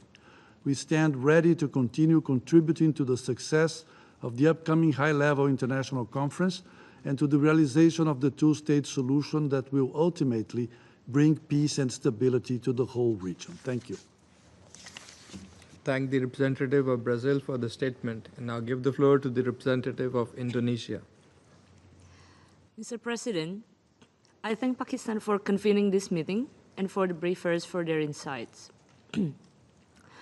Allow me to start by expressing Indonesia's profound sorrow on the tragic demise of Dr. Marwan Sultan, the director of Gaza's Indonesian hospital, who was killed along several of his family members by Israeli airstrikes early this month.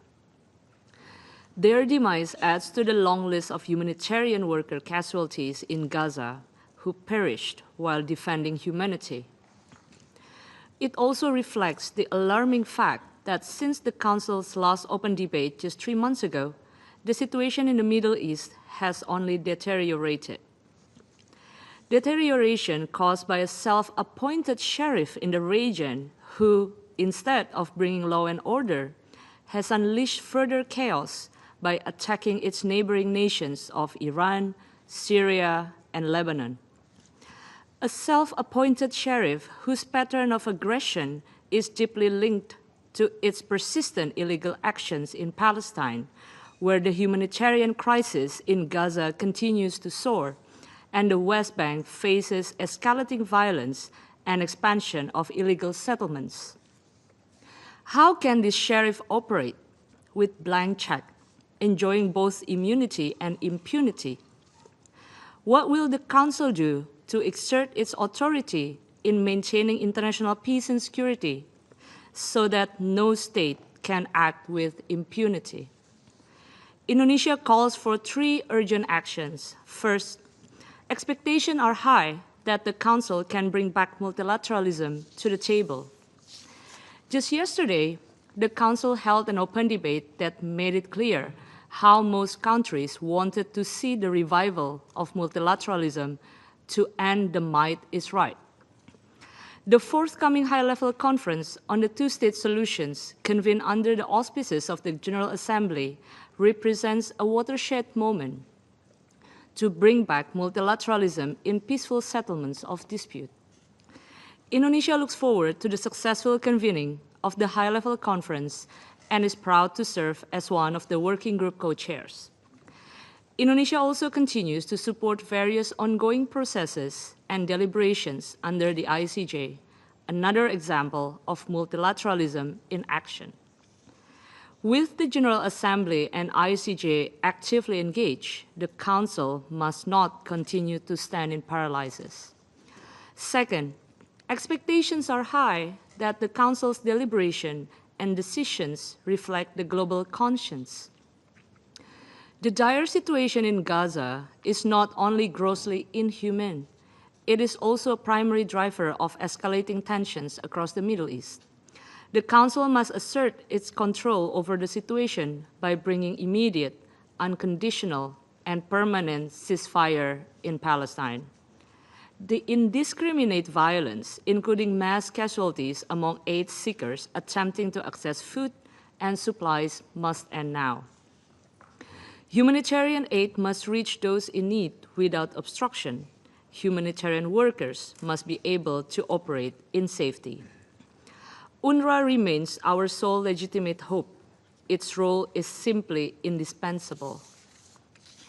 Third, expectations are high that the Council can restore the sanctity of international law. The continued Israeli occupation of Palestine, its recent attacks on Iran and airstrikes in Syria are consequences of a collective failure to uphold the international law, perpetuating impunity and double standards. International law also forms the foundation of the two-state solution, which remains the only viable and internationally agreed framework that is critical for broader regional peace and stability.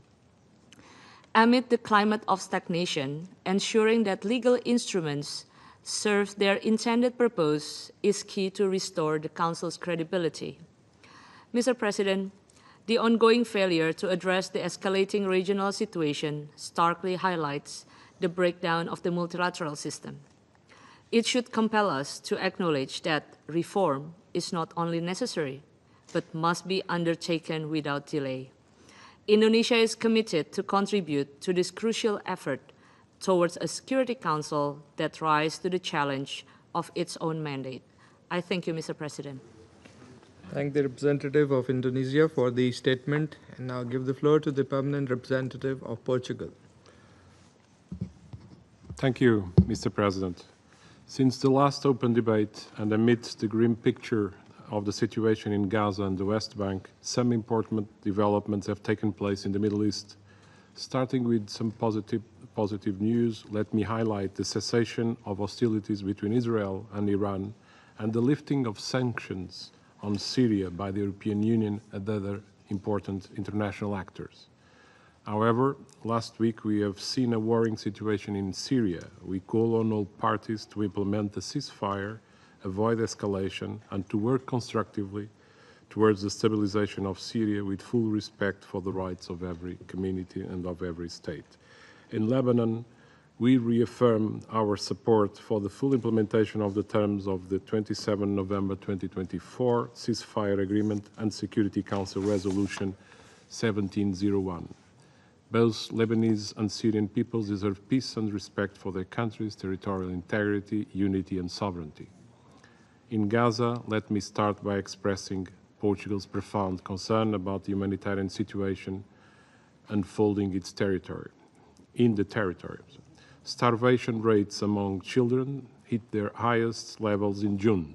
70% of essential medicines are out of stock, and 95% of households do not have access to adequate water, just to mention a few figures. Against this background, there have been daily reports of little shots fired at Palestinians waiting in line for humanitarian aid under the militarized humanitarian mechanism implemented in Gaza.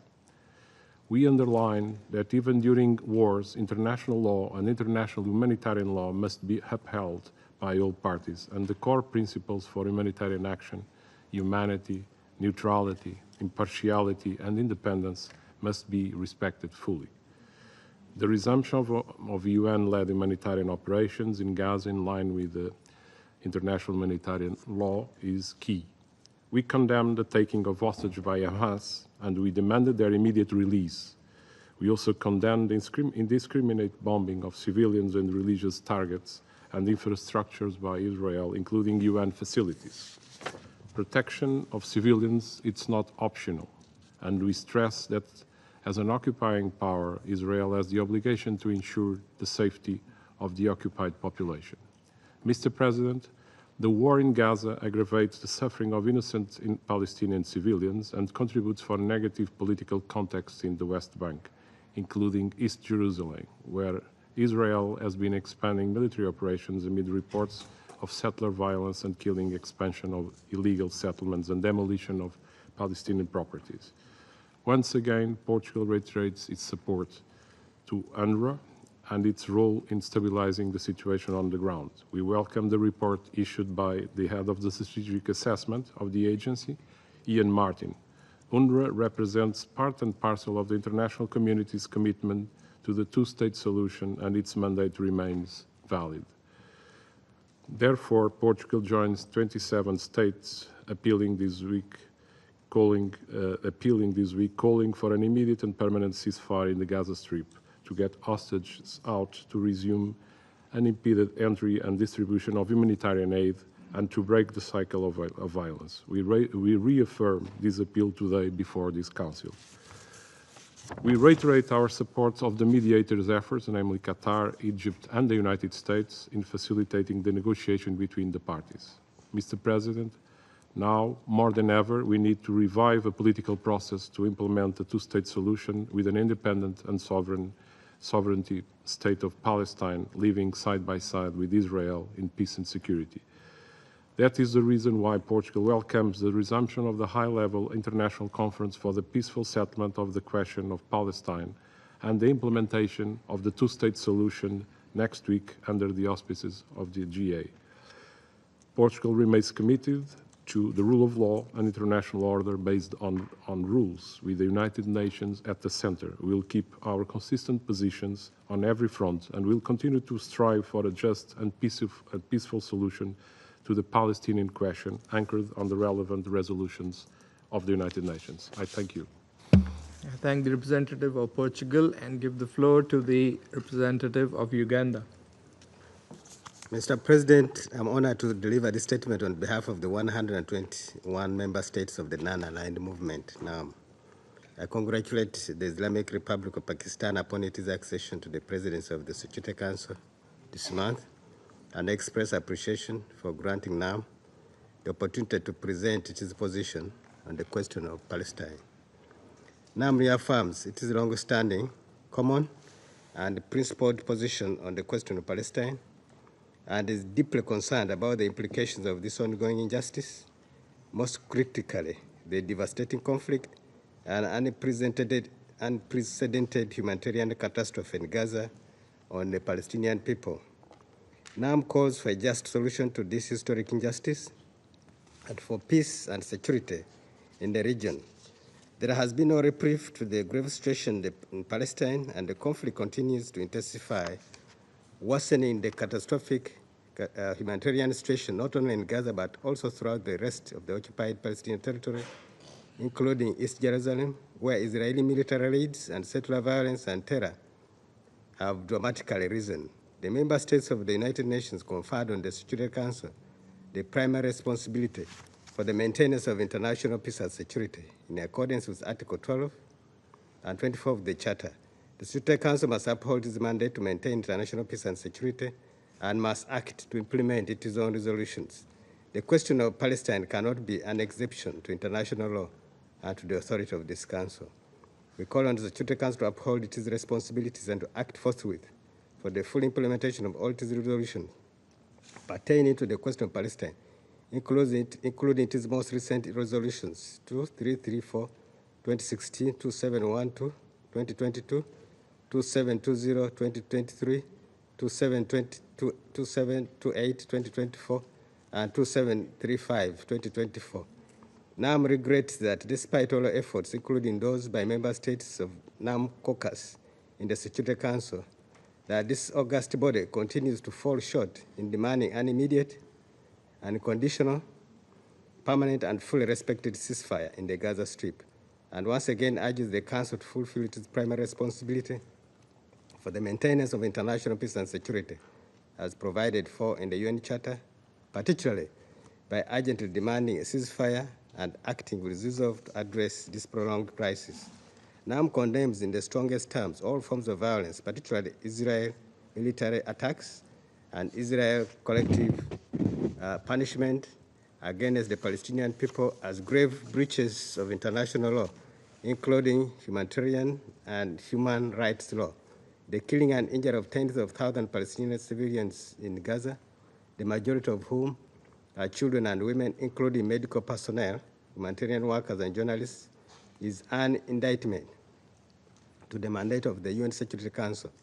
NAM demands an immediate and complete cessation of all forms of armed hostilities, violent repression, and illegal Israeli policies and practices against Palestinian people and other nations in the region. The non-aligned movement expresses its appreciation to the role played by the Arab Republic of Egypt and the State of Qatar, both members of our movement, in securing the ceasefire agreement that went into effect on 19th January 2025, and their ongoing efforts aimed at achieving an immediate and permanent ceasefire.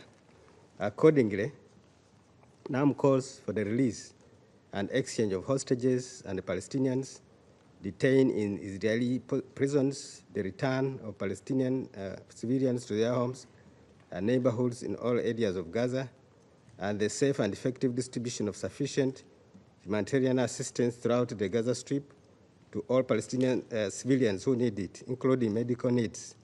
NAM members also condemn the ongoing forced starvation and repeated forced displacement of the civilian population throughout Gaza, and demands a halt to all such illegal and inhuman actions, and calls for protection of the Palestinian people in accordance with international humanitarian law. NAM expresses its strong support for the Arab Islamic plan for early recovery, reconstruction, and development of Gaza, which was presented by the Arab Republic of Egypt in full coordination with the State of Palestine and endorsed by both Arab League and Organization of Islamic Cooperation. NAM urges member states, international organizations, and donors to provide the necessary political and financial support to the plan, and also commends Egypt's efforts to convene an international conference for this objective. The non-aligned movement condemns the daily Israeli violations of the cessation of hostilities announcement since its entry into force in November 27, 2024, by committing thousands of aerial and territorial violations against Lebanon and launching raids claiming the lives and wounding hundreds of victims. NAM condemns the continued Israeli occupation of 5 border positions in southern Lebanon, in addition to the establishment of 2 buffer zones within the Lebanese territory, which prevents the full deployment of the Lebanese army south of the Litani River and restricts the freedom of movement of UNIFIL peacekeepers and deny their access to some of their border positions, which constitutes a flagrant violation of Lebanon's sovereignty and of Resolution 1701, 2016, and a blatant breach of the cessation of hostilities announcement. NAM calls on the Security Council to assume its responsibilities and to force Israel to withdraw from all Lebanese occupied territories immediately, fully, and unconditionally. Furthermore, NAM commends the progressing deployment of the Lebanese armed forces in the southern Litani region and the significant progress achieved in confining weapons and expanding state authority in this region and across Lebanon. NAM calls on the friendly nations to provide the necessary support to enhance the capabilities of Lebanese security forces and to assist in the reconstruction efforts. NAM reaffirms its full support for Lebanon's security, stability, and sovereignty. NAM stresses that establishing peace in the Middle East requires Israel's withdrawal from all occupied Arab territories, including occupied Syrian Arab Golan, and implementing relevant United Nations resolutions, most notably Security Council Resolution 242 of 1967 and 338, 1973, and 497, 1981, which reaffirm that the acquisition of territory by force is inadmissible in accordance with the Charter of the United Nations and the principles of international law, and that the Israeli decision to impose its laws, jurisdiction, and administration in the occupied Syrian Golan is null and void and without international legal effect. NAM condemns the Israeli incursions that took place in the Syrian territories since 8 December 2024 in a flagrant violation of international law, UN Charter and 1974 disengagement agreement, and calls on the Security Council to exert pressure on Israel to fully withdraw from all Syrian territories. NAM condemns the repeated Israeli attacks against the Syrian Arab Republic as they constitute a clear aggression against sovereign state and a flagrant violation of the provisions of international law and the Charter of the United Nations.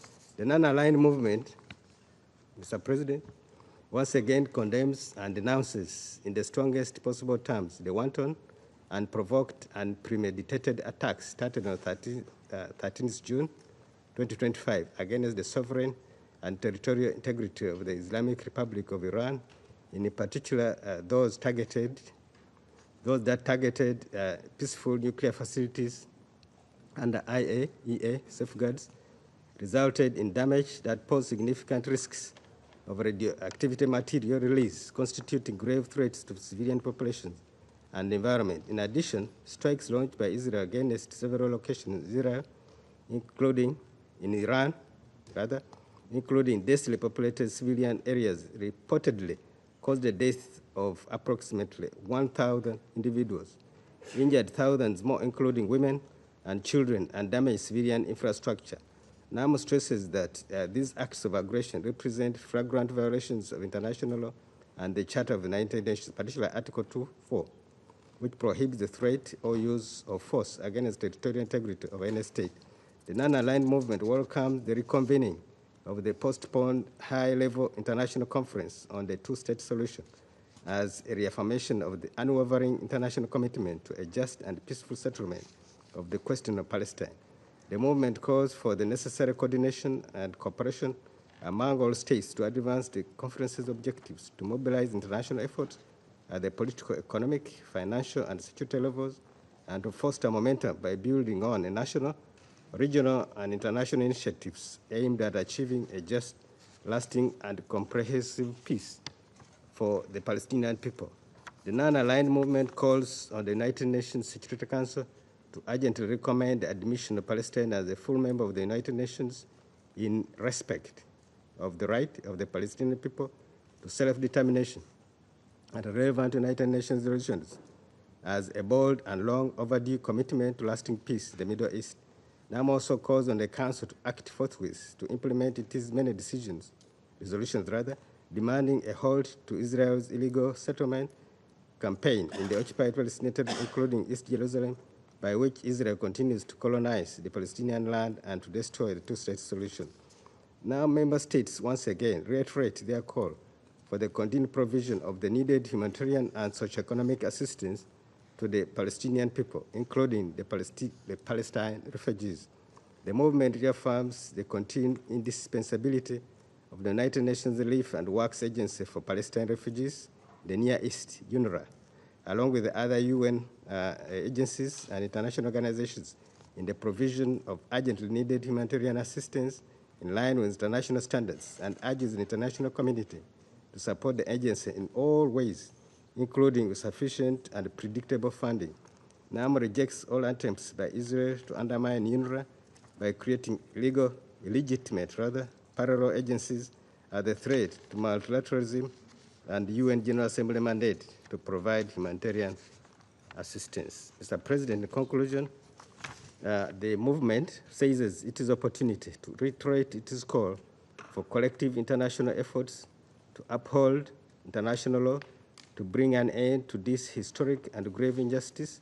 Now member states reaffirm their commitment to promoting a just, lasting, comprehensive, and peaceful solution to the question of Palestine in all its aspects, including for the plight of the Palestinian refugees, and reaffirm their support for the Palestinian people in their struggle to achieve justice and fulfill their inalienable rights and legitimate national aspirations, including self-determination, freedom, and independence in their sovereign and independent state of Palestine, with East Jerusalem as its capital.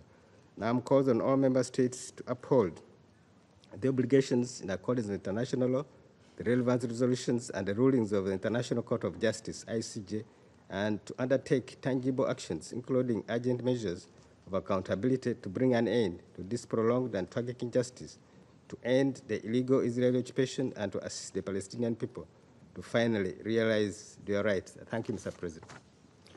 Thank the representative of Uganda for the statement on behalf of the non-aligned movement. And now I'll give the floor to the permanent representative of Turkey. Mr. President, I have the honor to deliver this statement on behalf of the group of member states of the OIC, Organization of Islamic Cooperation, in my capacity as chair of the group. Mr. President, distinguished members of the Council, at the outset, I would like to express our appreciation to the Islamic Republic of Pakistan for convening this open debate and for the comprehensive briefings. It is regrettable that the glimmers of hope which followed the recent negotiations and proximity talks on a permanent ceasefire in Gaza have not produced immediate results, thereby leaving the Palestinian people, especially in Gaza, to face the continuing horrors of this illegal occupation, including the most excruciating pains of starvation and deprivation. With each passing day, more innocent lives are lost as the people of Gaza struggle to survive under unbearable and life-threatening conditions. Records show that the death toll among the civilian population in Gaza, in Palestine, has continued to rise, numbering above 58,000 children, women, and men killed by Israel, the occupying power in Gaza, while more than 142,000 persons have been injured, most of them suffering lifelong disabilities, and more than 1,000 Palestinians killed and over 10,000 injured in the West Bank, including East Jerusalem, by the Israeli occupying forces and settlers. The OIC group reiterates its strong condemnation on the escalation of the crimes, including genocide, forced displacement, starvation, and destruction perpetrated by the Israeli occupation in the Gaza Strip. This includes the recent barbaric massacres, including that perpetrated on June 30th, which resulted in the deaths of more than 85 martyrs and left hundreds wounded. OIC regards these actions as war crimes and crimes against humanity. This is in addition to attacks by the Israeli occupation forces on UNRWA schools and tent encampments sheltering the displaced, medical centers, and on humanitarian and medical personnel and journalists, in which civilians, including children, continue to be ruthlessly targeted, killed, and injured. Furthermore, we echo the OIC General Secretariat's concerns about the escalating Israeli attacks and the organized violence carried out by extremist settlers in the West Bank. This includes storming cities, establishing military checkpoints, targeting refugee camps, attacking civilians, displacing tens of thousands of citizens, and destroying homes and infrastructure. Furthermore, there continue to be incursions into the blessed Al-Aqsa Mosque, where Palestinians are being denied access in clear violation of international law and relevant UN resolutions. In this regard, the OIC calls for the respect of the historic status quo of the holy sites in Jerusalem. Continuation of all these crimes by Israel as the occupying power, as it violently entrenches its illegal occupation and continues to pursue the colonization and annexation of the Palestinian territory, while driving the Palestinian people from their homes and off their lands, compels the OIC to once again call for urgent action by the Security Council to ensure protection of the Palestinian people in accordance with international law and relevant UN resolutions of this Council, especially concerning the protection of civilians in armed conflict. Mr. President, in the midst of this desperate situation, Israeli military attacks on Gaza have continued unabated, while the people of Gaza are barred from returning to their homes. This calculated strategy, aimed at forcibly displacing the indigenous Palestinian civilian population of Gaza, represents an unprovoked violation of fundamental human rights and all norms of international law and international humanitarian law. Worse still, these actions are taking place in spite of the explicit provisions of the Security Council Resolution 2735, which calls, among other issues, for an immediate ceasefire in Gaza and an unhindered flow of humanitarian relief assistance to the besieged Palestinian people in Gaza. In this regard, OIC expresses its unwavering support for the United Nations Relief and Works Agency, UNRWA, which continues to play an irreplaceable role in providing services to Palestinian refugees against all odds. We therefore call on the international community to continue their support to UNRWA, both politically and financially, and to ensure it is able to uphold its General Assembly mandate and operate unhindered in the face of worsening humanitarian situation in the occupied Palestinian territory, including Al-Quds al-Sharif, and continue its support to Palestinian refugees throughout the region and promote regional stability pending the realization of a just and lasting solution to the Palestinian question. In the same vein, the OIC group reaffirms its firm rejection of all illegal measures taken by Israel at undermining the mandate, operations, and continued existence of UNRWA.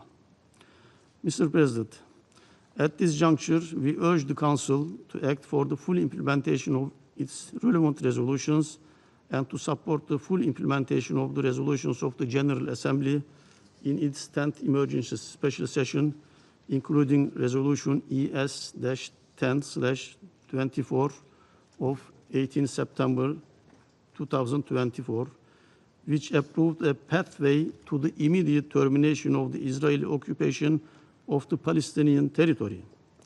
It is our fervent hope that this Council will draw inspiration from the historic advisory opinion of the International Court of Justice of 19 July 2024 by pronouncing on all issues, including the definitive halt to the ongoing carnage in Gaza and elsewhere in the occupied Palestinian territory, and an end to the illegal Israeli occupation in its entirety.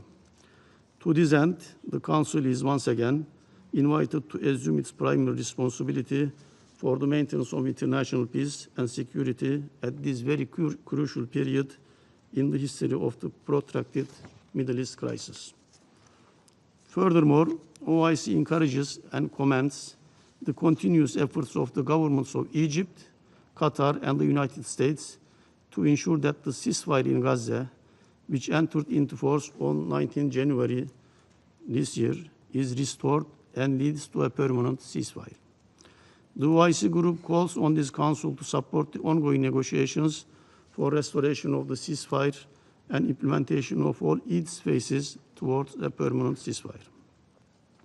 To this end, we reaffirm the importance of the forthcoming convening of the United Nations High-Level Conference on the peaceful settlement of the question of Palestine and the implementation of the two-state solution and relevant UN resolutions under the co-chairmanship of the Kingdom of Saudi Arabia and the Republic of France. We support as well rescheduled resumption of the various working groups established pursuant to the conference and call on UN member states to participate actively in the rescheduled conference on 28 to 30 July next week to ensure full international mobilization in support of the conference's urgent objectives.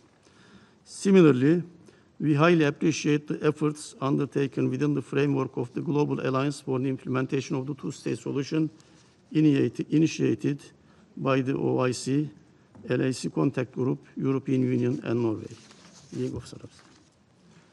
In this regard, OIC Group expresses its support to the Arab Islamic Plan for Early Recovery, Reconstruction, and Development in Gaza.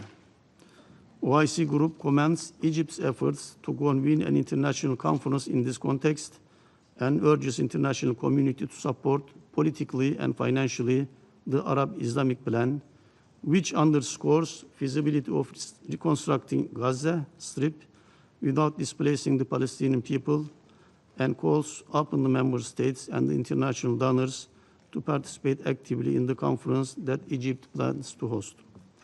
To this end, we call on the international community to act now towards enforcing an immediate, permanent, and comprehensive ceasefire, lift the blockade on Gaza, guarantee the unimpeded delivery of humanitarian aid, and provide meaningful protection to the Palestinian people. In the final analysis, we reaffirm our unwavering commitment to a just and lasting peace that ensures realization of the inalienable right of the Palestinian people to self-determination and the independence and sovereignty of the State of Palestine based on the pre-1967 borders with East Jerusalem as its capital. We stand firmly behind the long-held position of the OIC, grounded in international law and relevant UN resolutions, which supports the Palestinian people's right to self-determination and the right of the Palestinian refugees to return. Mr. President, OIC Group reiterates its full solidarity with the people and government of the Islamic Republic of Iran in the wake of the Israeli attacks, which commenced on 13 June this year. While condemning in strongest terms these Israeli heinous attacks, we reaffirm provision of the United Nations Security Council Resolution 487, dated 1981, which strongly condemned the military attack by Israel on nuclear installations in another country then. In this context, we reaffirm the importance of the establishment of a nuclear weapon-free zone in the Middle East and for Israel to place its nuclear facilities under the comprehensive safeguards regime of IAEA. In the same vein, OIC Group strongly condemns the continued Israeli aggression against sovereignty and territory of the Syrian Arab Republic, which constitutes a flagrant violation of the disengagement agreement signed between Syria and Israel in 1974. We hereby express our support for the legitimate right of the Syrian government to self-defense against the Israeli aggression and stress the need for the international community to assume its role in face of the ongoing Israeli violations on Syrian territory, including enforcement of international accountability mechanisms. OIC Group condemns the daily Israeli violation of the cessation of the hostilities announcement since its entry into force on November 27, 2024, by committing thousands of aerial and territorial violations against Lebanon and launching raids, claiming the lives and wounding hundreds. This group condemns continued Israeli occupation of 5 border positions in southern Lebanon, in addition to the establishment of 2 buffer zones within the Lebanese territory, which prevents full deployment of the Lebanese army south of the Litani River and restricts freedom of movement of UNIFIL peacekeepers and deny their access to some of their border positions, and which constitutes a flagrant violation of Lebanese sovereignty and of Resolution 1701, dated 2006, and a belated breach of the cessation of hostilities announcement. OIC Group calls on the Security Council to assume its responsibilities to force Israel to withdraw from all Lebanese occupied territories immediately, fully and unconditionally. Furthermore, the group commends the progressing deployment of the Lebanese armed forces in the South region and the significant progress achieved in confining weapons and expanding state authority in this region and across Lebanon. OIC group calls on friendly nations to provide the necessary support to enhance capabilities of Lebanese security forces and to assist in reconstruction efforts. The group reaffirms its full support for Lebanese security, stability, and territorial integrity. Mr. President, now I would like to make the following statement in my national capacity in a very compact way. Aligning with the OIC statement, we once again underline that recognition of the legitimate rights of the Palestinian people and establishment of an independent state of Palestine with East Jerusalem as its capital are essential for ensuring lasting peace and stability in the Middle East. In this regard, we welcome the announcement that the high-level international conference for the peaceful settlement of the question of Palestine will be held in New York next week. We commend the leadership of Saudi Arabia and France in advancing this vital initiative. As a roundtable co-chair of the conference, Turkey urges all member states to seize the opportunity to reinvigorate collective efforts toward a just, comprehensive, and lasting peace. To this end, we stress the importance of increasing international recognition of the State of Palestine and ensuring its full membership in the United Nations as critical steps towards implementing the two-state solution. Mr. President, in conclusion, we call on this Council to act with unity, determination, and moral clarity to end suffering in Gaza, to uphold the principles of the United Nations Charter. We reiterate urgent calls for an immediate and sustained ceasefire in Gaza, unhindered humanitarian access in accordance with the international law, and a renewed and urgent commitment to the two-state solution. We trust the upcoming high-level conference will serve as a catalyst for mobilizing the necessary momentum, resources, and political will to achieve these goals. Turkey stands ready to support the Palestinian people and all efforts to achieve a political solution based on the two-state vision and pre-1967 borders with East Jerusalem as the capital of an independent, sovereign, and geographically contiguous state of Palestine.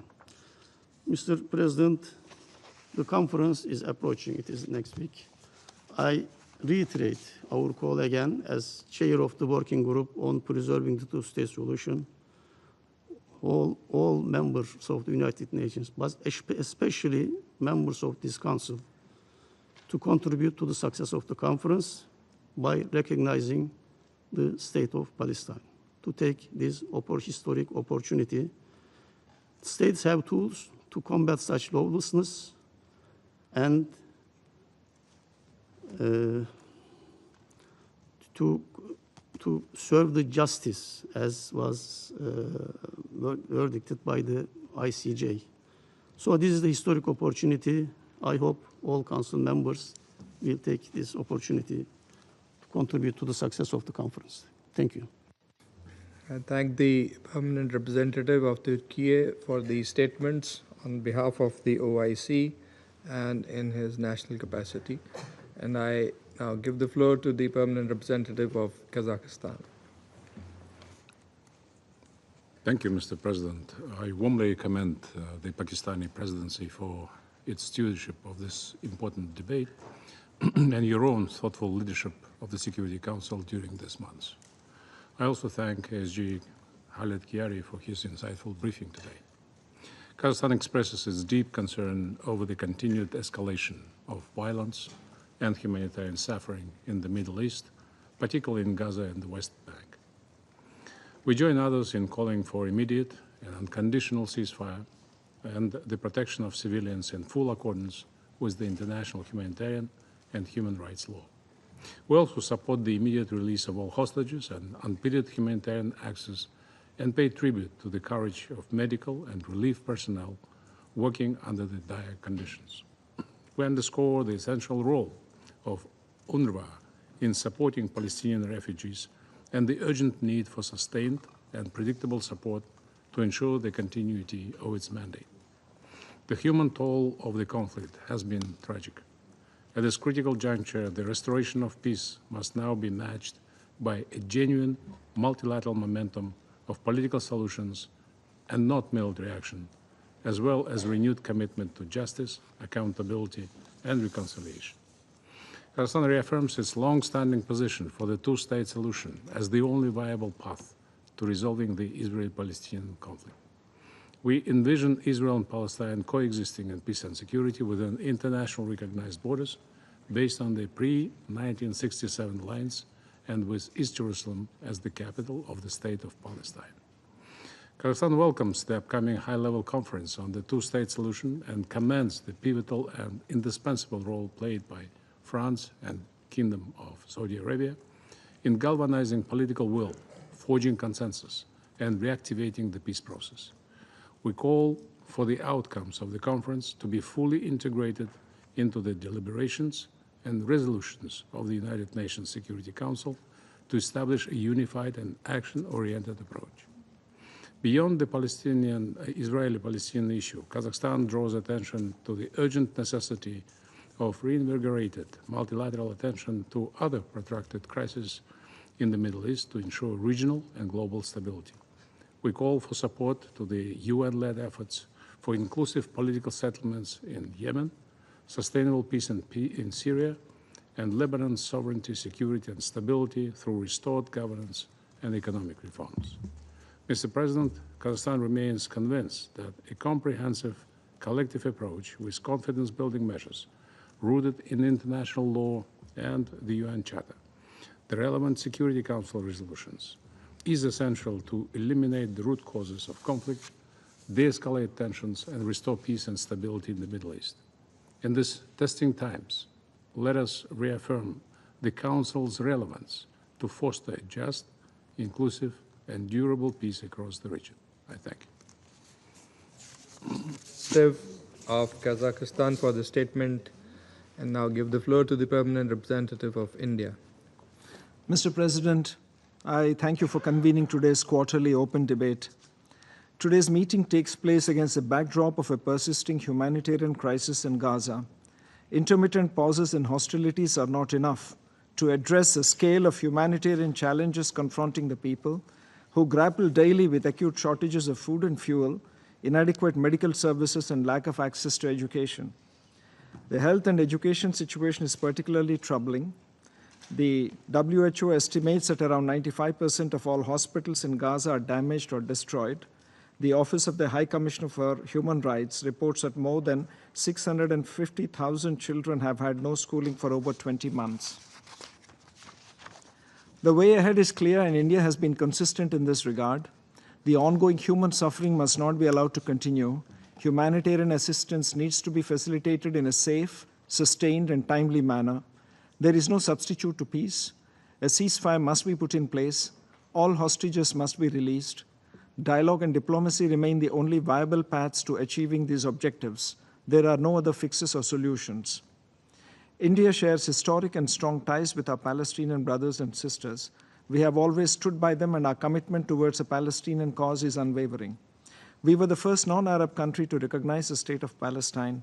We support the Palestinian people in various ways directly and through our support to other organizations such as UNRWA.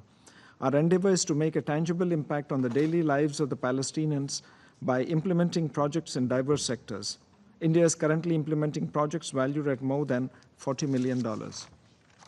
Mr. President, India reiterates that the pathway to enduring peace is rooted in a two-state solution, one that establishes a sovereign, viable, and independent state of Palestine within recognized and mutually agreed borders, living side by side with Israel in peace. India takes note of the high-level international conference on the implementation of a two-state solution scheduled next week. While engaging in a forward-leaning and constructive manner, it's our hope that this conference would pave the way for concrete steps towards achieving a two-state solution. Mr. President, in conclusion, India underscores its readiness to contribute to efforts that are aimed at shaping a political horizon that restores hope for the Palestinians and achieving sustained peace in the Middle East. I thank you, Mr. President. Thank the Permanent Representative of India for the statement, and now give the floor to the Permanent Representative of Morocco. شكرا سيدي الرئيس. Thank you, Mr. President. I'd like to begin by congratulating you for the organization of this meeting under the presidency of the Vice Minister and Minister of Foreign Affairs of the Islamic Republic of Pakistan, Mr. Ishaq Dar. I'd like to thank the Assistant Secretary General for the Middle East and Asia Pacific for his precious briefing. President, Gaza has for 2 years been experiencing unprecedented humanitarian suffering, which is increasingly somber day by day. A terrifying number of victims have died, in the majority of whom are women and children, in addition to the large-scale destruction and the obstruction of entry of food, water, medication, and humanitarian aid in flagrant violation of international humanitarian law and international law.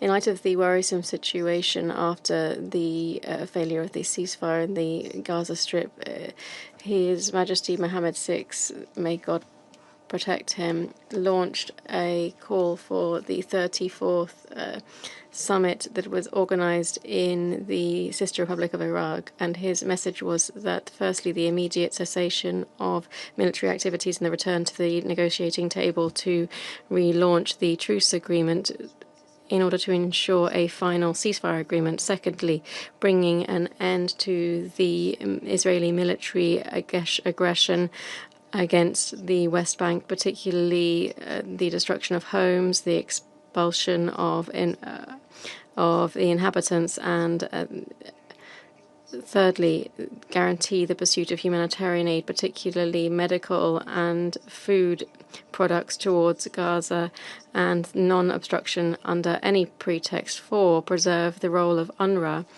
and provide it with the necessary support to be able to carry out its mandate as entrusted by the international community for the benefit of civilians. 5, implement a comprehensive roadmap to launch a reconstruction plan adopted by the last extraordinary Arab summit in Cairo, prevent the expulsion of inhabitants under the administration of the Palestinian Authority under Arab and international control, end quote.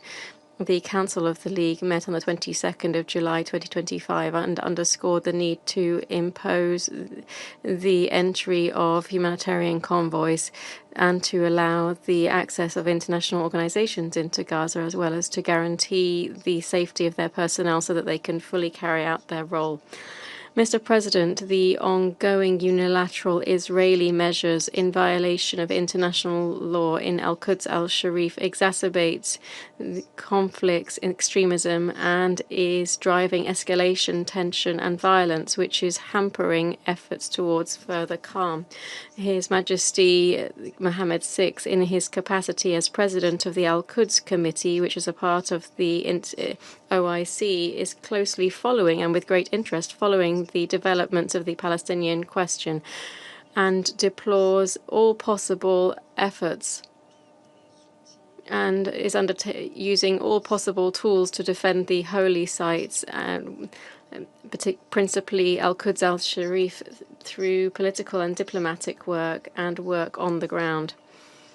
This is being undertaken by the Beit Mal Al-Quds Agency, the section of the Al-Quds Committee that operates on the ground through specific plans and projects to protect the civilizational and holy spirit of the holy city and to improve the living conditions of the inhabitants, to support their resilience and ensure that they can continue to reside in Al-Quds.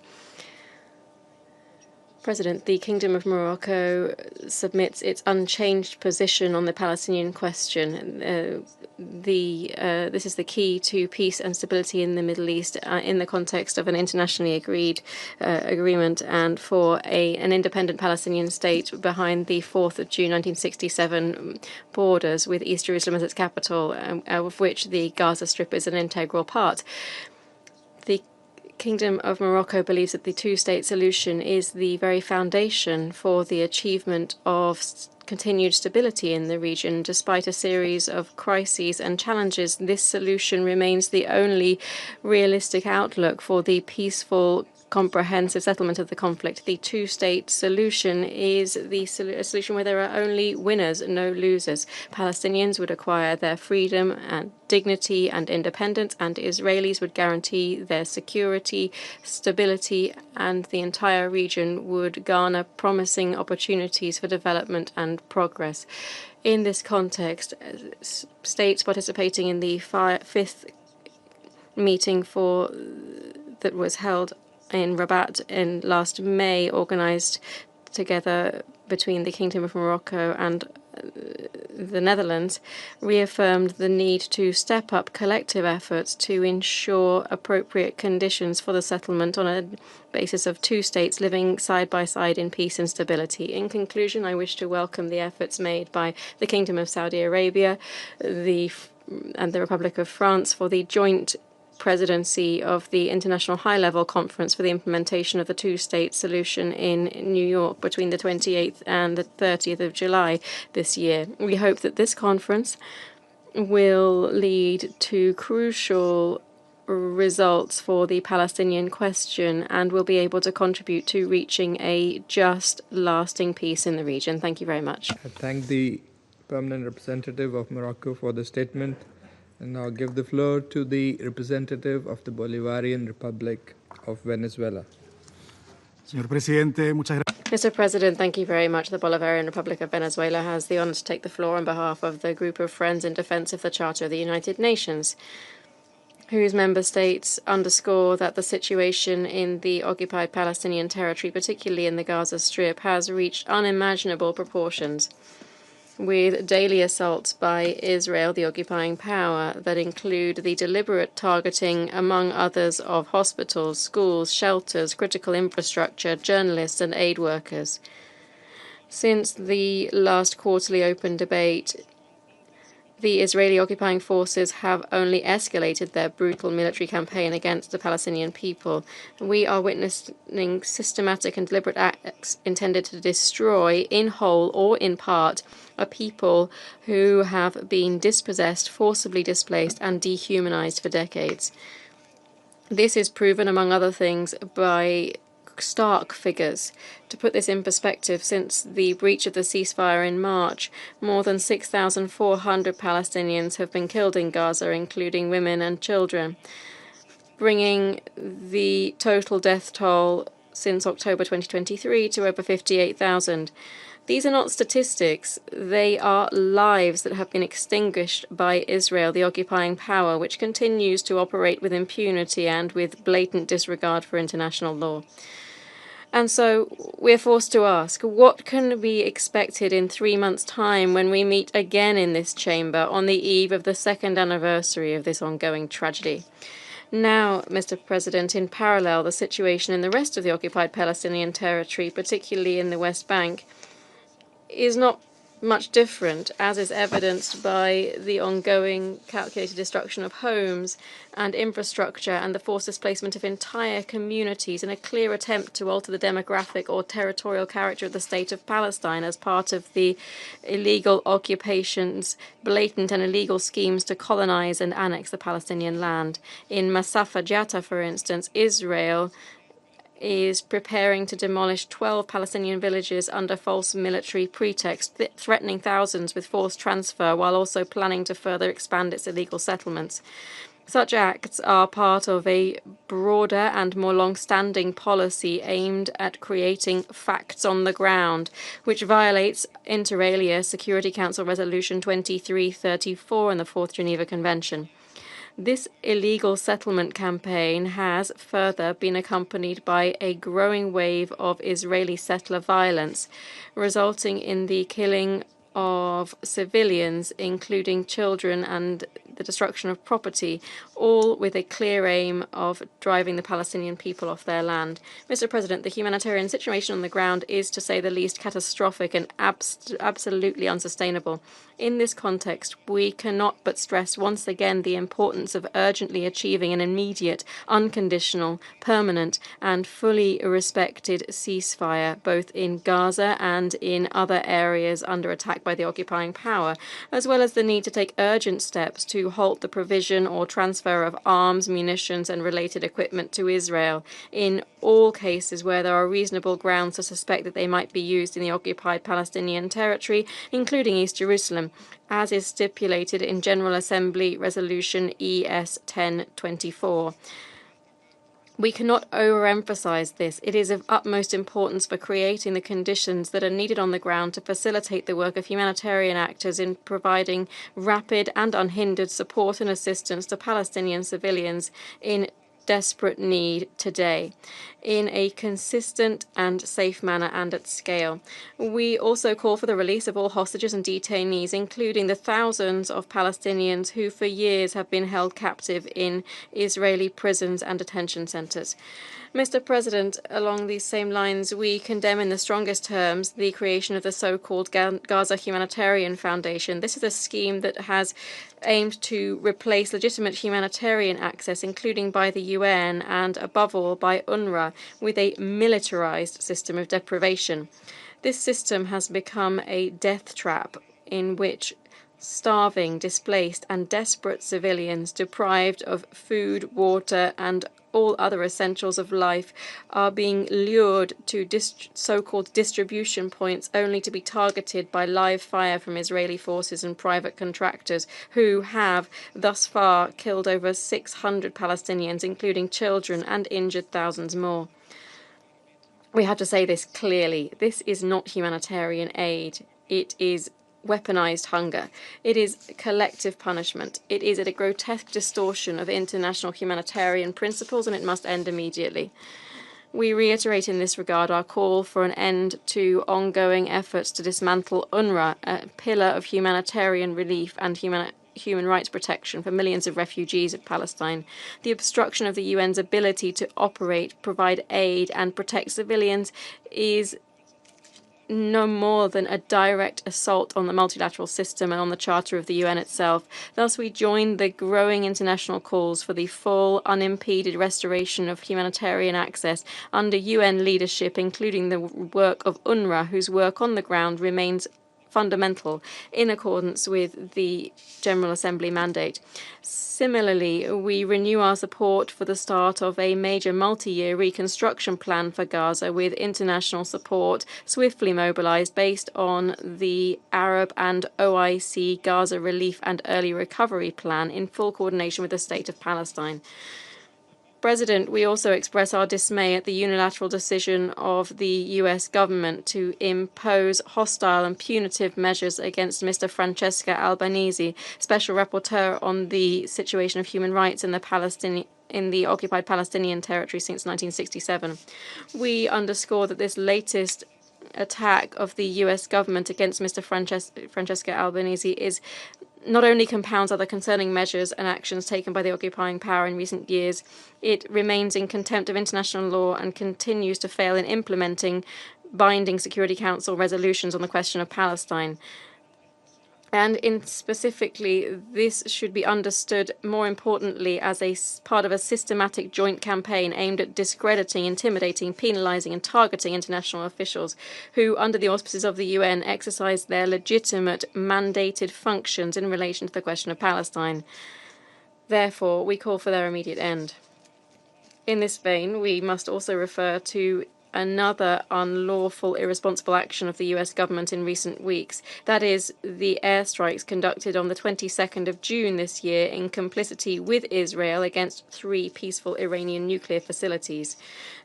This was, as we all know, preceded by a series of unprovoked and premeditated heinous attacks by Israel against the Islamic Republic of Iran since the 13th of June 2025.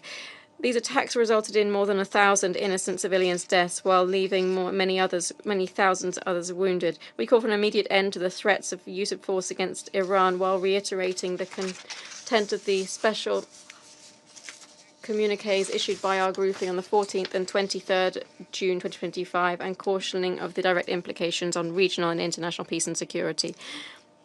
Mr. President, all of this makes us emphasize once again the importance of redoubling international efforts to effectively and immediately advance towards a much-needed process of accountability for all war crimes committed by Israel against the peoples of Palestine, Lebanon, Iran, and other nationalities, in which it is hoped that relevant mechanisms of international justice will play a responsible role so as to bring an end to the prevailing cycle of impunity, which has only served to embolden the occupying power to perpetuate over time their criminal policies and practices against the people of the region, most gravely against the Palestinian people for over 77 years since the onset of the Nakba.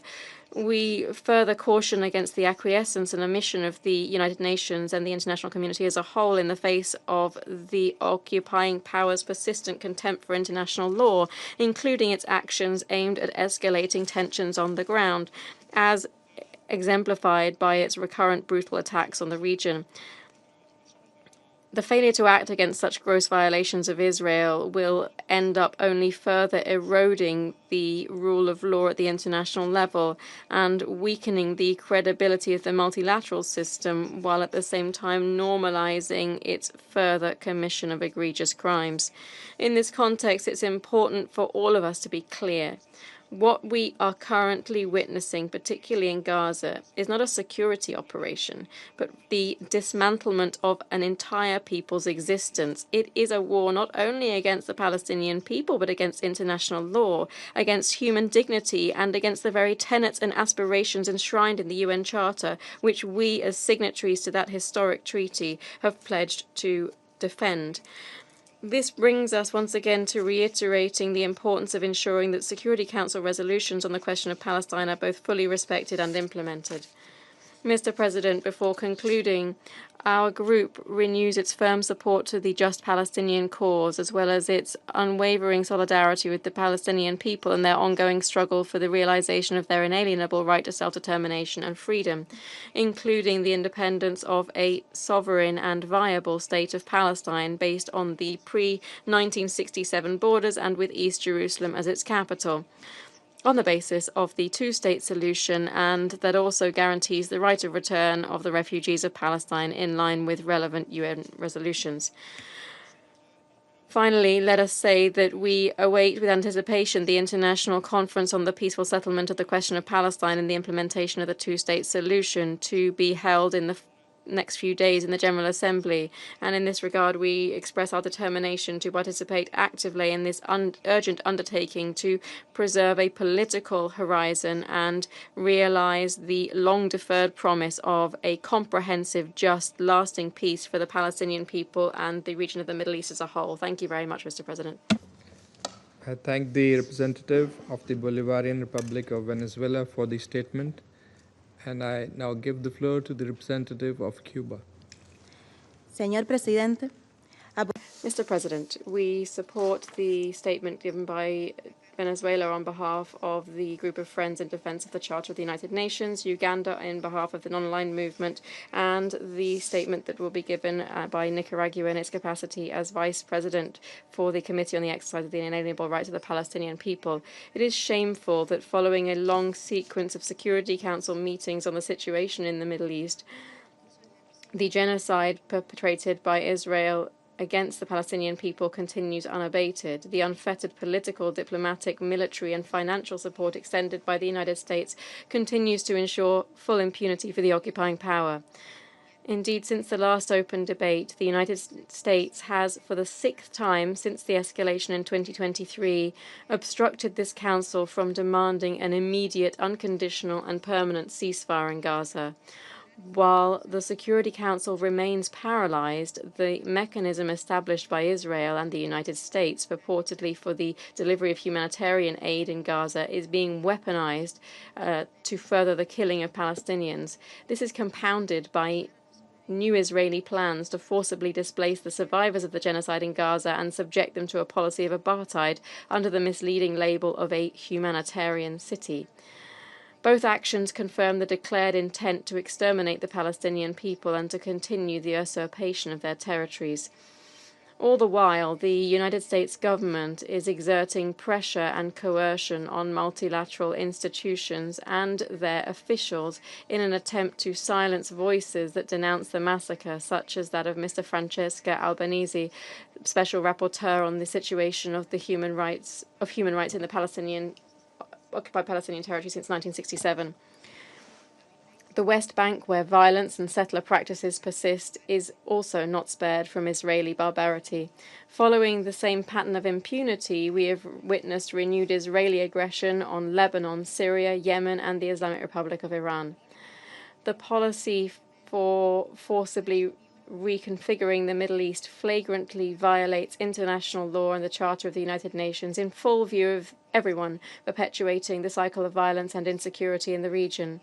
Peace in the Middle East cannot be achieved without a broad-based, just and lasting solution to the Palestinian question. It is imperative to bring an end to the Israeli occupation of Palestinian and all other occupied Arab territories and to realize the right of the Palestinian people to an independent and sovereign state within the pre-1967 borders, with East Jerusalem as its capital, and which guarantees the right of return for Palestinian refugees. There is no justification for further delaying the admission of Palestine as a fully fledged UN member state.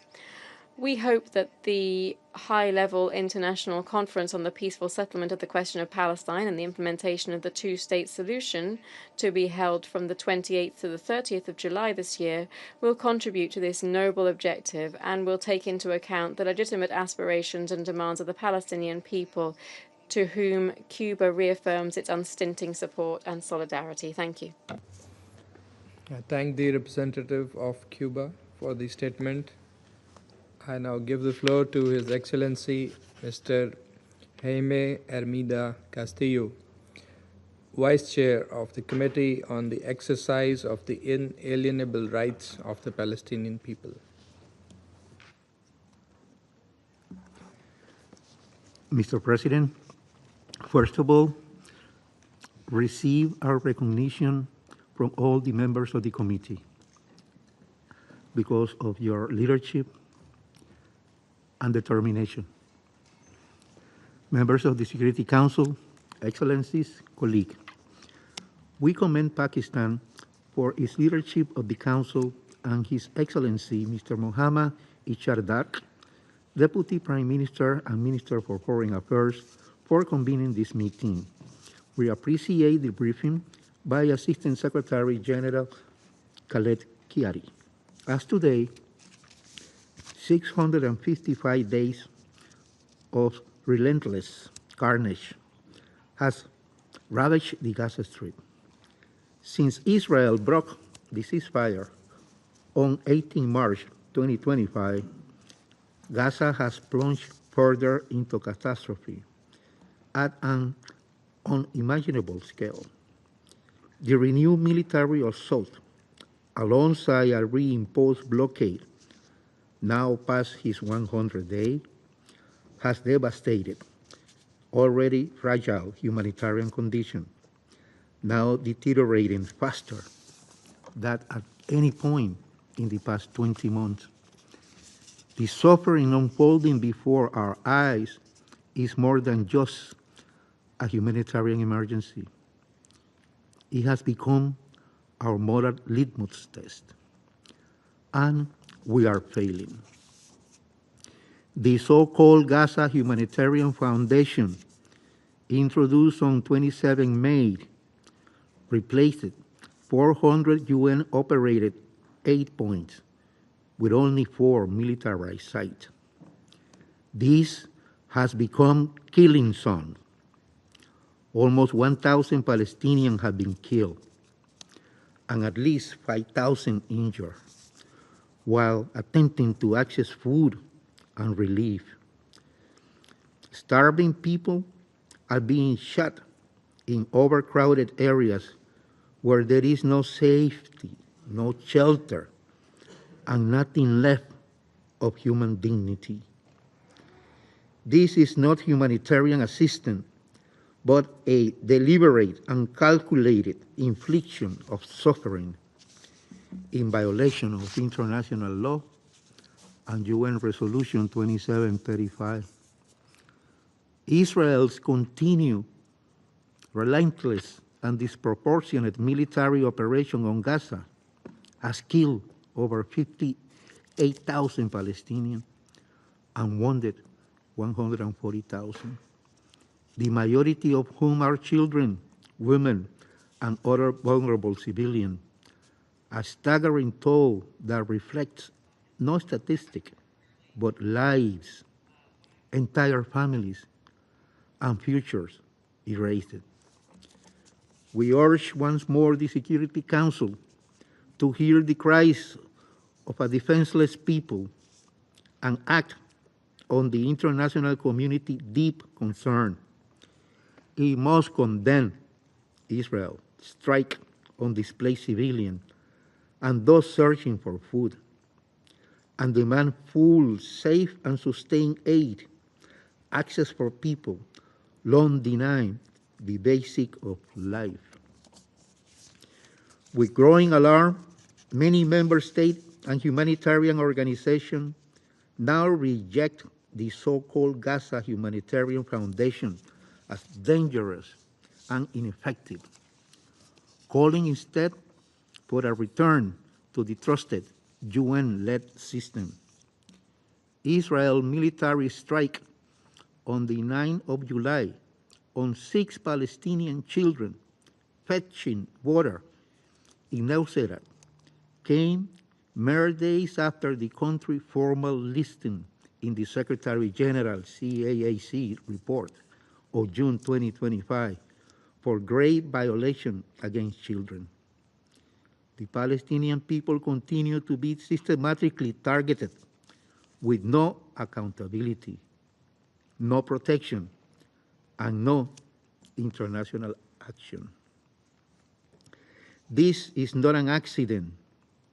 It is impunity, unmasked, and must be stopped. Meanwhile, in the occupied West Bank, Israeli military raids, settled violence, and systematic demolition have displaced entire communities, especially in refugee camps and in the Jordan Valley. As of the 9th of July, 958 Palestinians have been killed. These are not isolated incidents, but a systematic campaign to force Palestinians off their land and entrench this illegal occupation and its annexation schemes. We also condemn Israel's plans to forcibly transfer hundreds of thousands of Palestinians in Gaza into so-called humanitarian cities under its control, de facto mass concentration camps, as warned by the UNRWA Commission General and others, including a former Israeli leader. This latest forced displacement towards Rafah denied Palestinians their rights, dignity, and any future in their homeland. These are no security measures, but a demographic engineering strategy that we categorically condemn. The Security Council cannot continue to be silent and complicit in such large-scale forced displacement. Israeli action must be stopped and reversed immediately. The committee welcomed the June 25 report on the UN Special Rapporteur on the situation of the human rights in the Palestinian territory, which documents corporate and institutional complicity in sustaining this illegal occupation. However, 1 year after the July 2024 International Court of Justice advisory opinion ruling deeming Israel occupation unlawful, the Security Council inaction remained a great moral failure, enabling Israel impunity as death's sword. The humanitarian crisis worsened, and Gaza near total ruin. Furthermore, the committee expressed his deep concern regarding the recent decision by the government of the United States of America to impose punitive measures against the Special Rapporteur of the United Nations on the situation of human rights in the Palestinian territory occupied since 1967, Mr. Francesca Albanese.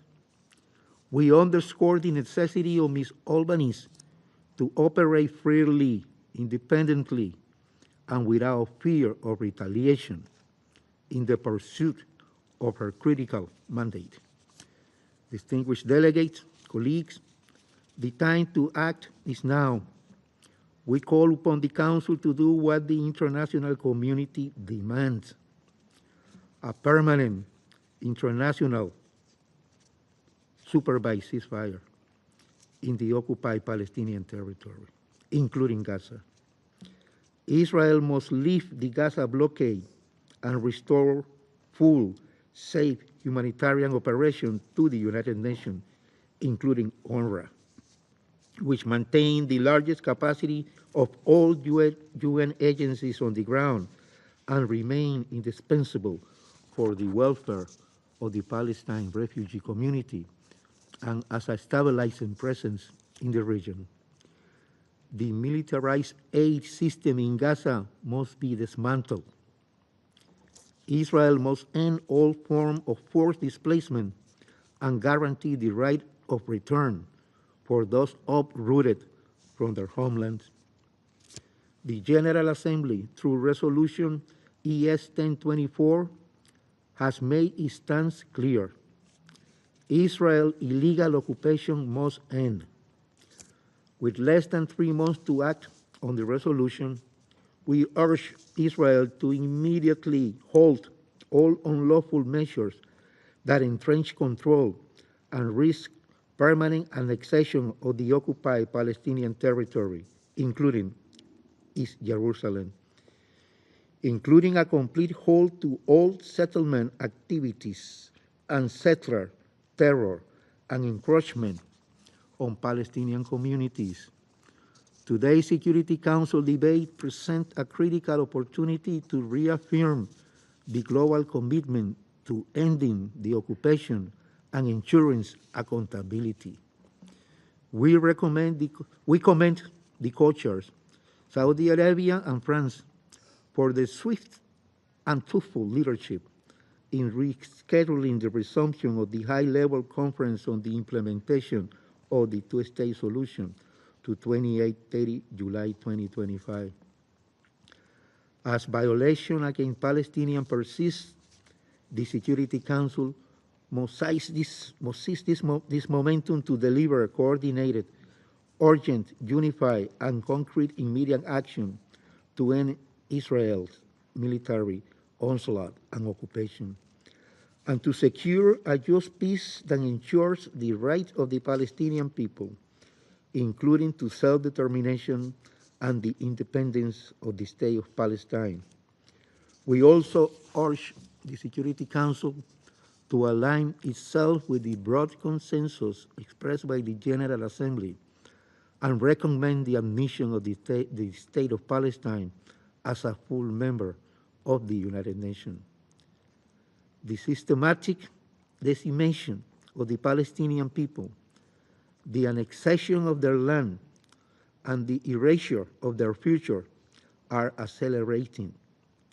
The international community must act decisively and without delay. We must respond with meaningful, coordinated action. The Palestinian people's right to self-determination and the independence of the State of Palestine, with East Jerusalem as its capital, must be realized in line with international law and relevant UN resolution without any further delay. I thank you on behalf of the committee.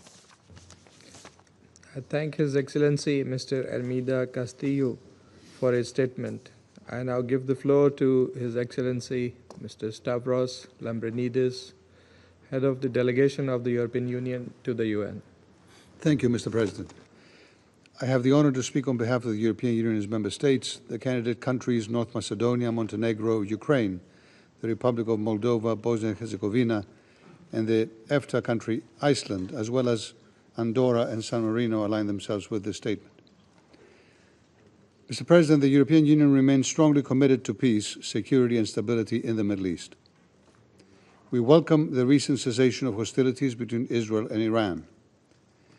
The EU has always been clear that Iran must never be allowed to acquire a nuclear weapon, and we urge Iran to comply with the legally binding nuclear safeguard obligations under the Non-Proliferation Treaty. In this context, we express our full support to the IAEA and Director General Grossi. The European Union will continue to contribute to all diplomatic efforts aimed at de-escalating tensions and reaching a lasting solution to the Iranian nuclear issue, which can only be achieved through negotiations. The EU calls for an immediate ceasefire in Gaza and the unconditional release of all hostages, leading to a permanent end to hostilities. The EU continues to fully support the mediators, the United States, Egypt and Qatar. It deplores the dire humanitarian situation in Gaza, the unacceptable number of civilian casualties, and the levels of starvation. The EU calls on Israel to fully lift its blockade on Gaza, to allow immediate, unimpeded access and sustained distribution of humanitarian assistance at scale into and throughout Gaza, and to enable the UN and its agencies and humanitarian organizations to work independently and impartially to save lives and reduce suffering. Israel must fully comply with its obligations under international law, including international humanitarian law. The EU deplores the refusal of Hamas to hand over the remaining hostages. We stress the essential role of the UN and its agencies, notably UNRWA, which provides crucial support to the civilian population both in Gaza and the wider region. Mr. President, given the catastrophic humanitarian situation in the ground in Gaza, EU High Representative Kaja Kallas entered into a dialogue with Israeli authorities on the humanitarian situation. Following this dialogue between the EU and Israel, steps have been agreed by Israel to improve the humanitarian situation in the Gaza Strip. The European Union expects the immediate and full implementation of these steps. The EU strongly condemns the further escalation in the West Bank, including East Jerusalem, following increased settler violence, the expansion of illegal settlements, Israel's military operation, and increased terrorist attacks against Israel. The EU will continue to work on further restrictive measures against extremist settlers and against entities and organizations that support them, as well as against Hamas. The European Council reaffirmed the EU's commitment to a lasting and sustainable peace based on the two-state solution, and we are ready to contribute to all efforts towards the solution and call on all parties to refrain from actions that undermine this viability. The EU will continue supporting the Palestinian Authority and its reform agenda. In this context, we look forward to the high-level international conference for the peaceful settlement of the question of Palestine and the implementation of the two-state solution, co-chaired by France and Saudi Arabia. With regard to Syria, the EU is committed to supporting a peaceful, inclusive, Syrian-led and Syrian-owned transition to help build a better future for all Syrians, and it will continue engaging with the transitional government and working closely with regional and international partners to that aim. The EU welcomes the commitment by the transitional government to build a new Syria based on national reconciliation, rule of law, and separation of powers, and the initial steps taken in this regard. Human rights and fundamental freedoms must be respected, protected, and fulfilled for everyone in Syria. The EU strongly condemns the violent clashes in Swaida over the past few weeks. The transitional government, together with local authorities, bear the responsibility to protect all Syrians without distinction and to take all necessary steps towards disarmament, demobilization, and reintegration of all armed groups into unified national security forces. A comprehensive and inclusive transitional justice process, Syrian-led and Syrian-owned, is a necessity for reconciliation and lasting peace. The EU calls for a swift, transparent, credible, and impartial investigation of the recent attacks on civilians in Syria's coastal region, Damascus area, and Shuaida, as well as for a transparent and victim-centered follow-up process.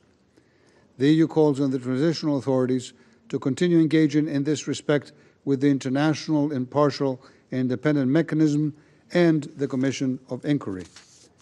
The EU also expresses its full support to the important work of the Independent Institution on Missing Persons in the Syrian Arab Republic. And we condemn any unilateral foreign military action and presence, as well as attempts to undermine Syria's stability and prospects for a peaceful transition, including through foreign information manipulation and interference. The EU in particular expresses deep concern at recent strikes in Damascus and in southern Syria, which jeopardize the lives of civilians and risk further fueling sectarianism and undermining Syria's transition. The European Union also calls on the transitional government to pursue the fight against international terrorism, in particular Daesh and al-Qaeda affiliates. The EU condemns the terrorist attack at the Mar Elias Church in Damascus and calls on the traditional government to ensure that those responsible are held into account. The EU calls on the traditional authorities to continue cooperating with the Organization for the Prohibition of Chemical Weapons to eliminate Syria's chemical weapons program for good. The EU will continue to play a leading role in the humanitarian funding and is committed to supporting Syria on its path towards stabilization and reconstruction. The EU lifted, I remind, all its remaining economic sanctions on Syria, with the aim to support Syria's inclusive political transition as well as its swift economic recovery, reconstruction and stabilization, while maintaining sanctions related to the Assad regime, sanctions based on security grounds, and introducing additional sanctions against human rights violators and those fueling instability in Syria. Mr. President, on Lebanon, the EU reiterates its support for the Lebanese people and welcomes the efforts of the new authorities to stabilize the economic and security situation. We continue to call on all parties to implement the terms of the 27 November 24 ceasefire agreement and for the implementation of UN Security Council Resolution 1701. We support the Lebanese state's sovereignty and territorial integrity. We recall the fundamental stabilization role of UNIFIL, to which EU member states significantly contribute, and commend UNIFIL's effective cooperation with the Lebanese armed forces. The EU will continue supporting the Lebanese armed forces to this effect, and we call for the renewal of UNIFIL's mandate. Thank you, Mr. President. The full statement is available online. I thank His Excellency Mr. Lambrinidis for his statement, and now I give the floor to the Permanent Representative of Kyrgyzstan. Mr. President, Excellencies, distinguished delegates, I also join other speakers to thank Pakistan for convening this important open debate on the situation in the Middle East. Let me also thank all high-level participants for their engagement, concern, and meaningful contributions to addressing one of the most pressing issues on the global agenda.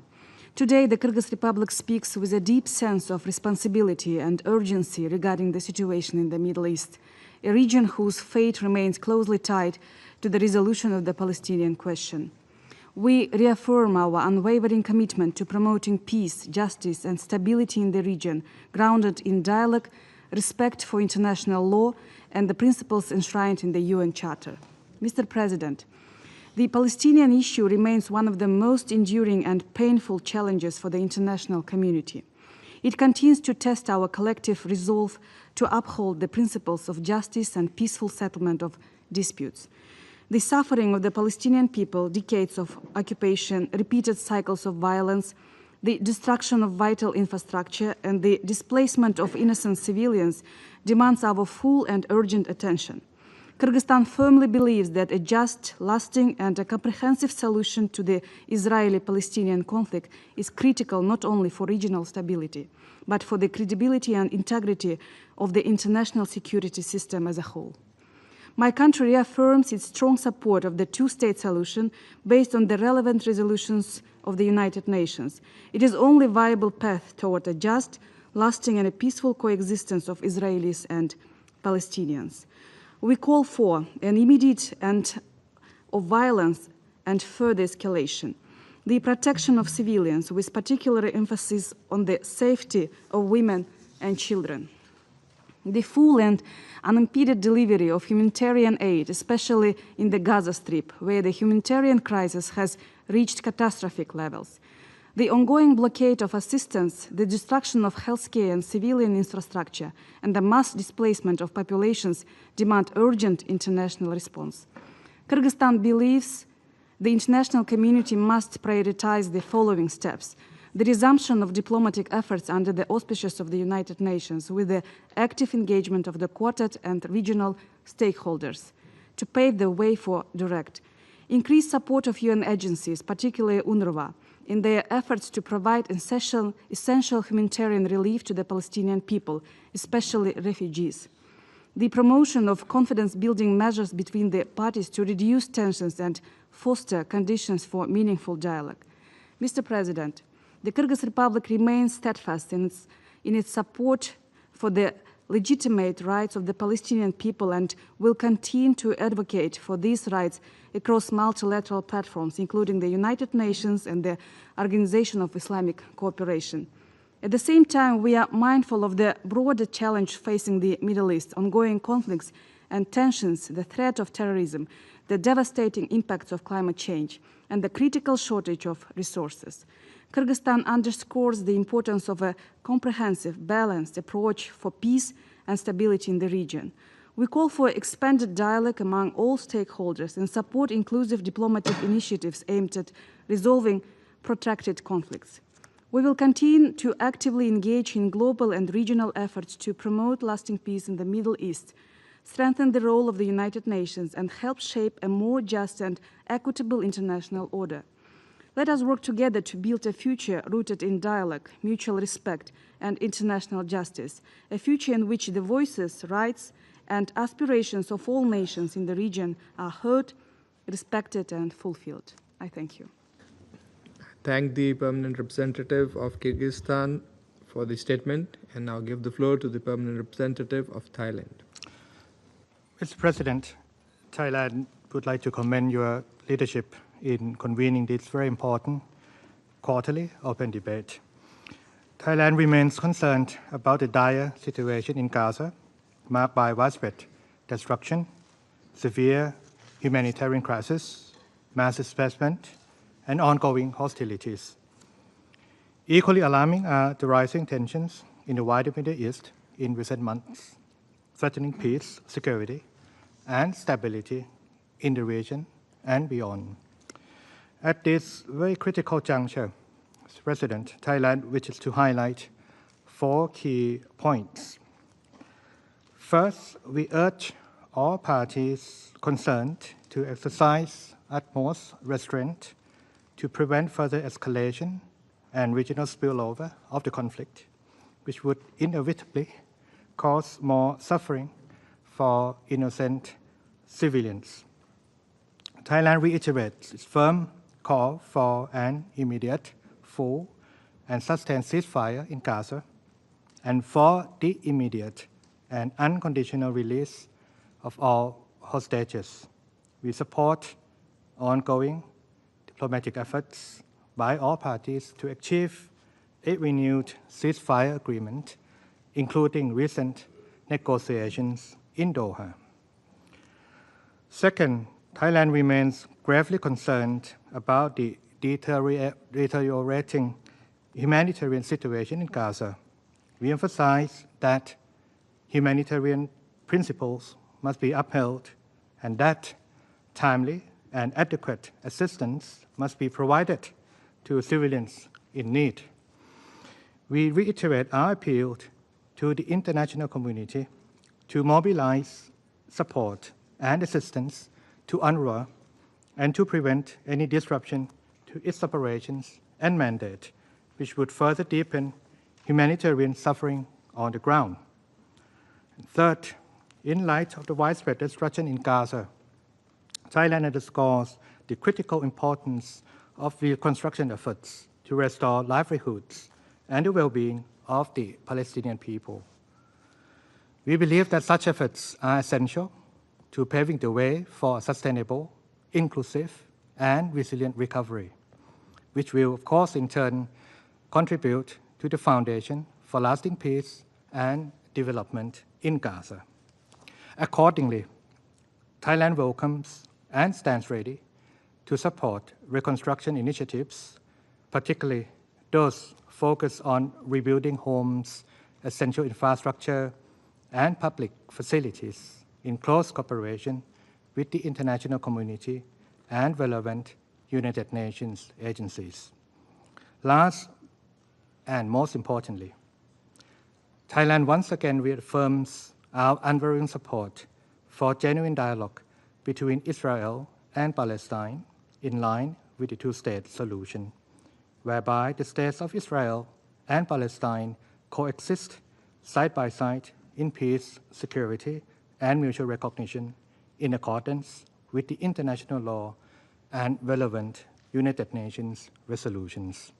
In this regard, Thailand is committed to engaging constructively and actively in the forthcoming high-level international conference on the two-state solution. This reflects our collective determination to support diplomatic efforts towards the goal of ending suffering and bringing sustainable and lasting peace and security to the Middle East. Mr. President, let us not lose sight of our collective responsibilities to secure peace for future generations. Thailand stands ready to work alongside all partners to help transform aspirations for peace in the Middle East into reality. I thank you very much. I thank the Permanent Representative of Thailand for the statement and now give the floor to the Permanent Representative of Mexico. Señor Presidente. Mr. President, Mexico is participating in this Security Council debate on the Middle East with profound concern regarding the increasing fragility in the region. The recent escalations of violence and the latent risk of a regional confrontation of unpredictable proportions not only compromises the stability of the Middle East, but also threaten international peace and security. Against this backdrop, it is imperative to revitalize multilateral platforms that address the root causes of conflicts in the region. In this context, Mexico welcomes the resumption of the high-level conference on the two-state solution. The Israeli-Palestinian conflict remains perhaps one of the most long-standing within the multilateral system and holds particular significance for us due to the historical involvement of the UN. We cannot allow other crises to divert attention from the extremely serious humanitarian situation in Gaza and the West Bank.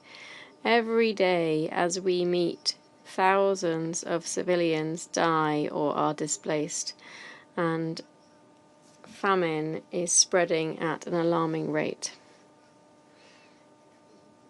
We have observed that the Gaza Humanitarian Foundation mechanism established by Israel for the distribution of food in the Strip is both dangerous and ineffective.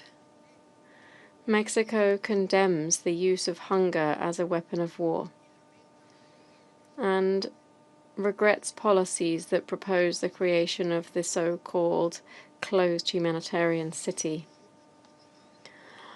A two-state solution for Palestine involves the reconstruction of Gaza. Economic indicators reflect a critical situation. In 2024, food prices in Gaza rose by more than 200%, and the Palestinian gross domestic product declined by 28%. Furthermore, a sustainable solution requires security guarantees both for Israel and for a future Palestinian state. in accordance with relevant United Nations resolutions. In this regard, the establishment of a lasting ceasefire is an imperative to advance in any peace effort. On another note, attacks on nuclear facilities anywhere in the world represent a grave danger to civilian populations and to the environment, since radiological risks do not heed borders.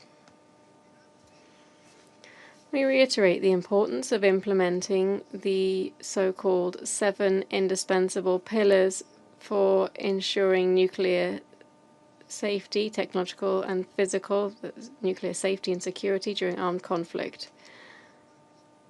On the recent attacks perpetrated against Damascus, we issue a firm call for restraint.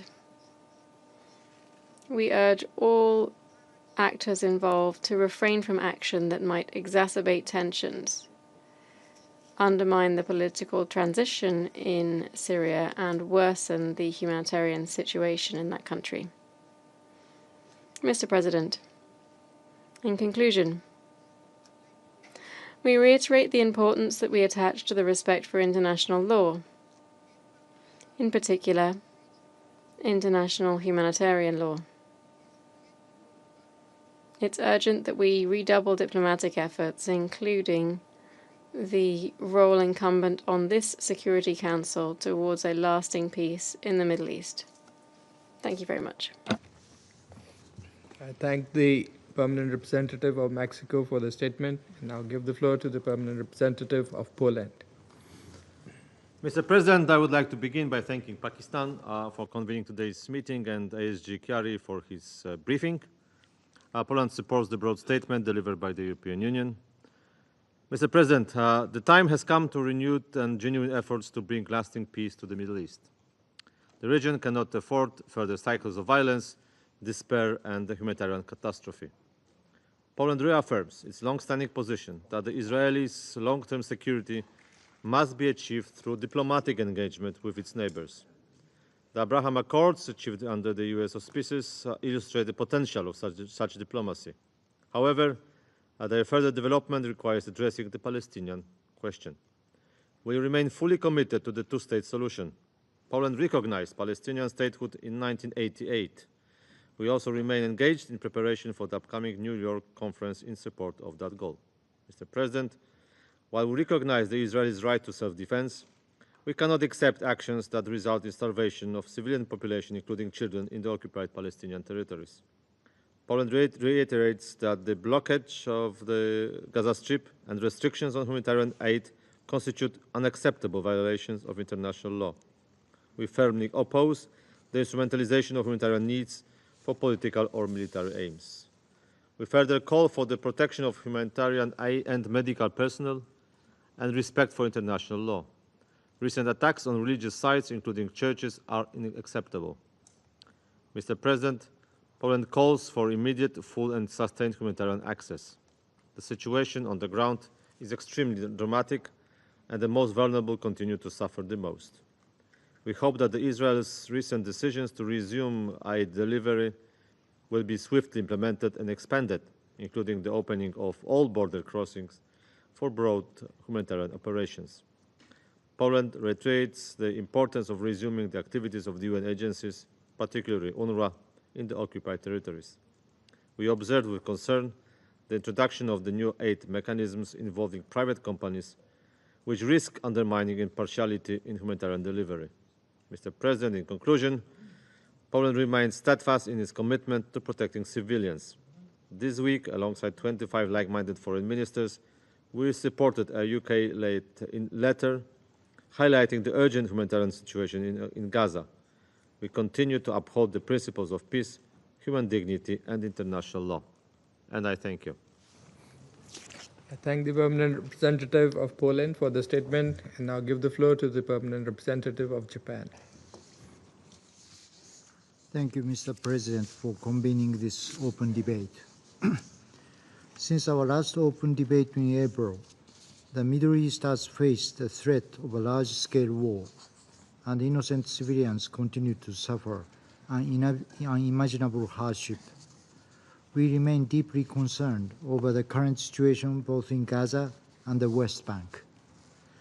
The repeated acts of violence, the appalling humanitarian crisis, the settlement expansion, and the plight of the Palestinian people and that of the hostages cannot be tolerated anymore. This sense of urgency is the core of the joint statement issued by 29 partners, including my own country. Once again, all parties concerned must achieve an immediate ceasefire in Gaza and unconditional release of all remaining hostages. We commend the tireless mediation efforts of the United States, Egypt, and Qatar. A ceasefire is an essential cornerstone through which humanitarian aid can reach the vulnerable people of Gaza and lay the foundation for reconstruction and a renewed commitment to a two-state solution.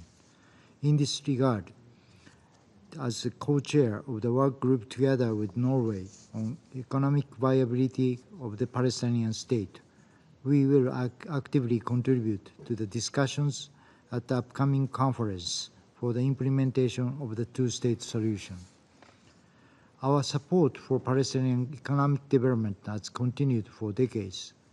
This month, together with Malaysia and Palestine, Japan held the fourth ministerial meeting of the Conference on Cooperation among East Asia Countries for Palestinian Development, CPAD, a regional cooperation initiative launched by Japan in 2013.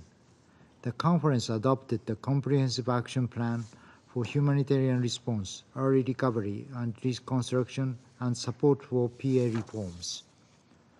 Mr. President, the situation in Iran saw dramatic developments in June and remains volatile. We reiterate our support for the ceasefire between Israel and Iran and strongly urged all parties to avoid any destabilizing actions. Iran's development of nuclear weapons must not be allowed.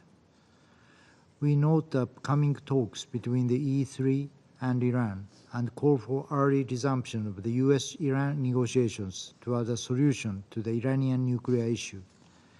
The IAEA's monitoring and verification is essential in this regard, and Japan strongly urges Iran to swiftly resume full cooperation with the agency. Based on our long-standing relationship with Iran, Japan will continue to make necessary diplomatic efforts. Mr. President, in Syria, while concrete progress has been made toward a political transition, Japan is deeply concerned by the continued violence, especially in the south. We call for steady implementation of the ceasefire agreement and strongly urge the utmost restraint. All parties must work constructively toward an inclusive political settlement and national reconciliation through dialogue. Syria's sovereignty, territorial integrity, and independence must be respected. In Yemen, we condemn the resumption of Houthis' attacks on commercial vessels. The Houthis must cease this reckless conduct immediately and release all detainees without delay. In Lebanon, where the ceasefire largely holds, the situation remains fragile with continued violations. All parties need to fully implement the ceasefire agreement and refrain from any escalation that puts civilians at risk and undermines regional peace and stability. To conclude, the international community must unite in the earnest pursuit of lasting resolutions of the numerous conflicts in the Middle East. Japan will continue to play its part to this end. I thank you. Thanking the Permanent Representative of Japan for the statement, I now give the floor to the Permanent Representative of Vietnam. Thank you, Mr. President. Vietnam thanks Pakistan for convening this open debate. We share deep concern over the prolonged conflict in Gaza, now in its 21st month, marked by relentless violence, attacks on women and children, and starvation of the civilian population. We regret that the Security Council remains unable to collectively address the crisis in Gaza and its broader regional implications. We call on the Council to take action to help put an end to the bloodshed and the untold suffering of the civilian population. Vietnam renews its call for restraint and full compliance with the UN Charter, international law, and relevant UN resolutions, as well as the provisional measures of the International Court of Justice. Protecting civilians and essential infrastructure must remain an absolute priority. We reiterate our urgent call for an immediate, enforceable, and permanent ceasefire, the release of all hostages, and the safe return of displaced Palestinians across Gaza. We commend the diplomatic efforts of relevant member states in pursuit of these objectives. Mr. President, the catastrophic humanitarian situation in Gaza demands urgent and coordinated action. We call for unhindered access to life-saving aid and reaffirm our strong support for UNRWA's vital role in coordinating and delivering humanitarian assistance. Vietnam reaffirms its steadfast support for the Palestinian people's right to self-determination and full UN membership. We remain a steadfast advocate for the two-state solution based on the pre-1967 borders and international law, ensuring a sovereign state of Palestine coexisting in peace and security with Israel. In this spirit, we welcome the resumption of the high-level international conference on the peaceful settlement of the question of Palestine, co-chaired by France and Saudi Arabia. Vietnam stands ready to contribute to post-conflict reconstruction in Gaza with a view to restoring peace, dignity, and livelihood for the Palestinian people. I thank you, Mr. President. I thank the representative of Vietnam, and I now give the floor to the representative of Spain. Señor Presidente, Mr. President, I'm grateful for this opportunity to address this Council at a time of particular grave gravity across the entire Middle East region, which makes it all the more urgent to unite our efforts in pursuit of peace and stability. The region remains deeply marked by the Israeli-Palestinian conflict, the ramifications of which extend to neighboring countries and have plunged the entire region into a spiral of violence. The situation in both Gaza and the West Bank remains profoundly alarming. After more than 21 months of conflict, the war has resulted in more than 57,600 civilians, including thousands of women and children. We cannot tolerate further death and destruction in Gaza. The humanitarian blockade has triggered a severe famine affecting 2 million Palestinians in Gaza, who in addition lack access to basic medical treatment. The situation in the Strip is inhumane and unacceptable. We must restore dignity to the Palestinian people. We hope that the parties will soon reach a permanent ceasefire that will allow for the release of all hostages held by Hamas, as well as the swift and unimpeded entry of humanitarian assistance. We will continue to urge Israel to allow the United Nations entities and other humanitarian actors to operate on the ground, ensuring that the distribution of aid is carried out in accordance with humanitarian principles. Our support, in particular for UNRWA, remains steadfast, as demonstrated by our recent presidency of the agency's advisory commission, which concluded this month in July. The Gaza Humanitarian Foundation has failed in its responsibilities. We express our deep dismay at the more than 1,000 deaths that have occurred near its distribution points. I wish to stress that peace involves a political solution based on the implementation of a two-state solution. In this regard, the upcoming high-level conference next week is a critical opportunity to advance decisively towards the recognition of both Palestine and Israel and their regional integration. We mustn't squander this political momentum. The recognition of the state of Palestine is a fundamental prerequisite for peace and regional stability. In line with this, Spain recognized Palestine in May 2024, thus reaffirming our commitment to the two-state solution and contributing actively to international efforts to end the Israeli-Palestinian conflict. Mr. President, violence will never resolve the challenges facing the Middle East. Spain has condemned the escalation of violence between Israel and Iran, and we urge all parties to respect the ceasefire agreement. There is no military alternative to a diplomatic solution that guarantees the exclusively peaceful nature of Iran's nuclear dossier. An agreement is urgently needed, and we call upon the parties to resume negotiations immediately. A just and lasting peace in the region necessarily requires the restoration of respect for the principles of the UN Charter, including respect for territorial integrity, particularly in Lebanon and Syria. There is an historic opportunity to advance in the stabilization of Lebanon. Spain reiterates its call on the parties to fully comply with Security Council Resolution 1701 and with the Cessation of Hostilities Agreement of November 2024. We will continue to support its implementation through UNIFIL and through political and financial support of the Lebanese armed forces. The UNIFIL mandate is essential for consolidating the progress achieved. We trust that this Council will show its unanimous support for its renewal in August. Spain has condemned the violence in southern Syria, which must be investigated to ensure accountability. In light of Israeli military actions in Damascus and other parts of the country, Spain demands respect for Syria's sovereignty and territorial integrity and will continue to support the Syrian people in their pursuit of a peaceful and inclusive political transition. Spain will remain committed to dialogue with regional partners to promote peace and stability in the Middle East. Thank you very much. I thank the representative of Spain for his statement.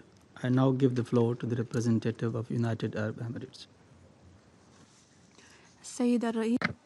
Mr. President, at the outset, I would like to thank Mr. Khaled Khiyari for his comprehensive briefing this morning, which shed light on the harsh and precarious reality in the Palestinian territory, particularly in the Gaza Strip. I also align myself with the statements delivered by the Gulf Cooperation Council, the Arab Group, the Organization of Islamic Cooperation, and the Non-Aligned Movement.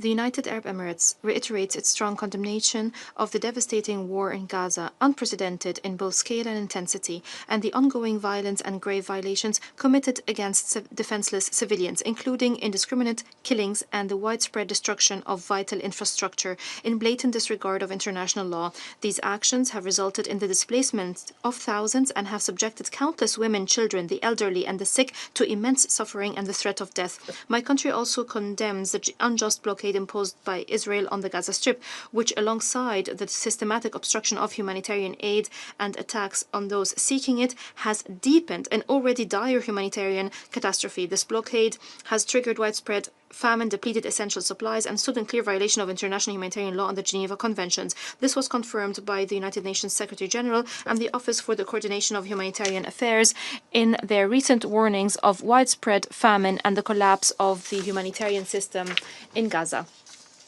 In response to the magnitude of the humanitarian catastrophe in Gaza, the UAE has undertaken a series of initiatives under Operation Gallant Night. These efforts encompass the delivery of food assistance, the provision of essential supplies to sustain local bakeries, and the implementation of water desalination projects to address critical needs. Furthermore, the UAE has received hundreds of wounded and ailing individuals, along with their family members, for medical treatment at hospitals across the country. Despite all ongoing regional and international efforts to reach a ceasefire, secure the entry of humanitarian aid, and release of hostages, the absence of genuine political will has hindered any meaningful progress towards ending this war. This has allowed the bloodshed and human suffering to continue and at a tragic pace. We also draw attention to the dangerous escalation in the West Bank, marked by repeated incursions, arbitrary arrests, violent attacks against civilians, and the continued expansion of illegal settlements and attacks on the property of civilians, which represents a clear violation of international law and undermines the prospects of achieving a just and lasting peace. In this context, the UAE reiterates its unequivocal rejection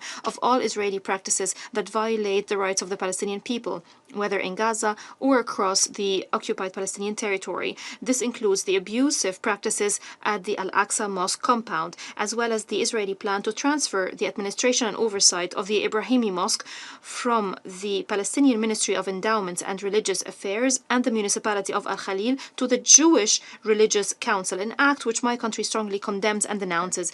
As we move forward, it is essential that we work together with unwavering resolve to advance the following four key demands. First, securing an immediate, lasting, and unconditional ceasefire and releasing detainees, hostages, and prisoners. In this context, we renew our support to the mediation efforts led by the State of Qatar, the Arab Republic of Egypt, and the United States. Second, lifting the blockade imposed on the Gaza Strip and ensuring the protection of all civilians, while enabling the United Nations, particularly UNRWA, to fulfill its vital and indispensable humanitarian mandate by delivering large-scale aid safely and effectively to all those in need, in full compliance with the principles of neutrality, impartiality, and independence. Key humanitarian principles.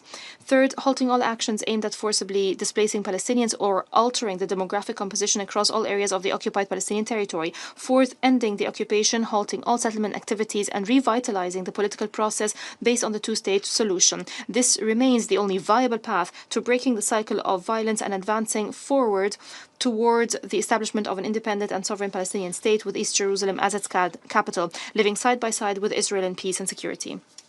In this regard, we welcome the announcement of the resumption of the International Conference on the Peaceful Settlement of the Question of Palestine and the implementation of the two-state solution, co-chaired by the Kingdom of Saudi Arabia and the Republic of France. And we're hopeful that it will yield tangible steps toward ending the conflict and fostering security and stability in the region. I thank you, Mr. President. I thank the representative of the United Arab Emirates for his statement. I now give the floor to the representative of Norway. President, the situation in Palestine is catastrophic. We are beyond words to describe the conditions in Gaza. Palestinian civilians are facing starvation, disease, and death. The Israeli hostages continue to suffer terribly. This is totally unacceptable. We repeat to all parties, the war must end now. Norway is extremely concerned about the lack of access to critical aid and basic goods in Gaza. The Israeli government's aid delivery regime is both highly insufficient and dangerous. Since the end of May, over 1,000 Palestinians have been killed while seeking aid. This cannot continue. Civilians must be protected. The restrictions on the flow of aid must be lifted immediately. As the occupying power, Israel must ensure that people have food and medical supplies and enable the UN and humanitarian organizations to do their life-saving work safely, effectively, in line with international humanitarian law and with the safety of the civilian population as a priority. Instead, conditions for the UN are worsening. Thousands of UN aid trucks remain blocked from entering Gaza, with stocks that could have fed Gaza's entire population for 3 months. Heavy bombardments are reported close to UN installations in Deir al-Balah, with UN installations being damaged or under threat. WHO's staff residence and main warehouse in Gaza were damaged this week when an attack caused explosions and a fire inside. Humanitarian and health workers must be protected. UN staff in Gaza are fainting and collapsing due to starvation and lack of water while on duty. Desperate pleas from UN staff are being received daily, urging the international community to act. As Norway has argued in our statement to the International Court of Justice in April, Israel is required under international law to provide cooperation, facilitation, assistance, and protection for the international presence to continue their activities in the occupied Palestine territory. This includes the courageous UN staff working on the ground in Palestine. To quote UN Relief Chief Tom Fletcher, they are the best of the UN and of all of us.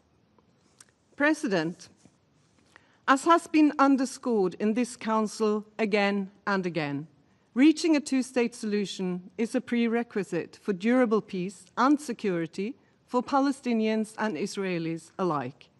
Norway remains committed. Let us use the upcoming conference on a two-state solution next week to intensify our efforts to bring this terrible conflict to an end. Thank you. I thank the representative of Norway for her statement. I now give the floor to the representative of Malaysia. Thank you, President. Malaysia thanks Pakistan for convening this meeting and aligns itself with the statements of NAM and the OIC. President, this Council has convened numerous times to discuss the situation in the Middle East since the horrific war in Gaza began. Copious, alarming reports and distressing accounts have been heard from a broad range of UN officials and other experts.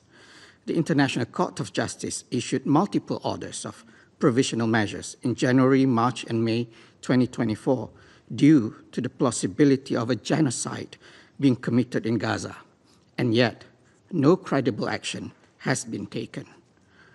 Almost 60,000 deaths have been recorded, the majority women and children. Thousands more bodies are still buried under the rubble. More than 140,000 have been injured. UNICEF estimates that between 3,000 to 4,000 children in Gaza have had one or more limbs amputated. Gaza is now the home of more child amputees per inhabitants than anywhere else in the world. About 2 million Gazans have been forcibly displaced, many of them multiple times. 92% of housing units have been damaged or destroyed, while 70 to 80% of civilian infrastructure, including schools, hospitals, and roads, are completely destroyed or damaged. 330 UNRWA staff have been killed, the highest number in the UN history. More than 200 journalists and media personnel have also become casualties, also a new record.